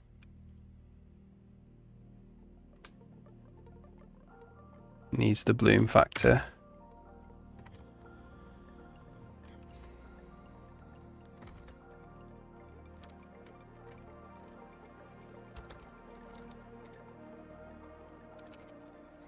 And we're going to have a different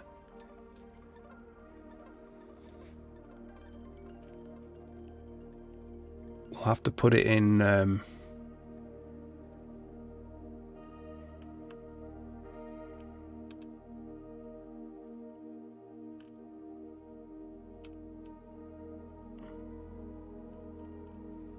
don't know really.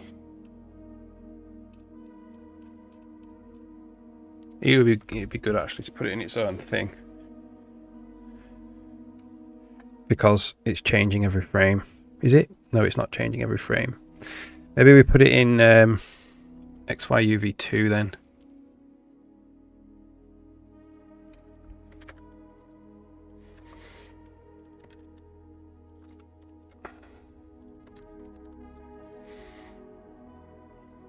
So this is XYUV.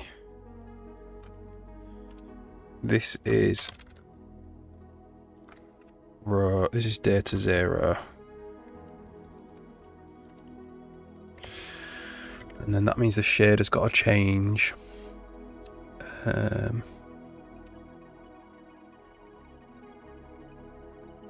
I've got pause. Oops. basically this.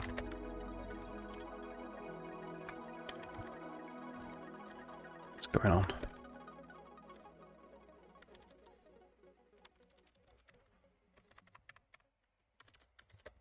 It's got to be like that.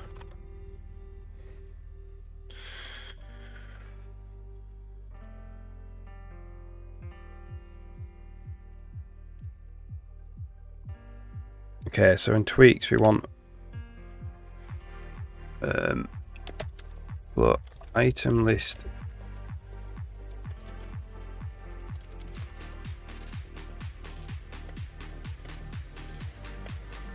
It's not really item list, is the wrong.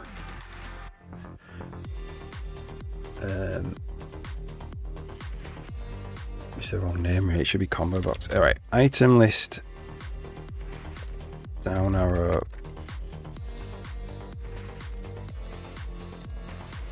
bloom factor, so 1.5, but item list down arrow bloom factor hot 0.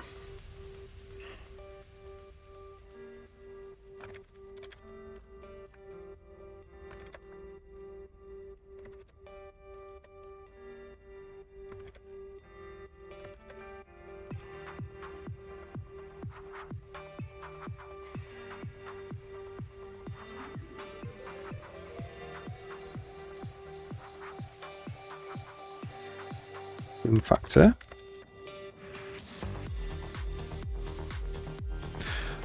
Item list. Bloom factor. It's a down arrow bloom factor.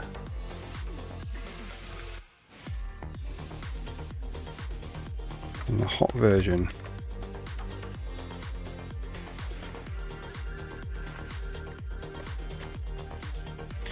And then in the game UI renderer. So this is if we are hot.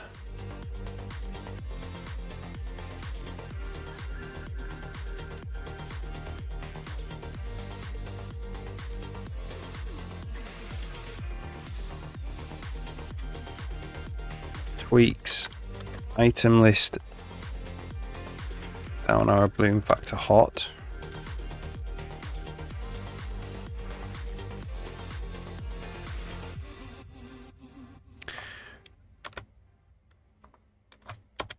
Tweaks, item list, bloom factor, there,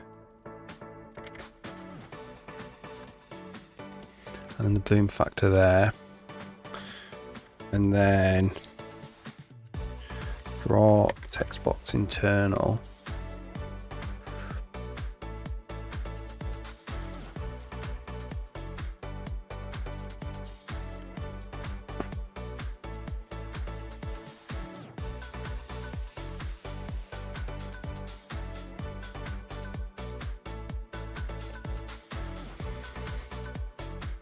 Okay, let's see what happens.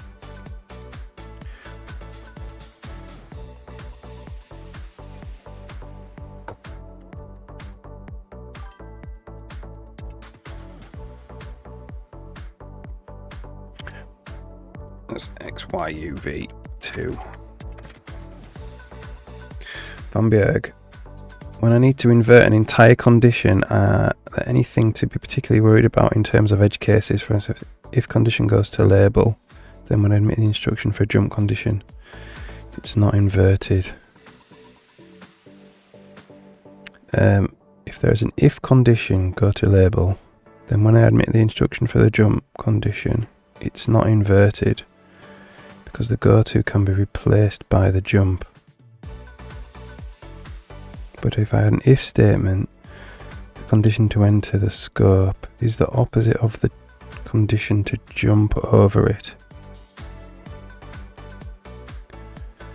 I tell you that if it's not equal to 0,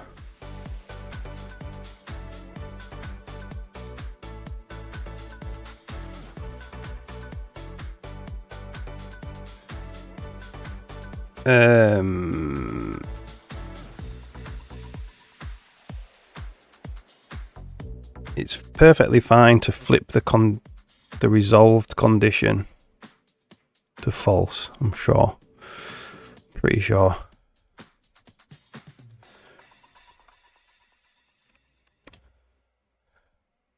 If that's what you mean.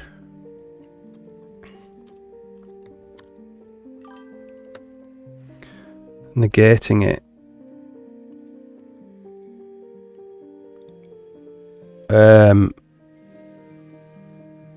Flipping the bit, really, I suppose. Rather than setting it. Do you mean like setting it to negative?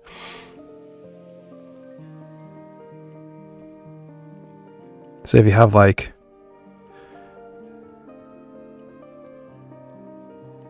the result of a condition, which would be either 0 or 1, you'd set it to be, you'd flip it. If that's what you mean.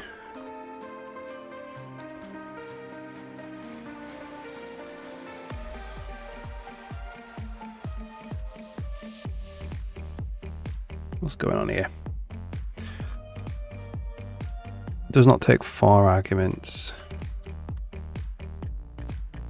Oh, we need the bloom factor at the end. Okay, we need to make this a little bit nicer.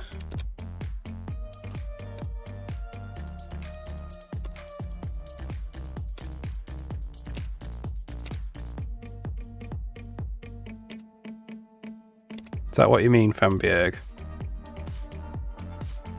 Mathematically, yeah. If you're wanting to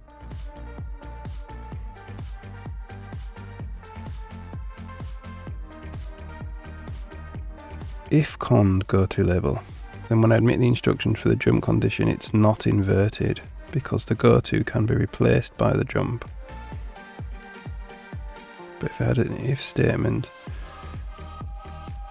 so it was the opposite of the condition to jump. Take the branch if it wasn't 0. Yeah. Difficult for me. I'm not quite up with what you're saying, but yeah.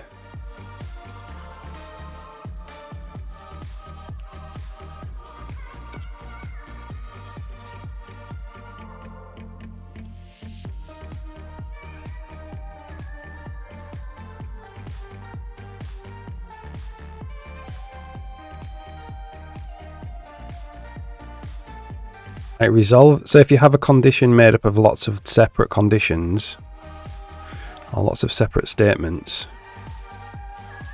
resolve it all first, and then if it comes out to be true, you want to just flip the resolve. Otherwise you have to apply some logical kind of negate properties to every single condition. But it's probably easier just to resolve it first and then flip the result.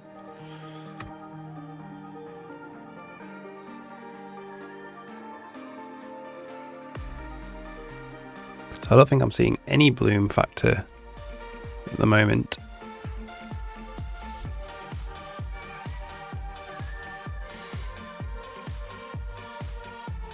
.5 because we're not setting it, that's why.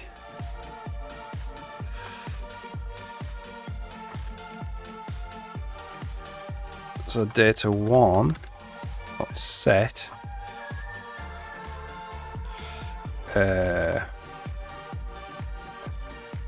Bloom factor 0, 0, 0.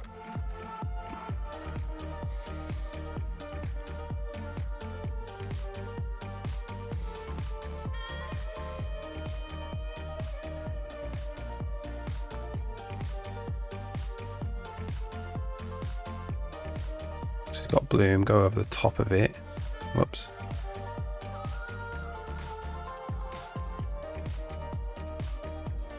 So the bloom goes away. Don't necessarily think it should go to 0. But it should definitely get less.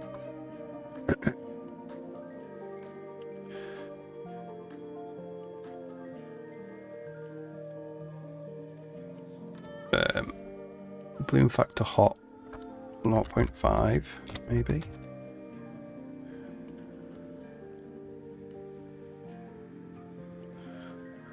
Not 0.1.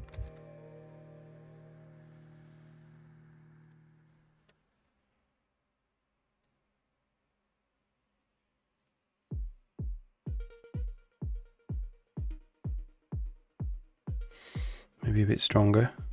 0.2.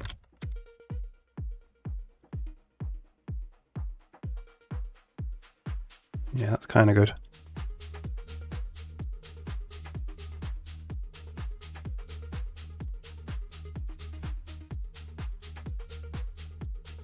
Maybe not. What's 1 do?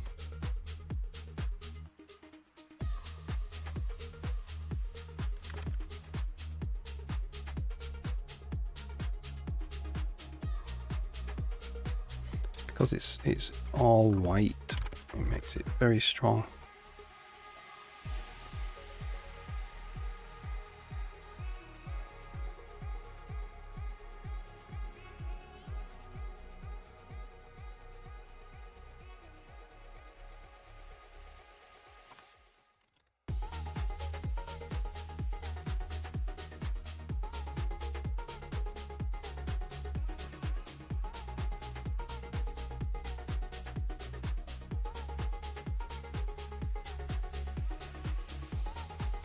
All right, cool.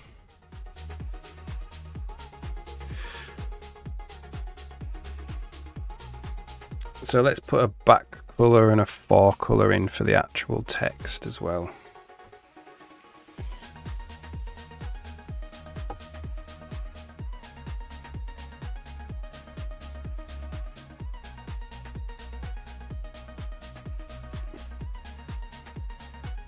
Which I don't mind these colors, white and whatever that color is. So let's go, what is it? GameUI renderer, raw text box internal. We do draw text box string, text box back color.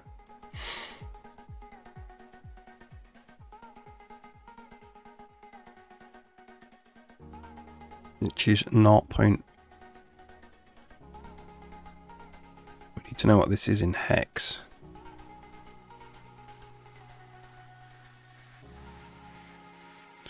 Maybe this would be something that AI could do.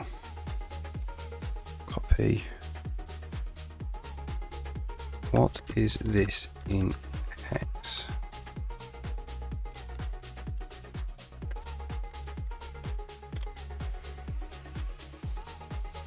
Two.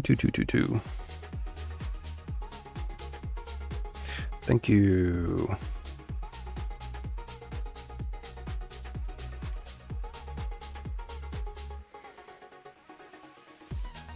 So if we change the item list current back color to this value, it's not copied. All the 2s.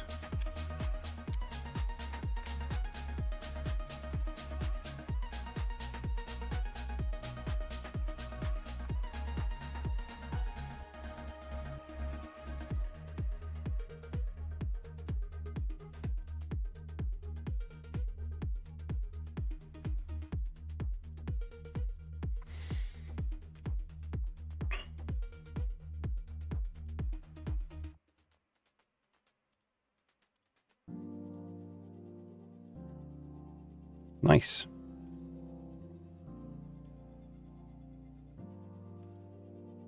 And what about the scroll bar back color? Is that on here? Scroll back color should be the same. Should be all 2s.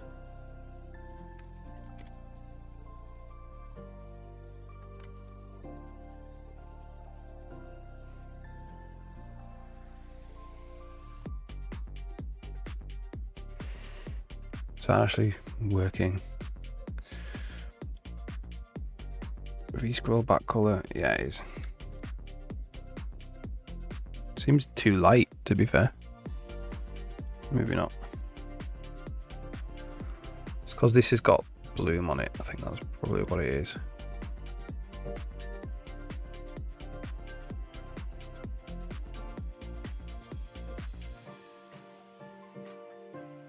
I would have it darker.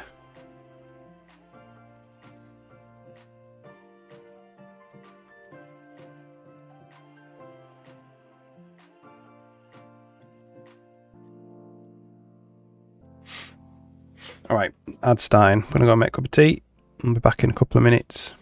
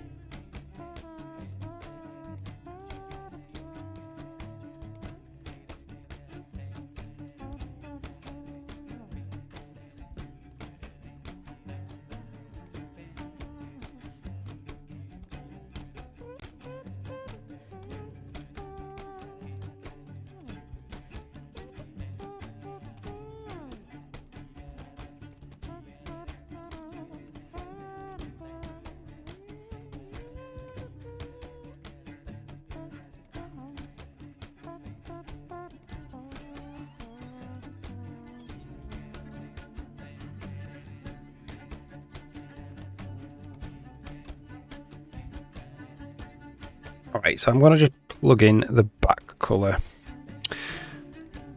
to the actual text box with and the front colour into Tweakers at least, but then we'll just have them.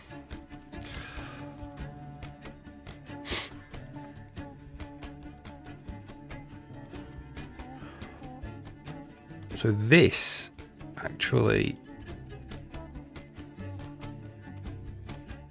is actually Combo Box stroke colour.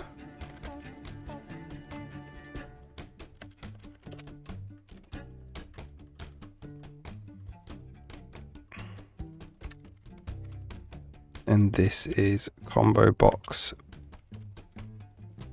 stroke.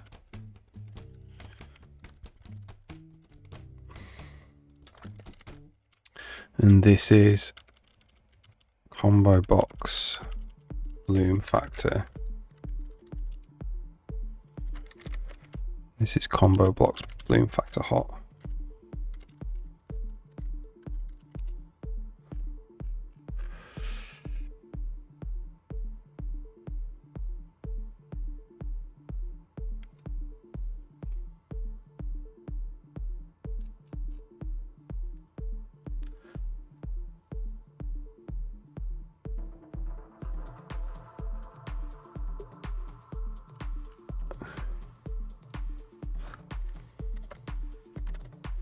So we'll change these. And then we'll need to go into the tweaks file.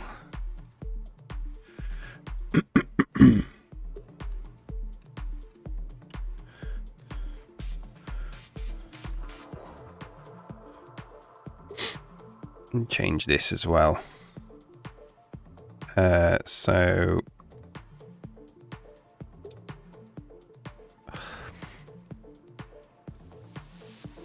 this time with the stroke color, isn't it?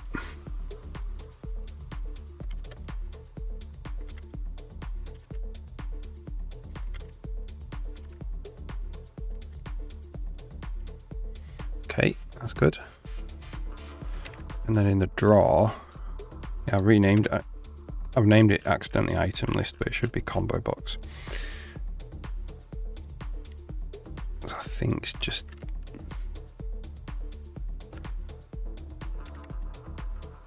so it's just combo box.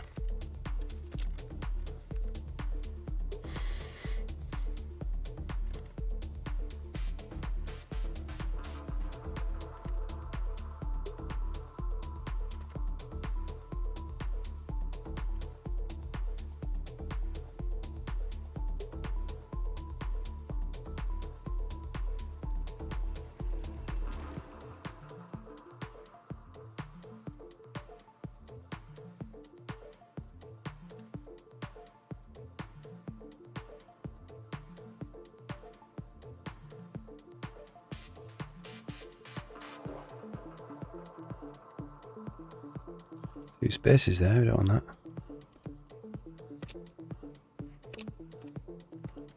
Alright, good.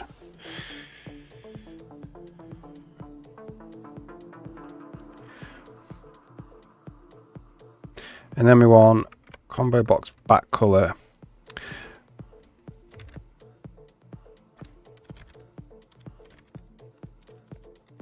Combo box back color and text color. So the text color is white, and the back color was all the 2s.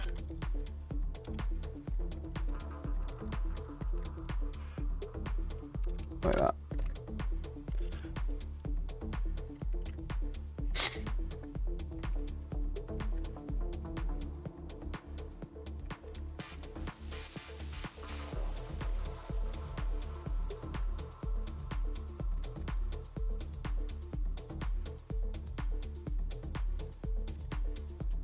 And then in draw, and a couple more color panels. Whoops.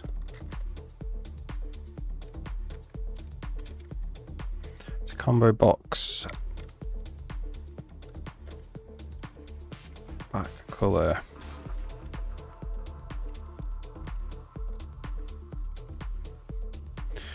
And then combo box.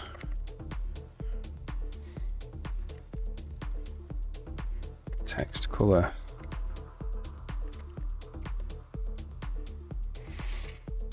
And then here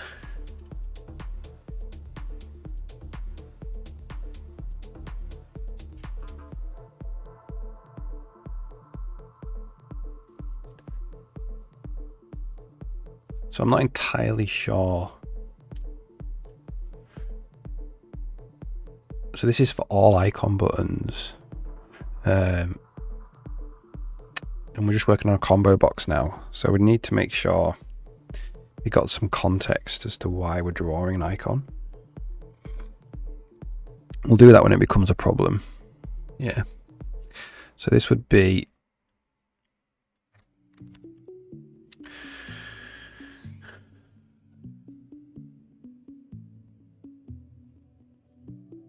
there's a hot version as well.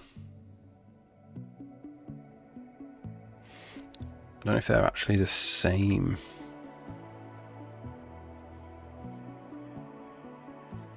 Don't know.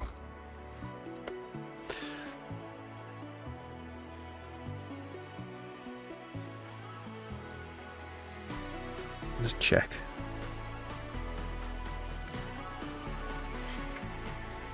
That's when the mouse goes over it. Does it change colour?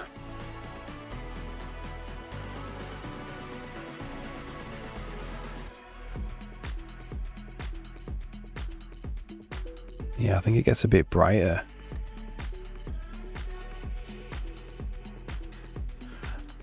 I'm not sure I actually do want that.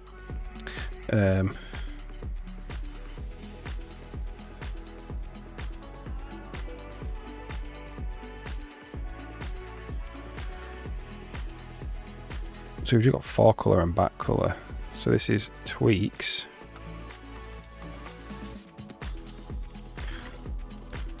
Combo box. Text colour. Combo box. Back colour. And I wonder, because they're all the same all the time, whether we just do it the once at the end. Let's just check that hasn't broken anything. Moving everything to the end in one call.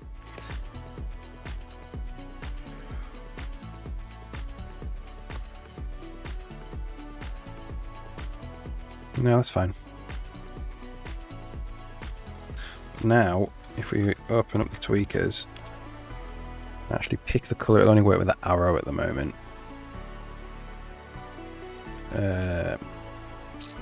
Combo box back colour.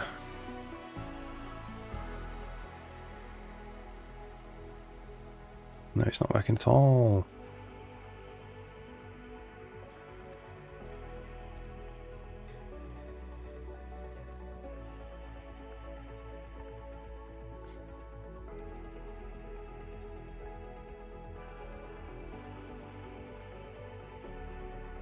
Draw icon.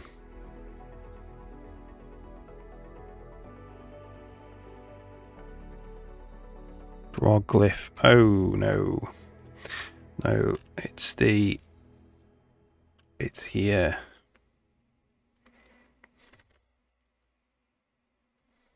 There. There. There.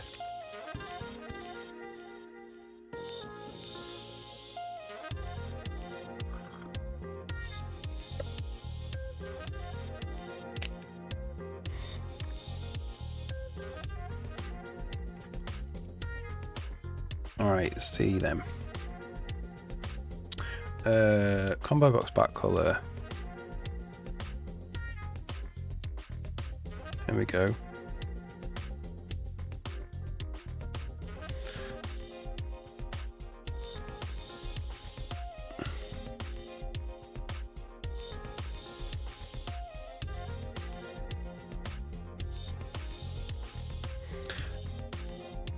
And then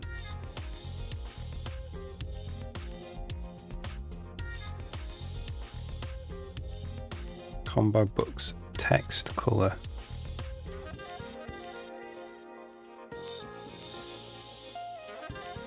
I mean, it should be white really. And let's do that with the text box as well. Text box internal.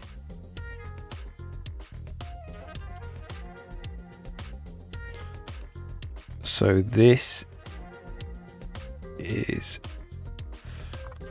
tweaks combo box back color or text color.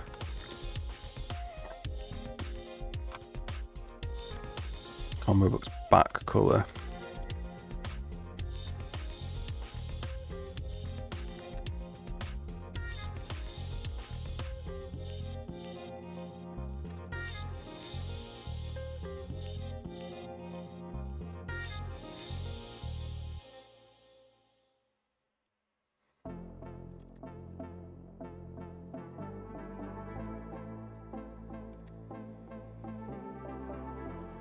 We don't have carrots in a combo box.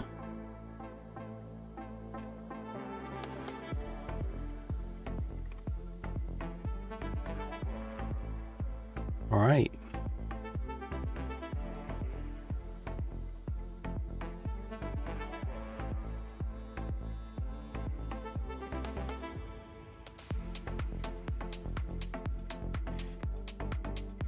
Quite nice. Let's just change the alpha down a bit.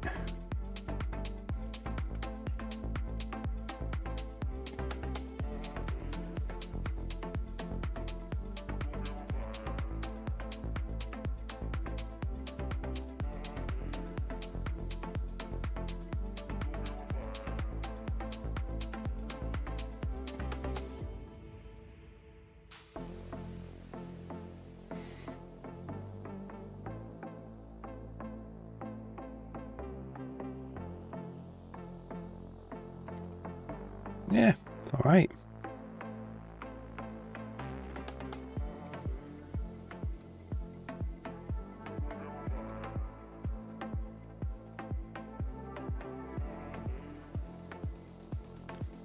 What colour are these buttons? Where are we? Button tweaks. Back colour 0. That colour.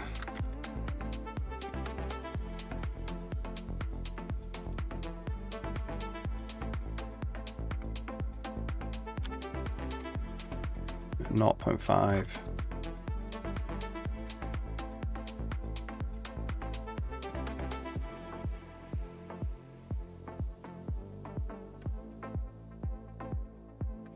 Could do with being it. Well, that's it, isn't it? That is matching it. It's just because it's got bloom on it.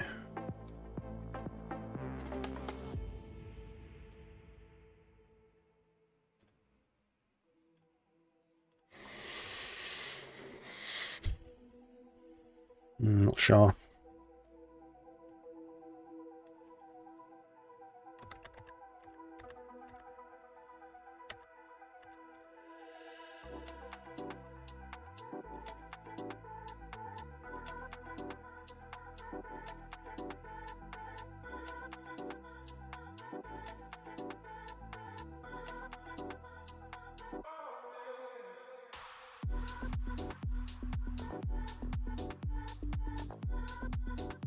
Let's look at the item list back colour.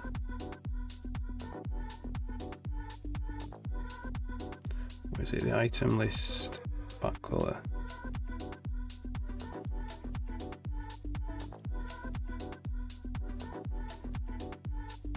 A bit greener than that.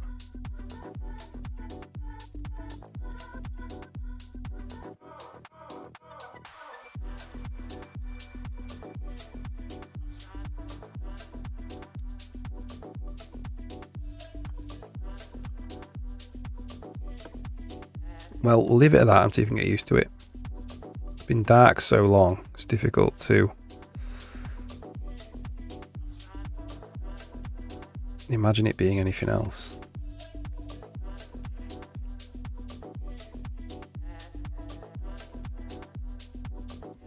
Okay, let's just disable VSync.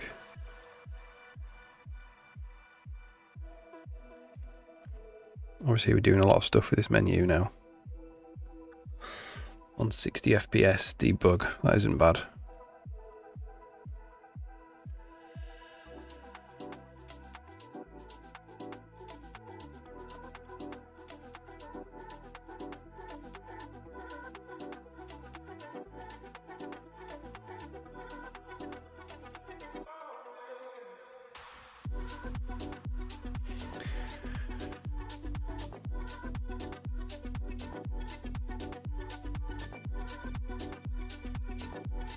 Have a look at the item list, item current text color.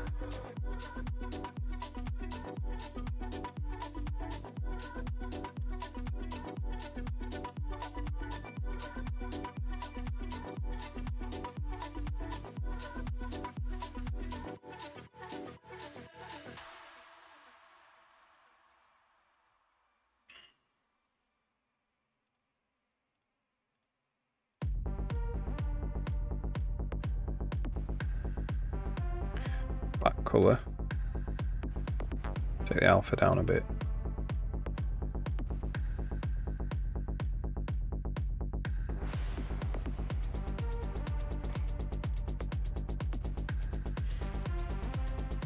Yeah, that colour is a little bit extreme for the text.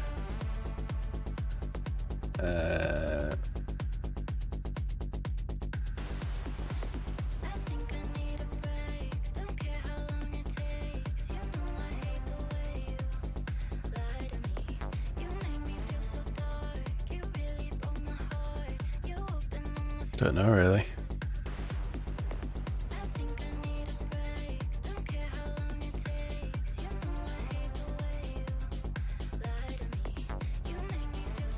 I'll do. If we hate it, we can change it. Alright, does that mean the combo box is done? Amazing.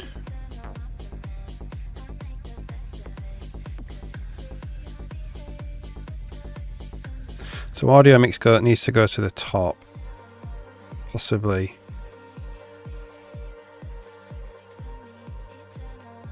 Because it covers up the, by default, just covers up the footer. But we'll work on that.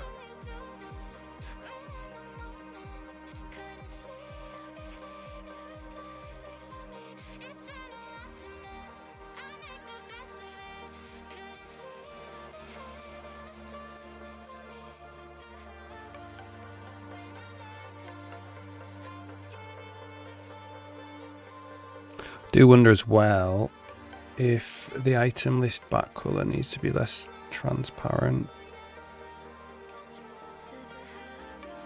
That means it needs to be a bit of a nicer, a bit darker.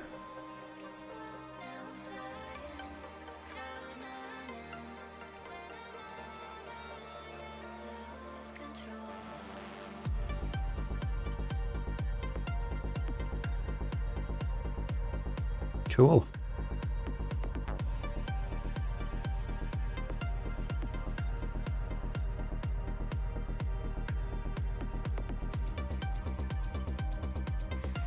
We'll make this selected item a little bit darker as well. The current back colour, like that.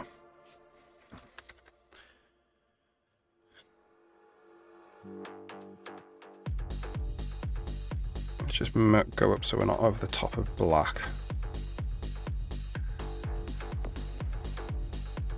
Yeah, that's very obvious.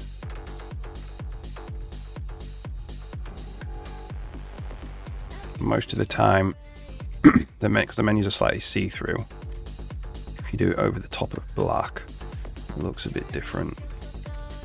Most of the time they won't be over the top of black.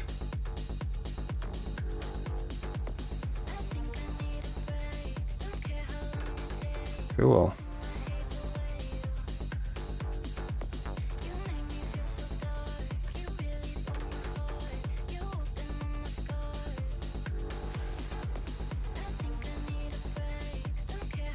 Alright, I'm going to say combo box is done for now.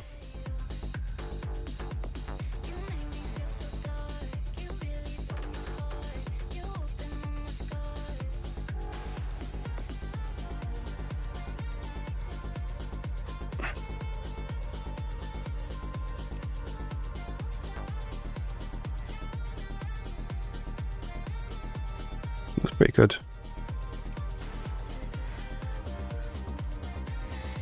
Alright, save tweakers, check in, move on. So I think possibly work on the tooltip.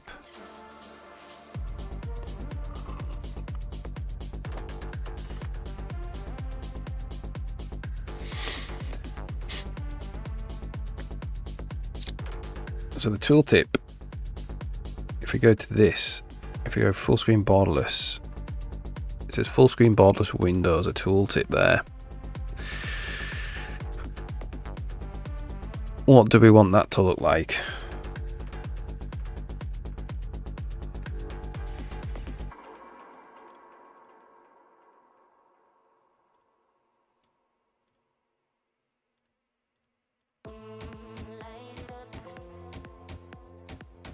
So if we go to a draw tooltip, so how do we draw the tooltip? We go add tooltip. It's here.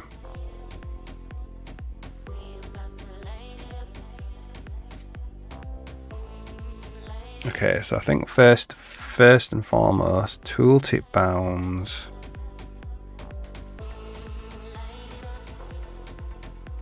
And we'll say dot inflate by 16.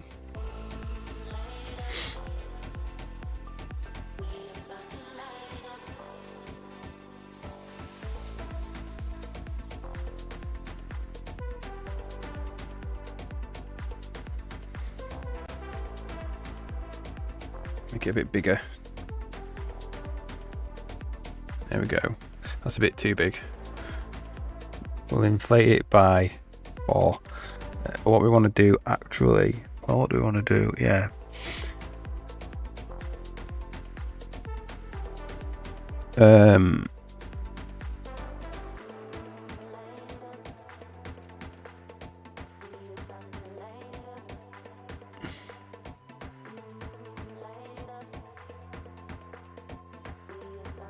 Tooltip text bounds. Okay, so that's just the local. So we're not going to do the inflate there. So this is translating to fit this rect dot inflate by 4. And that is the tooltip bounds. The tooltip text bounds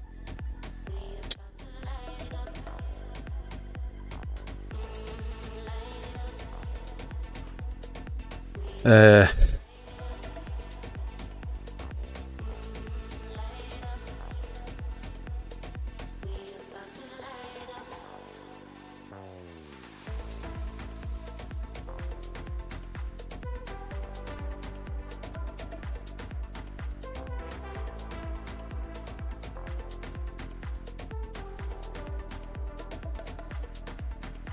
think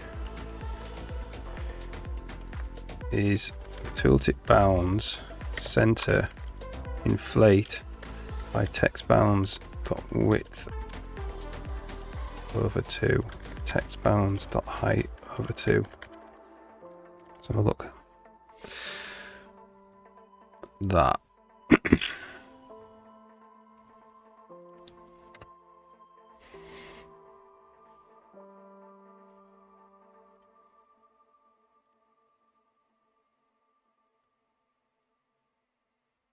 No, that hasn't worked.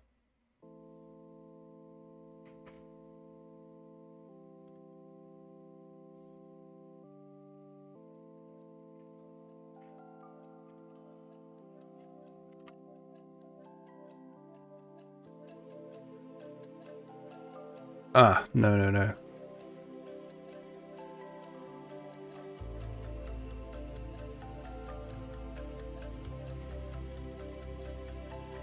This needs to go to 0, is it? Well, no.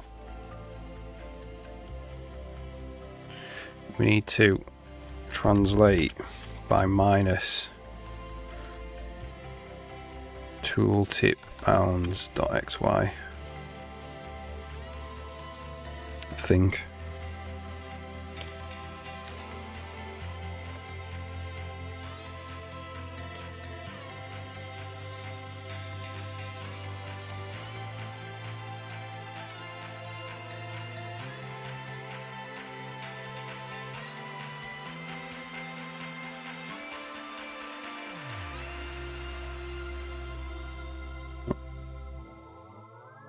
Mm-hmm.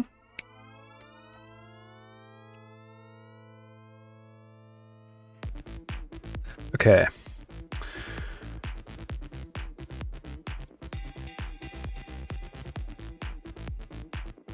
So we do a begin with clearing it. We don't want to clear it.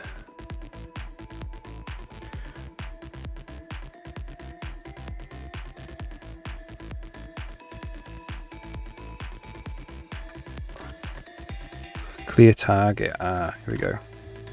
So this is BM false for your target.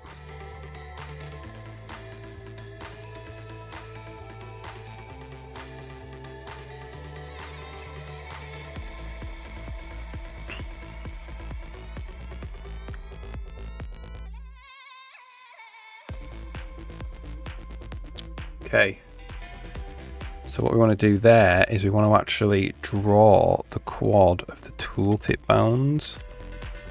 We want it to be, we want to make it rounded.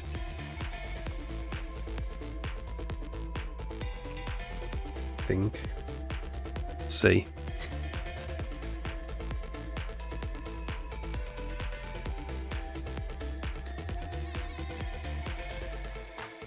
It's tooltip bounds dot. Okay, tooltip. What is it? Tooltip dot get client bounds. That's what it is.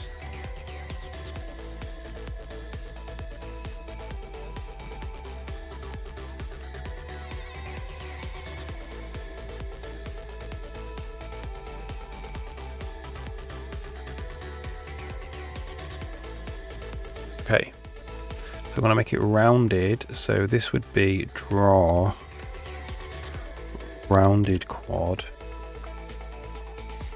with the radius, we'll say is 4 pixels, see what that looks like.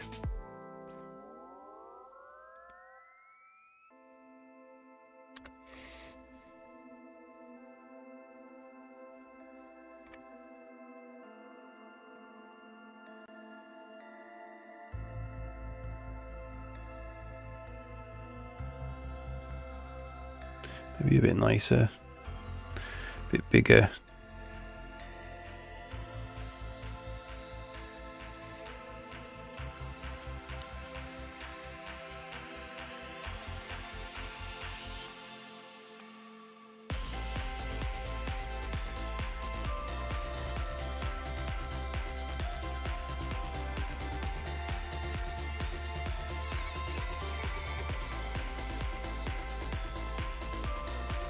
Building. Come on, build.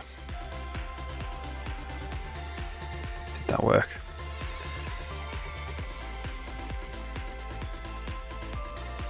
Oops.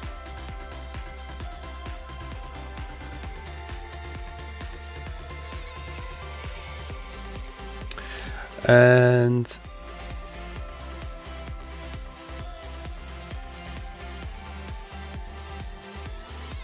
I suppose we could just leave it at that, really. Most of these won't have tooltips in the same way. Some of these menus will.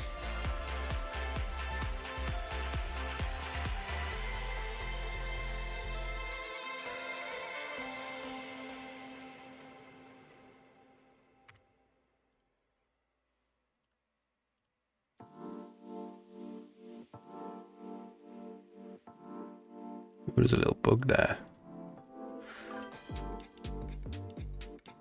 You can see it going back. First I'm thinking to invert the operator. Keep the yeah, that's the easiest way to do it. Rather than flipping all of the logical operators.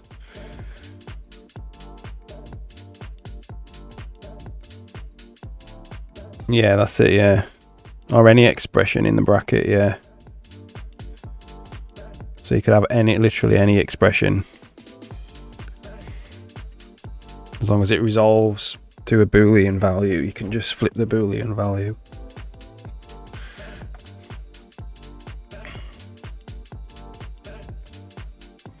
So I see a little glitch there where if I close the menu, all these shift up. So if I do like that, they shift up. So I need to fix that. I think that's in game menus. Submenu. Transition out. Maybe.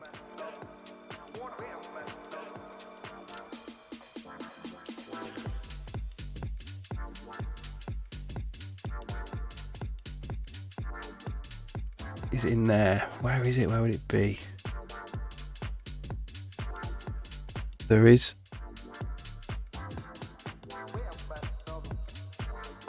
It's in when it does the reset of the canvas.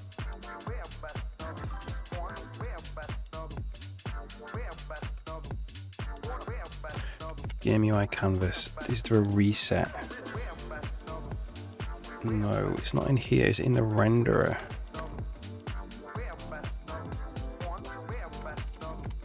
There is a reset somewhere.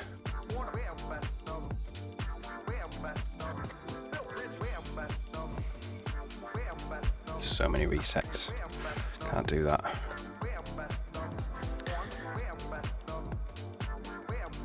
Don't think it has an instruction to flip a boolean.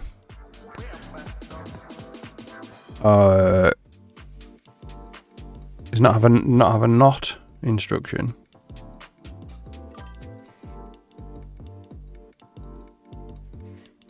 So I might need to do another compare against 1 or a 0. Yeah. Yeah, there'll be definitely other ways of doing it, yeah. Nice one.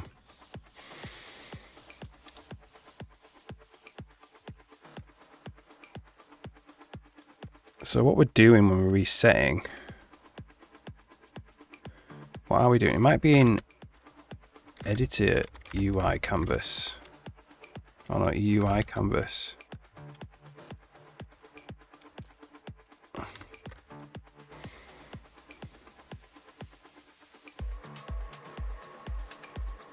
Fu Manchu still here, yeah. Doesn't have XRC, okay.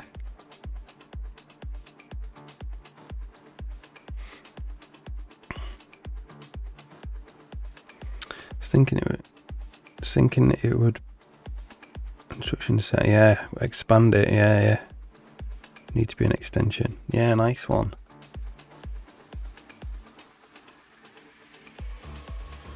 I can't remember where this reset is. I know there's a comment like more stuff. Here it is. It's in the panel. This is where we're calling reset. Might be able to work a bit. Yeah. Okay, tick submenu. On enter. Okay, so we need to reset. Oh, that's it.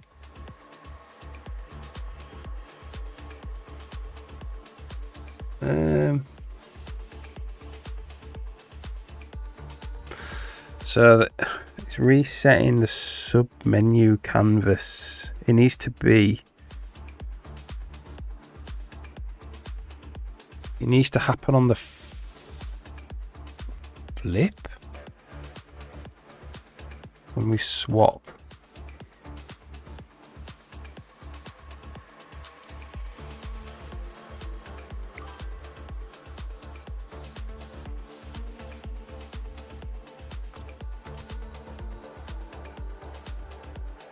Menus on enter.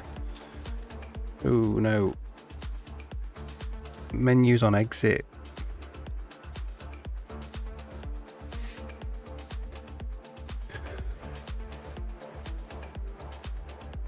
What do you think about Compiler Explorer? Yeah, I've used it a little bit. Yeah, it's good. It's good for like sharing code across the internet.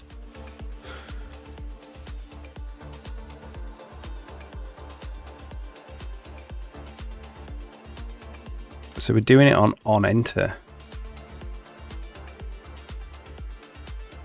I think it could help me. Yeah, definitely, yeah.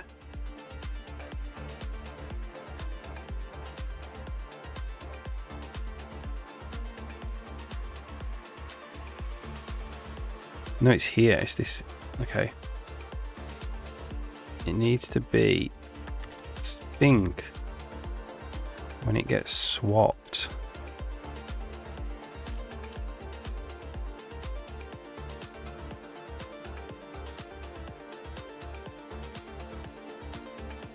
Where does it happen?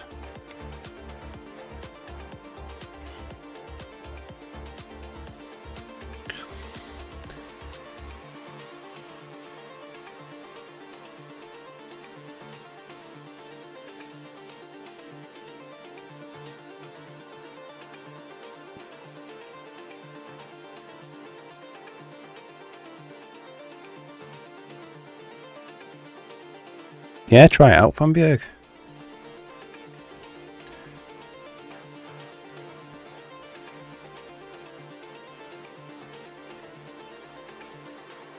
So the submenu is getting reset there. Right there. It needs to get reset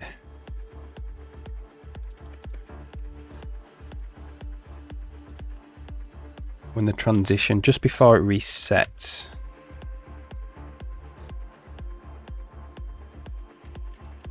So like there. So possibly do that.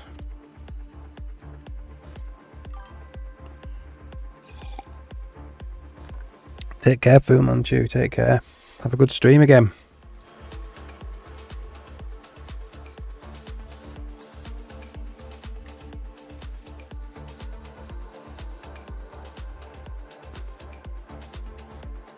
So now we have the opposite problem, where it's coming in and doing it. So maybe it's not the sub-menu. Maybe it's the menu canvas, not the sub-menu canvas. No. It would be the current sub-menu. What's going? What do we do?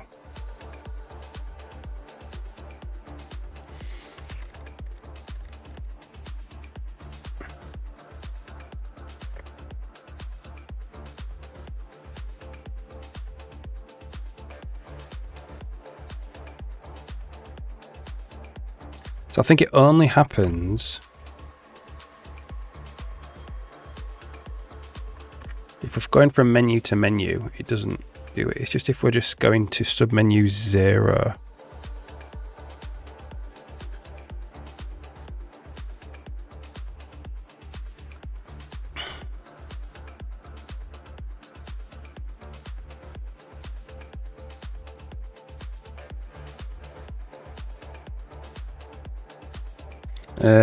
Let's think about this.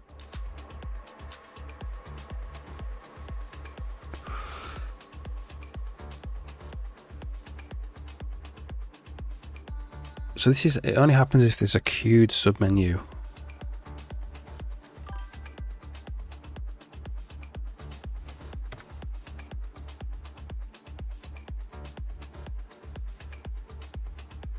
So I'm going to do this. Like sub none. You're going to say if queued submenu type is not equal to sub none, do it.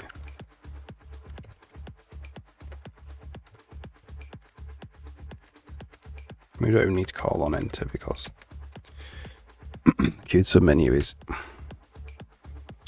not got a menu attached. Spaghetti 999, how's it going? Nice UI, nice UI. Thank you very much. Is this custom engine? Yeah. Built my own UI. Yeah. That's it. I'm just finishing off the combo box. There's a little bug which I might have fixed. So when I click off the menu, these kind of like snap up to here, which it shouldn't do, but that's good. I think it's fixed it now. Cool. Are you using Vulkan? DirectX 12, this. Yeah. At one point, Van Bjerg, I relied a bit too much on AI to generate the boilerplate. I think it screwed me up. Even more now I'm realising something's missing. Ah, right, okay. So he went a bit too quick because of the AI, maybe. Yeah.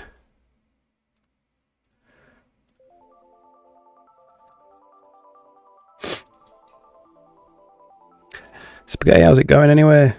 No, I'm not using Vulkan. I'm using DirectX 12 at the moment. But the render is like split into 2 parts, so you could just make a Vulkan backend, no problem. Probably have to write. maybe like 5,000, 5 or 6,000 lines of code probably to get Vulkan to work with this.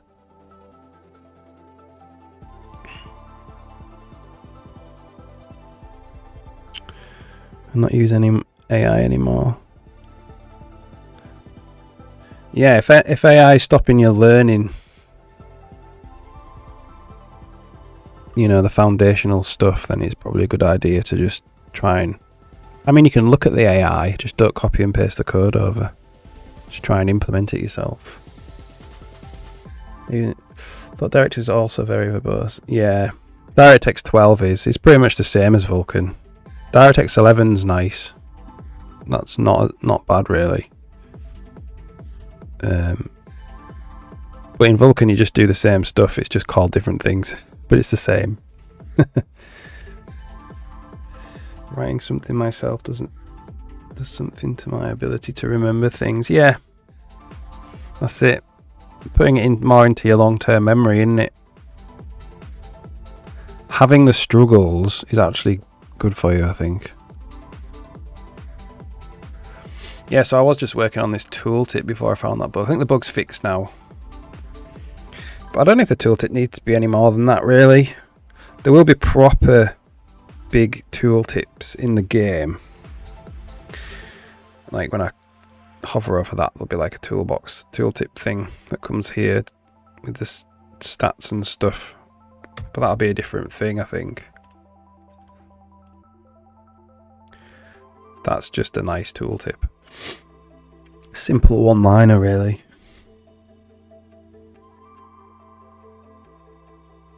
Like the blur effect on the UI. Thanks. Yeah, there are several blurs. The background blur is particularly nice, I think. So if I do like, it's got like all the bokeh stuff. And then there's some like lens flaring on the buttons and some light. And then this is also a blur behind this box. It's very subtle, actually. I need to find, if I try and push it in front of... I haven't got it very transparent, so you can't really see it, but it's blurring.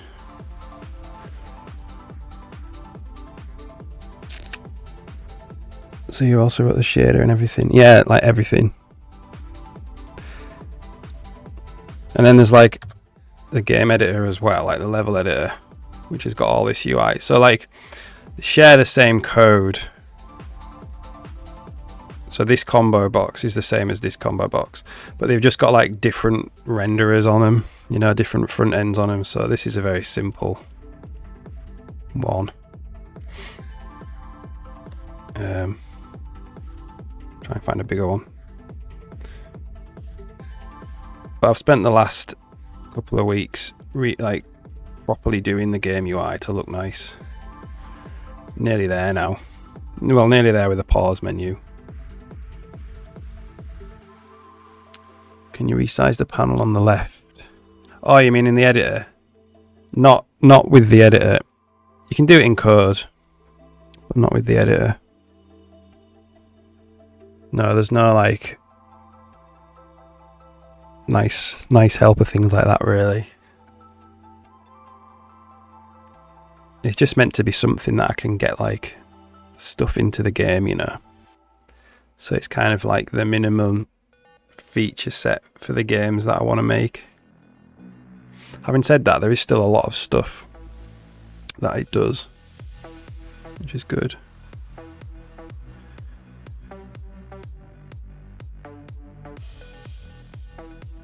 Can reuse it forever. Yeah, it's taken about, I've been working on the engine about 2.5 years, maybe 2 years. If you take out, because there's also a game, like there's not much in the game at the moment because all the prototypes have gone. I built a load of gameplay prototypes, but then I like worked on the level editor and I changed the way that it saves data, so I decided to just scrap the prototypes. But all of the code is still there, so it will still work. But if you take all of like the gameplay stuff that I did, I spent like 7 or 8 months doing that, maybe like 2 years on the engine. Oh, cheers, yeah. Yeah, I mean, oops. So you can like draw rivers, and then just figure out how to do this. You can do stuff like this. You can put a line on it, and then change like the colours. So you can fade, so it like goes from blue, and then you can put as many lines on it as you want, many different segments, and you can change all the properties, so you can have a really fast small river going to a really deep slow kind of bay or whatever. How old am I? 40. Turned 40 this year. Yeah, as reflections and shadow.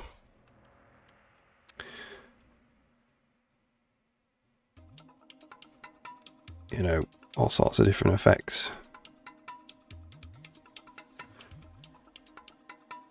2 decades to catch up. Yeah, I've been coding a long time. I've been coding since I was like 14 or 15.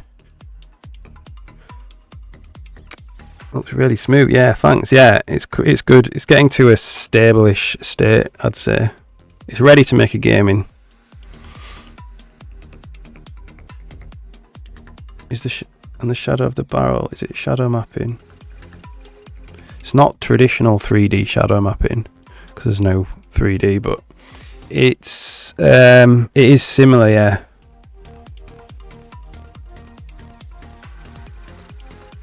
It's basically like, so the lights have a radius of influence, and then they have things in front of them, and if it's in the front of them and in the radius of influence, it can run the algorithm, which like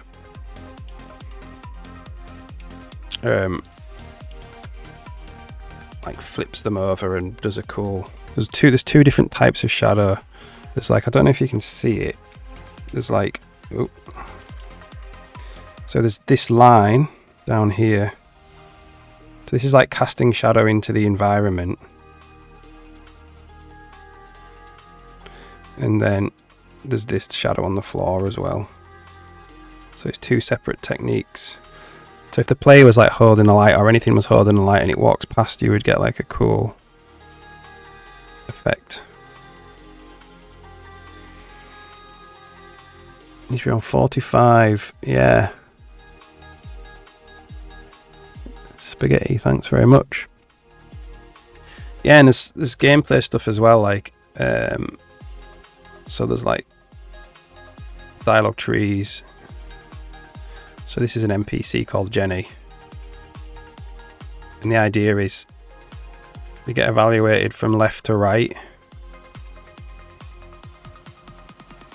and she can say different things depending on different conditions. So you're like programming these conditions in the game code, and then you can say if this condition is true, then say this dialogue, and then if the condition is false, move to the next one. So you can have, and a condition can be placed on any node, not just a root node. So if the condition fails for the choice, which would be like, so she would talk to you and then it would give a list of choices for the player to say. But if the condition fails on the choice, that condition is, that reply or that choice is not there, and then it reply, that's the NPC reply, and then it fires some events.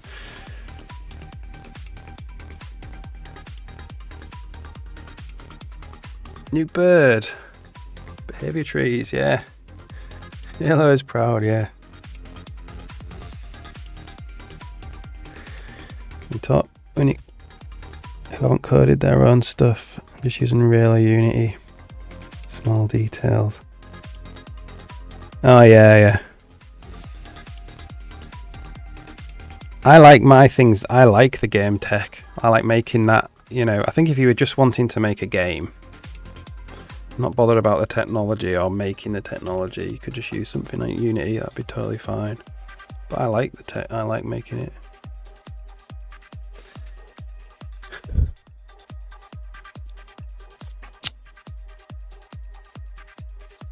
I like all the stuff coded in. Yeah, I like that stuff. Yeah, there's a lot of stuff in this engine now. Like I do have like proper behavior trees. So the way you would get an NPC to do something is you would, let's have a look, you would give them a patrol. Again, they evaluate based on conditions from left to right, and then patrols, they travel somewhere, and then you can give them an activity. So say like they travel, she gets out of bed and she travels to the sink and she wants to brush her teeth, and then the activity can have a behavior, and this is a behavior for an activity. So this just basically like runs a load, it's like a big state tree. And this would be like, this is actually for combat, for testing combat, but like you could have the brush teeth brain. So she'd go there and she'd run this state tree, which would be brushing her teeth. And then once that happens, she'd travel to the next place. So the idea with the game is I want to have NPCs that have days, you know, they get up, they go and do this, they go and do this, they go and do this, and then they go back to bed at the end of the day. Lots of room for customization. Yeah. And you just get to implement exactly what you want. That's why I like it. Rather than try and get the engine to do what you want, you just make it the way you want it. Yeah, thanks Spaghetti, that's awesome, thank you. Yeah, there's all sorts of stuff.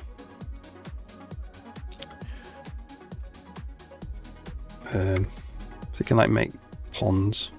These are like ponds. So you've got some on top of the pond, and then it can go something below the pond. So you get reflection and refraction.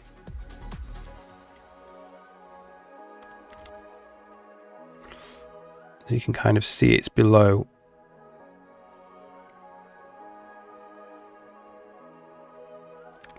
And then, you know, like these ponds can all change colour and stuff, just like their rivers. What else can you do? You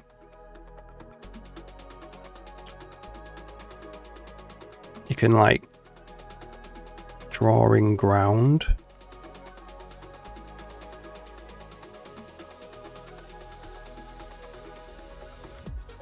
Like this. And then you can like draw some grass over it.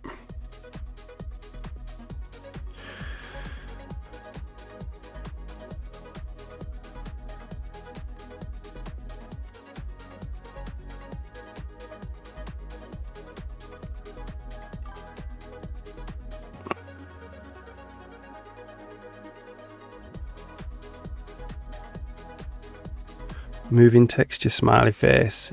Yeah, that's cloth, that. So that's going to be, imagine like a building, and that would be like a flag dangling off the building.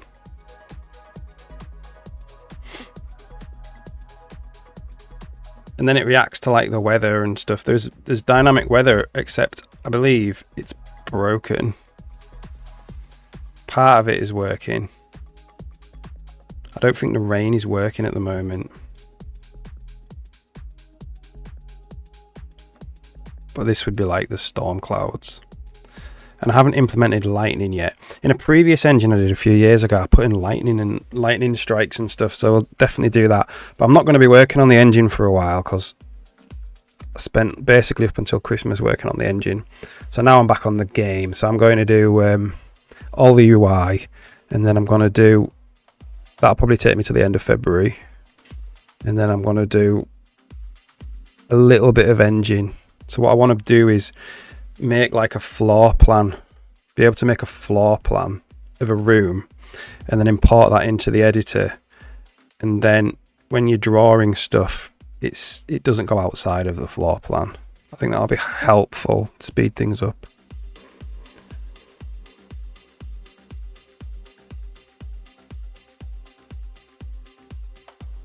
This is to like just basically cloth physics. Architecture like ECS. Yeah, similar, yeah. It's not quite as like, it's not like everything is a component or an entity though. But you can do things like get an entity ID and then give that entity ID. Say like one of them would be like an inventory bag, so they could have items. So you would get an entity ID and then you would say give it an inventory bag, that ID, and then there's an ad going on. Let me know if you're in an ad.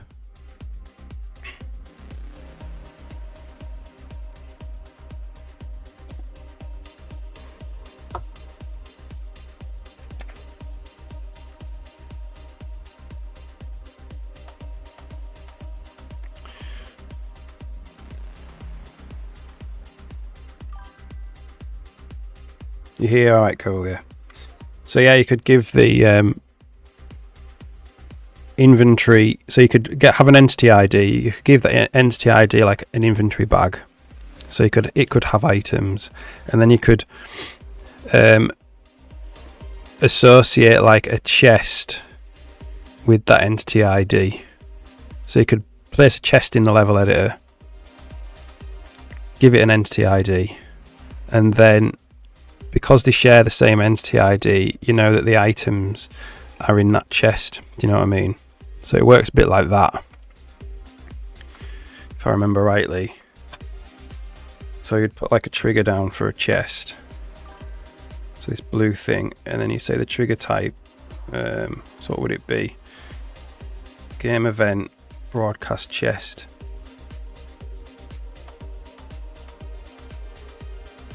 So what would happen here is, so now when the player goes over the trigger, so you put the trigger ID in, it would broadcast that it's a chest, which means that you get a pop-up which will say like this is a chest right now, but it broadcasts into the game that the player is in the hitbox of a chest, and then the engine code has given this an ID, and it's looked at, it's got a chest broadcast event on, so it will give it an inventory bag as well. And then if you assign different chest levels or a custom level for what type of item would go in there, depending on the room that it's in and stuff like that. And that's all done kind of like ECS. Not in the ad, yeah, cool. And then in game code you could just do it as well.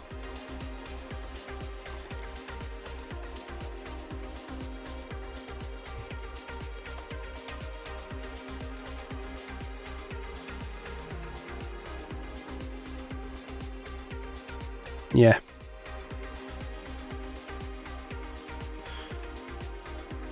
Okay, I'm making the actual computer struggle there. It's at 40 frames a second, but it is a debug build, so it's okay. They had quite a lot of stuff open.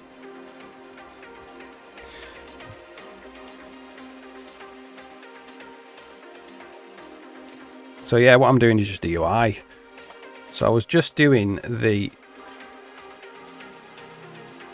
tooltip, which I might just leave as that. There's not going to be really many tooltips at all in here.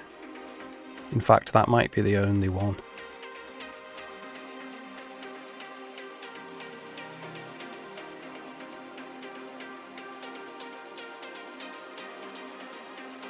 I don't know.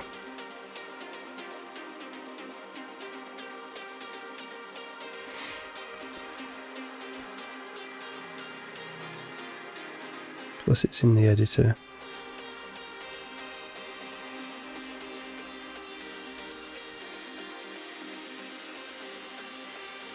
With all the UI, what do you mean? Sorry, I forgot. I've missed what you mean there. Was it something I said? in indie bug mode. Oh yeah, it had a lot of stuff.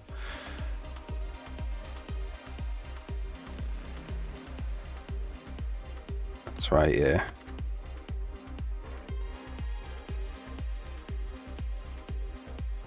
This is running at 60.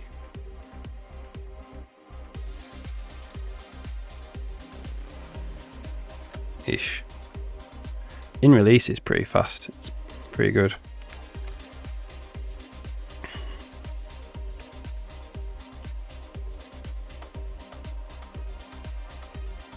Alright, give me 1 second. I need to talk to my wife.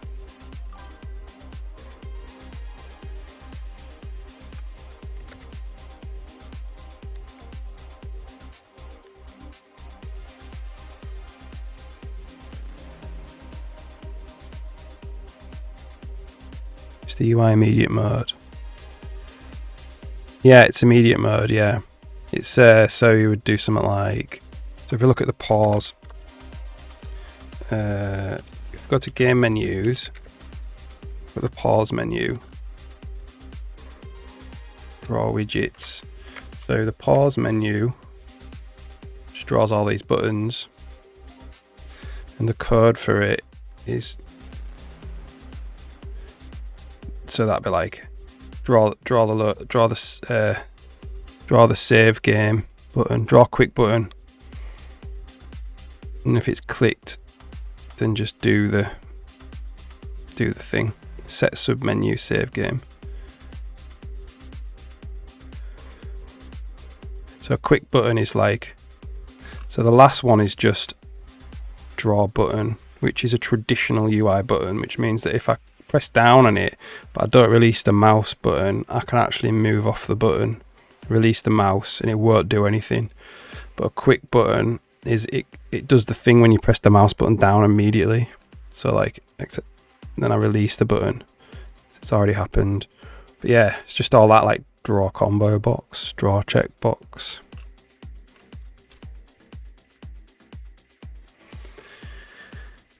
They redraw the UI every frame, which is very slow. Yeah, it draws it every frame the same, yeah.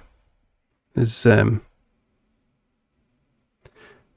IMGUI. I mean, the thing is, it depends, like, it's not quite as immediate mode as IMGUI. So it's attached to a canvas object. So what it's doing is drawing it in the canvas.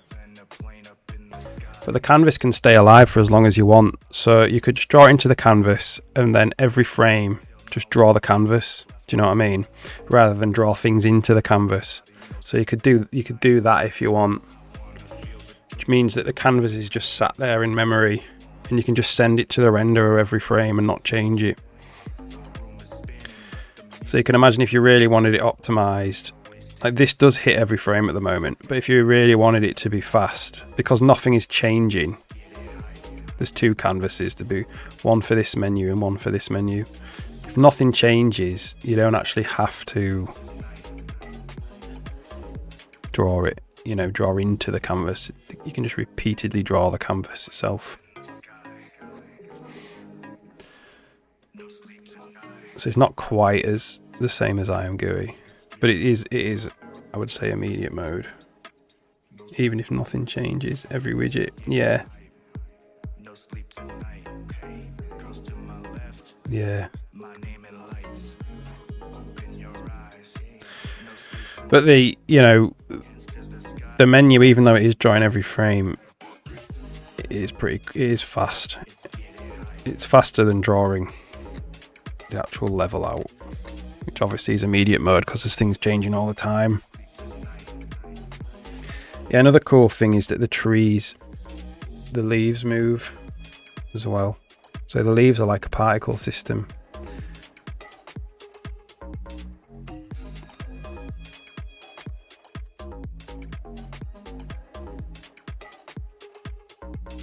See, and the grass moves and stuff.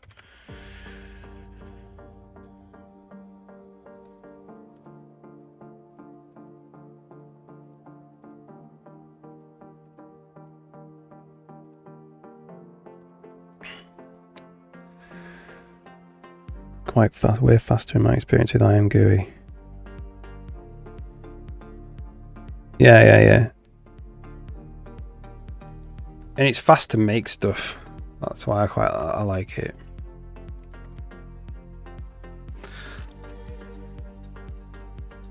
So like all these different types of menu, like the save game menu. Well, that might be a bit complicated. They're all, you know, just like draw title, draw label.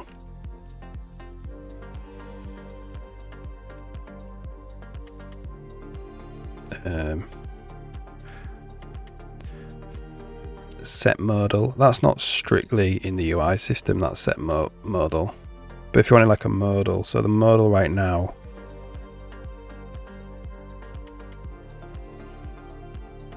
so this like the load game one, that's the modal right now. Obviously it hasn't had any work done to it yet. It's just the original prototype. But that's like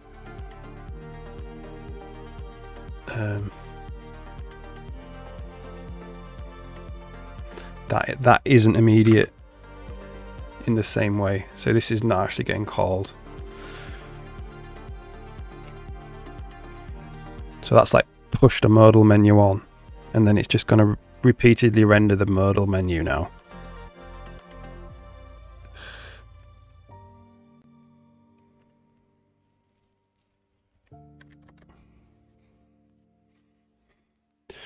All right. So the question is, have I done any physics work? So I've done, what have I done? The flags.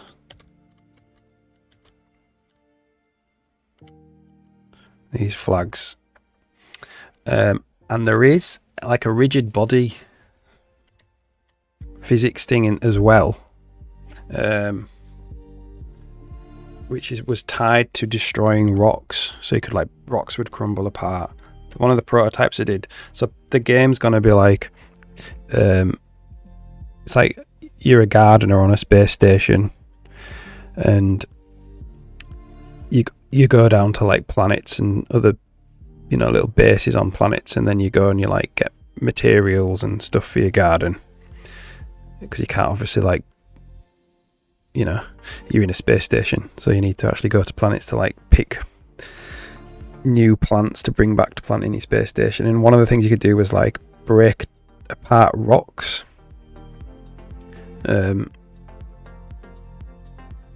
of the crafting system, and that had like rigid body physics where the rocks would like crumble apart. But that was quite a long time ago that I did that. There's nothing actually there yet to bring it back. I can't remember how I would do it, but it will have a bit of physics.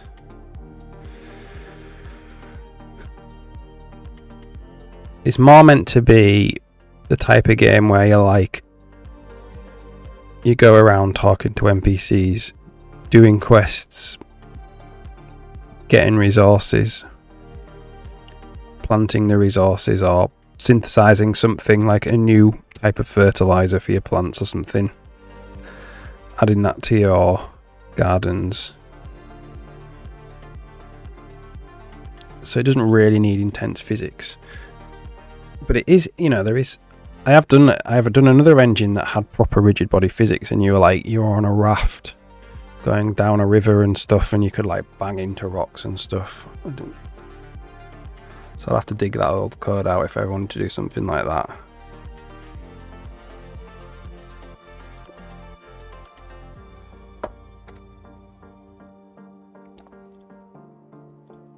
Yeah, so we'll just keep it like that. I do want to round these off, but I have to work out how I'm going to do bordered rounded rectangles.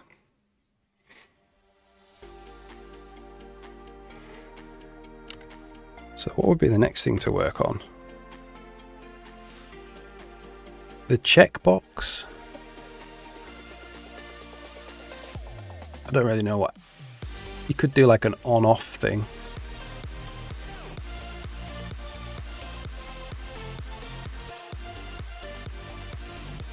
But I don't know. Another thing would be these sliders. Could work on that.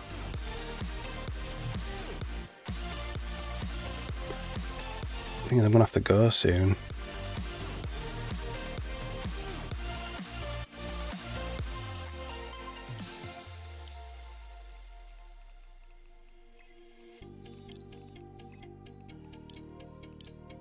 Okay, we'll work on the sliders.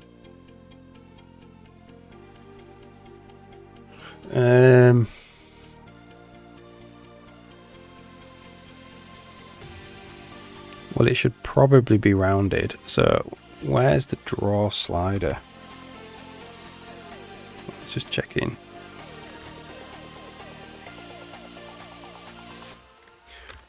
Game UI renderer. Draw slider. Game UI canvas. Draw slider.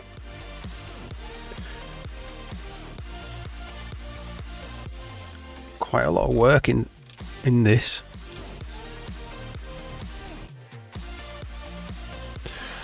So we got the slider, the rail.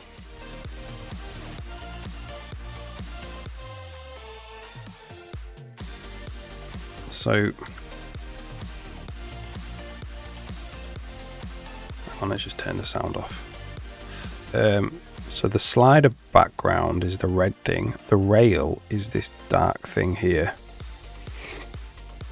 This dark line. And then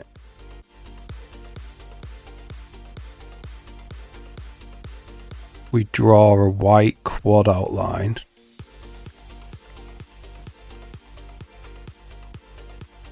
And then we're just drawing quad for this. It's quite simple. There's only a few things we need to do.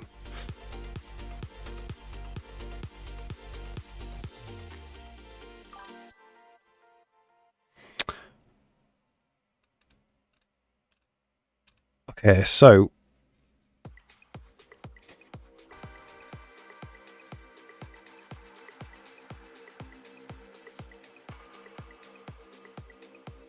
one of the things is it is quite laggy.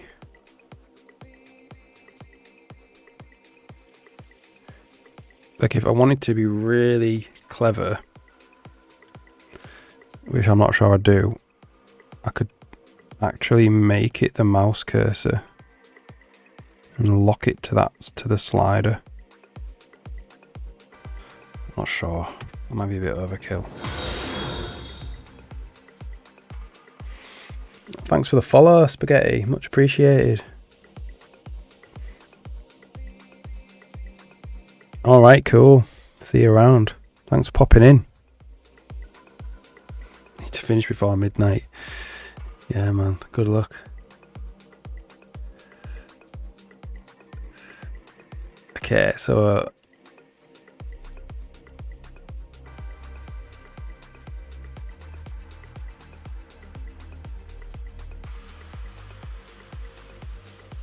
one of the things we do need to do then for this slider is that when we're moving,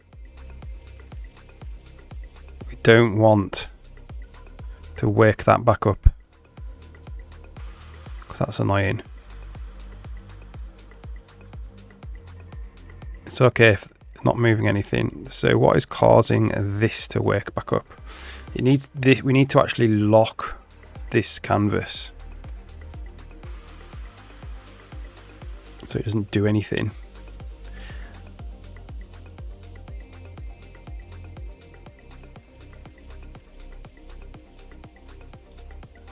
In fact,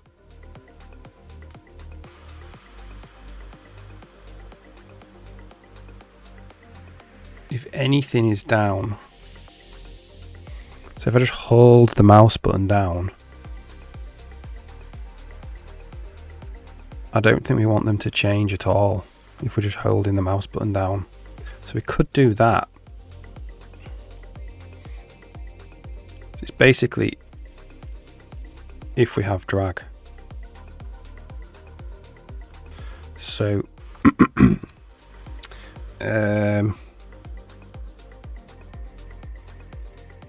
what would it be? Game menus. Got this transition, this transform. we have a tick. Do we have a tick?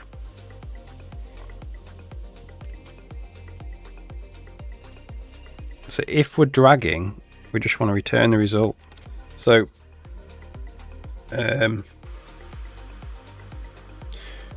get app. So what would it be? Get game canvas has drag.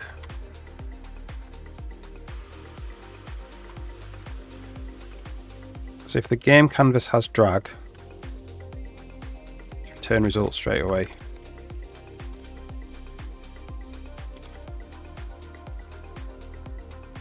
Possibly.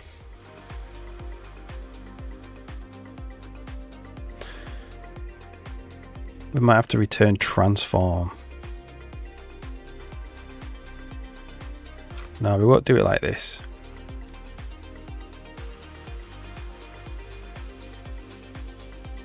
Equals 0 and not get game canvas has drag.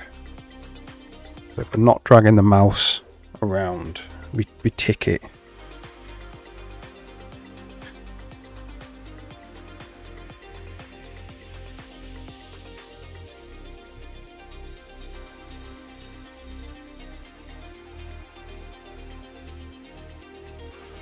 So we'll drag. So we're dragging now. Nothing is happening, which is what we want. And we stop dragging and it comes back to life again.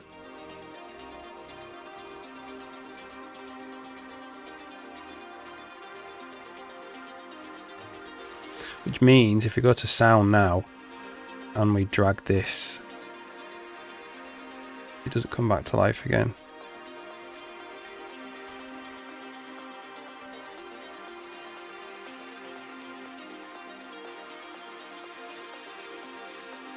Yeah, that's good. We'll keep that.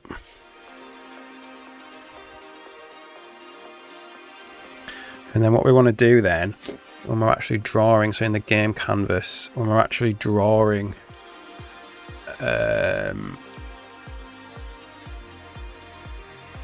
think we want to set up in game tweaks or in tweakers another panel, or we could just do it in here where we have float slider radius.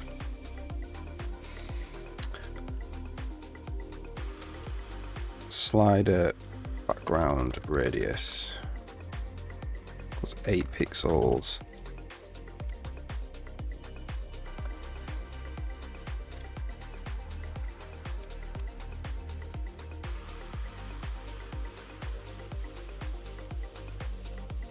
So tweakers, which we're in now, is a tool that I developed so we can just change things as the game is running. It's just a simple tool, really.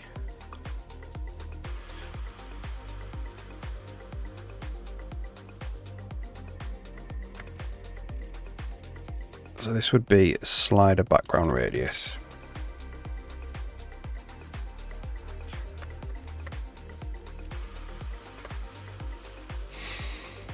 And then game UI canvas here.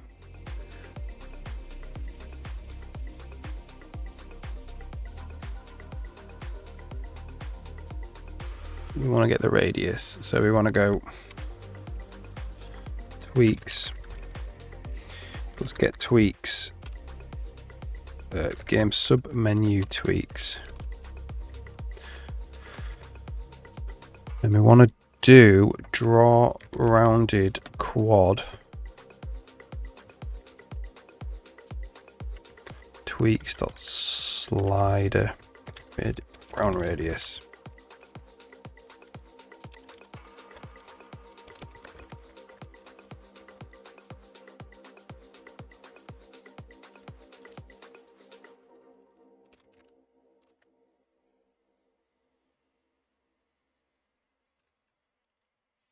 Okay, we need to include it.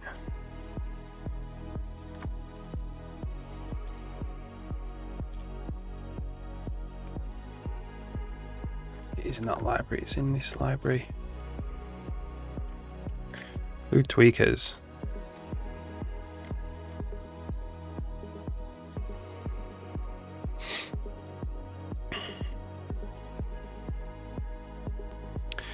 Get tweaks, not get tweakers.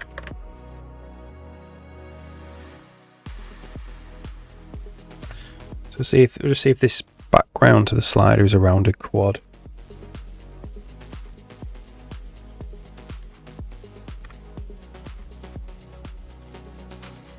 It is not.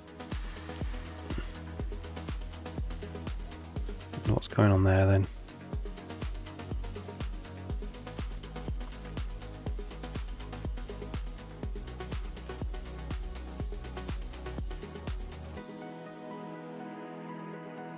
It's not even being called, this.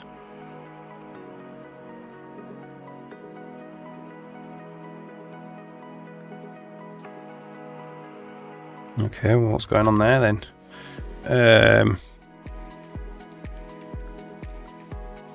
We've got draw percentage slider as well. Yeah, there's two different types of slider.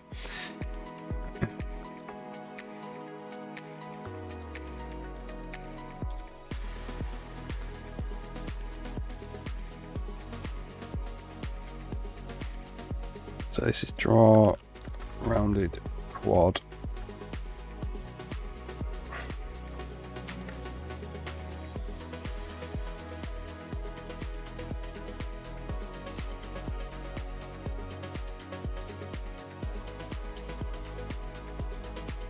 This is tweaks dot slider background radius. So actually we need as well another Z layer because it's a different material, a rounded quad to a normal quad.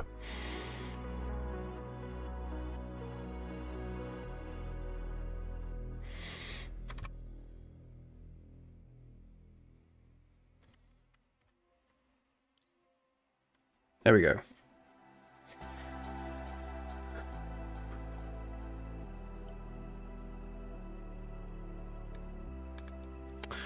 So we're going to put in also, so we'll check this in because this will be a fairly big code recompile. Rounded quad.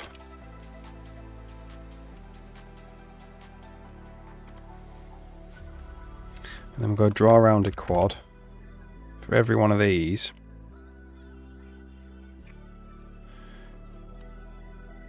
Well, that can go away.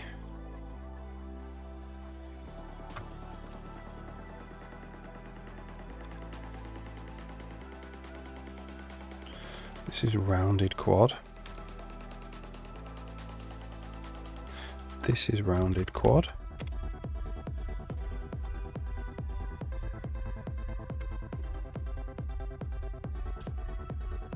We're drawing it background. Yeah, I think this needs that. They need to stay at background.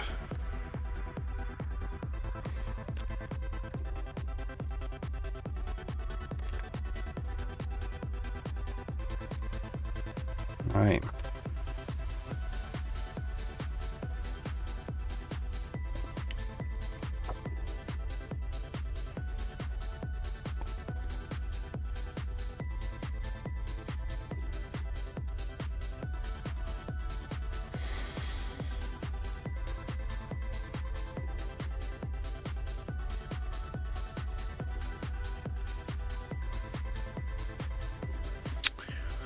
Don't really know what a slider should look like with this, like a futuristic slider.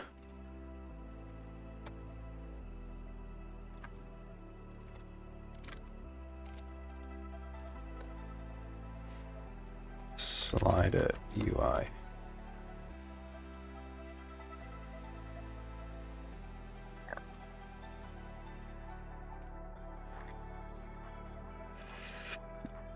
Where's the sliders?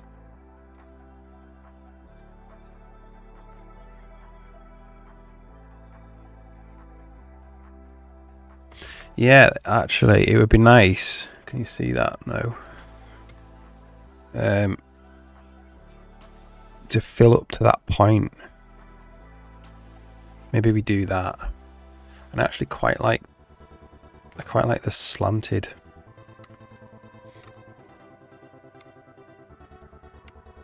It's quite nice.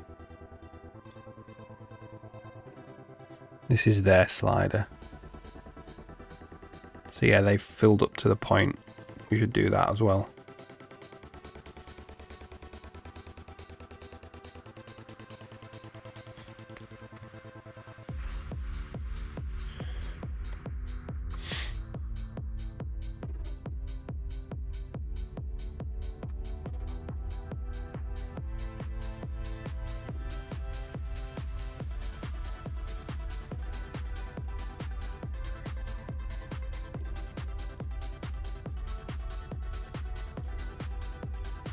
Okay, so we have here is rounded quad before quad in the Z order. Maybe.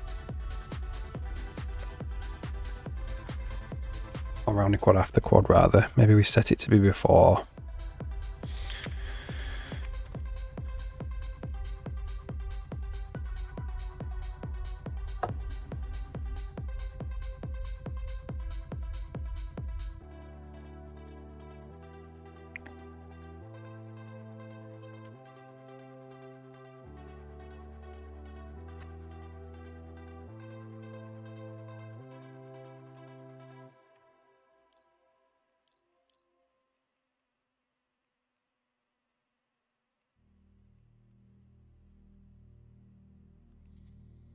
Okay, so we did put in, whoops, a tweak for this, the radius.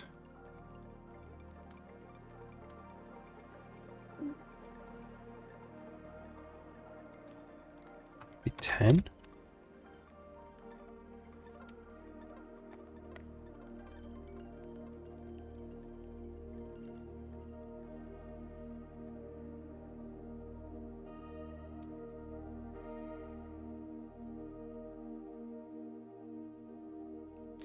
Yeah, so what I think is we do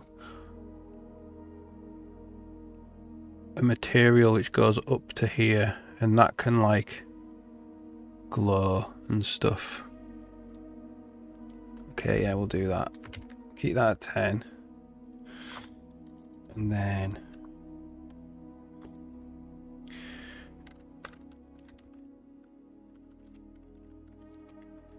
draw a percentage slider.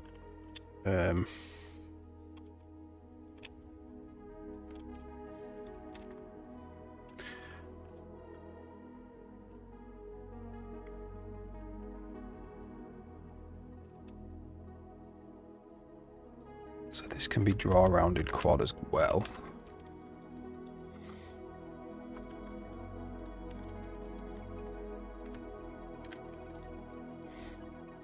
And this can be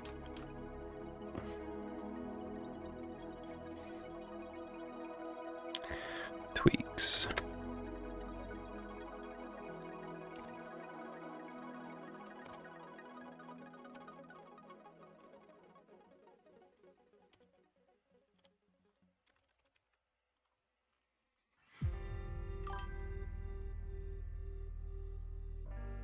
I'm still live, yeah. I'm gonna work a little bit longer.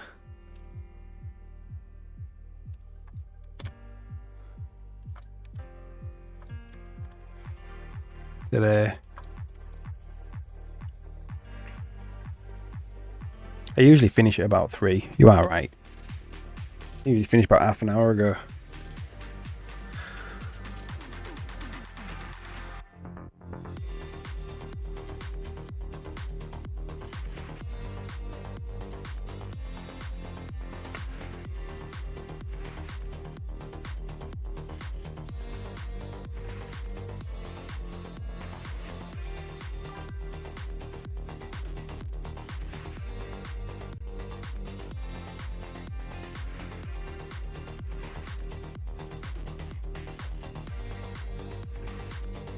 I'm not sure about that. I think I prefer it. I liked it's skewed. which would be a new type of shape.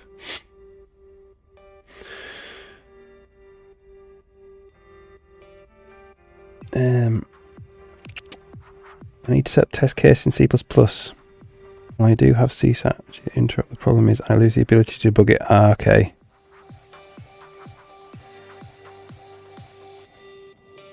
Nice. Yeah, I mean, same for me, that, definitely. I'm not having a debugger.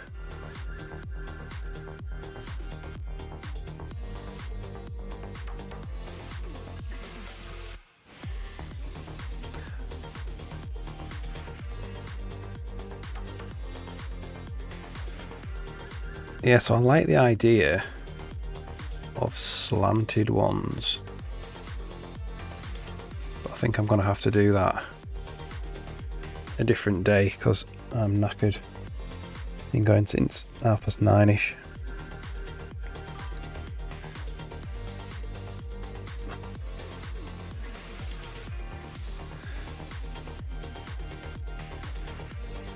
Yeah, that's it. Like I used to debug all the time, so I'll write code and before I've even let it run, I'll put a breakpoint on and just step through, make sure that, you know, catch errors then, and then once I'm convinced there aren't any errors, I'll let it run properly and see if I get the actual result I want.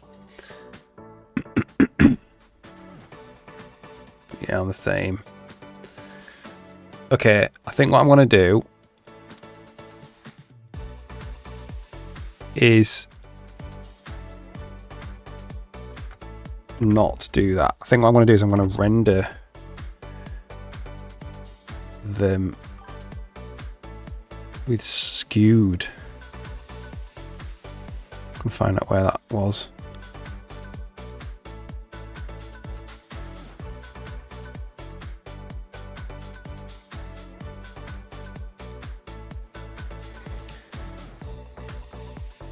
Can't see it on the stream. But you see how it's like laned over. I might do that. Might do the same thing.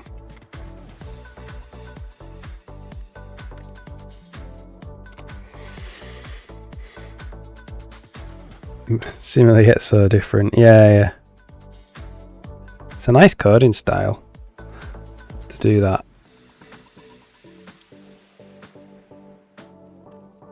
So this one requires the handle to be drawn in the middle. The rail. What I might do is just rounded quad here with a radius of 0. For now.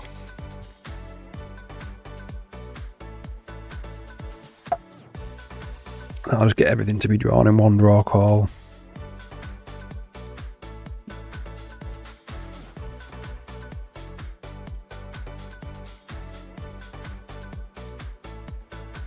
And it has to be rounded quad.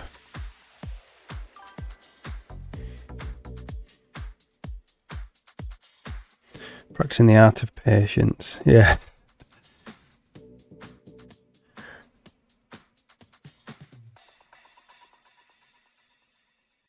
Yeah, that's it. That's it.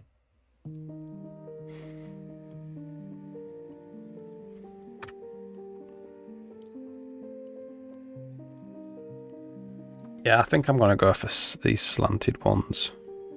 But I don't have I can't draw that. I don't have that in the renderer.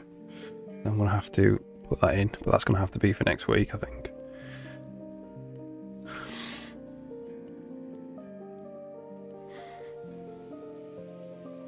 I need this as fast as possible. Yeah, okay, yeah.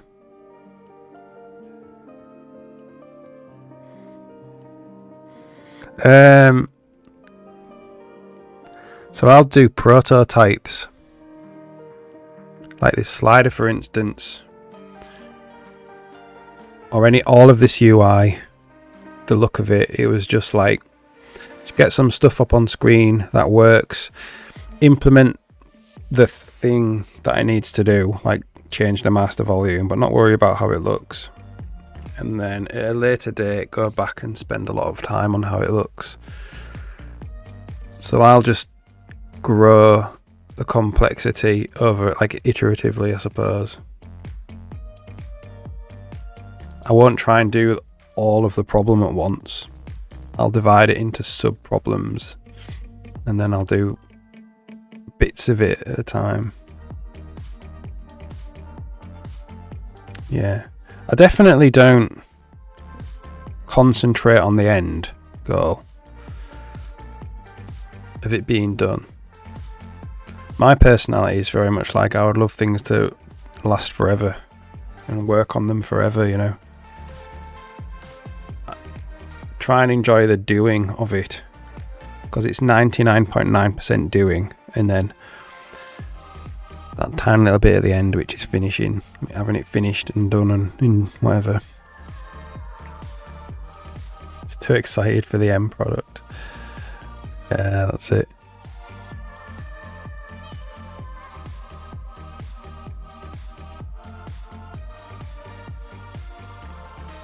Like, I don't want... My problem is I'd work on this game forever. Or I'd work on the engine forever if I could. But there's other things I want to do. Like, I want to make a different type of game as well.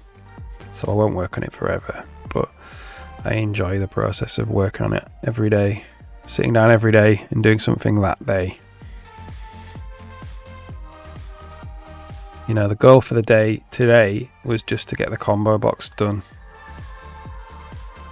And that's done now, so that's it. Anything else that I'm doing now is just kind of like, you know, extra. If you want a forever project, why not do this? Yeah.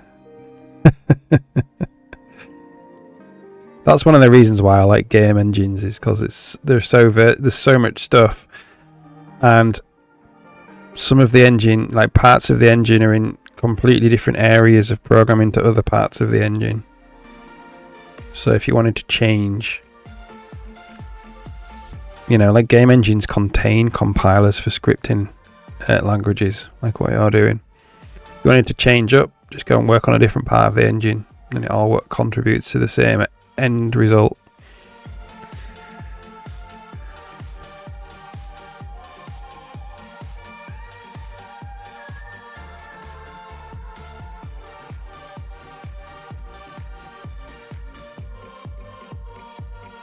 Enjoy the process a little bit, but I also want to use the product. Yeah. Yeah. You need a bit of that as well, don't you? If you build a compiler for language, yeah, it would be simpler, yeah, because you would have control over the language as well, wouldn't you? Yeah. You wouldn't have to, like, reverse engineer everything.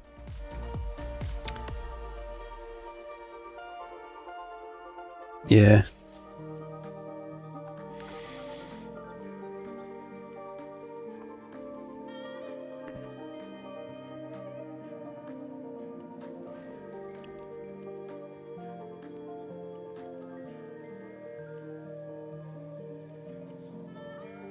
Yeah.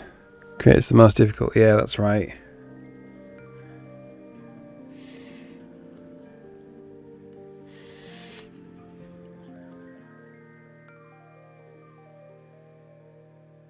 Alright, awesome. I'm not going to work on the sliders because they're going to look very different to this. And I don't have the shape. I can't draw the skewed quad shape. I mean, I can draw it with primitives, but they would be aliased, which I don't want.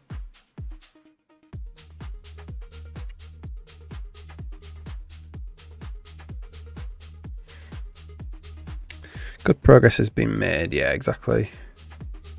One day at a time. In the luxury of not needing a not having a deadline, which is nice. A lot of the time, it's like the deadline that you have to get to, and if you haven't done what you want by the deadline, it's tough. Still buggy, yeah.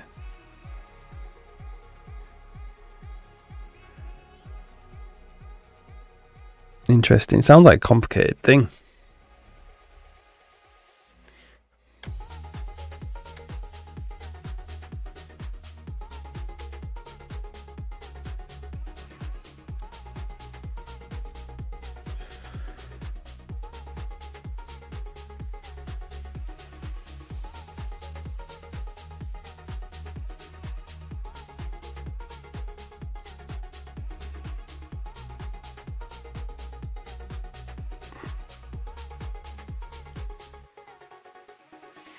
Okie dokie.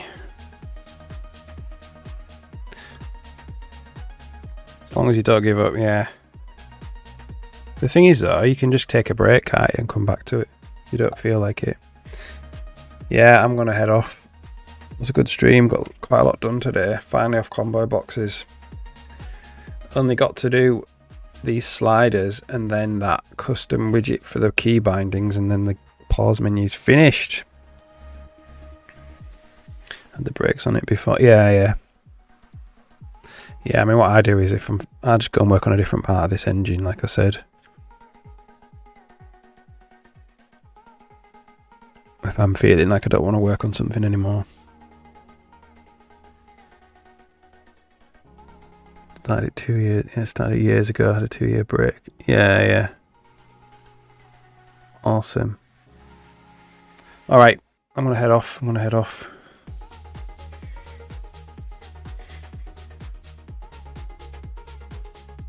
Yeah.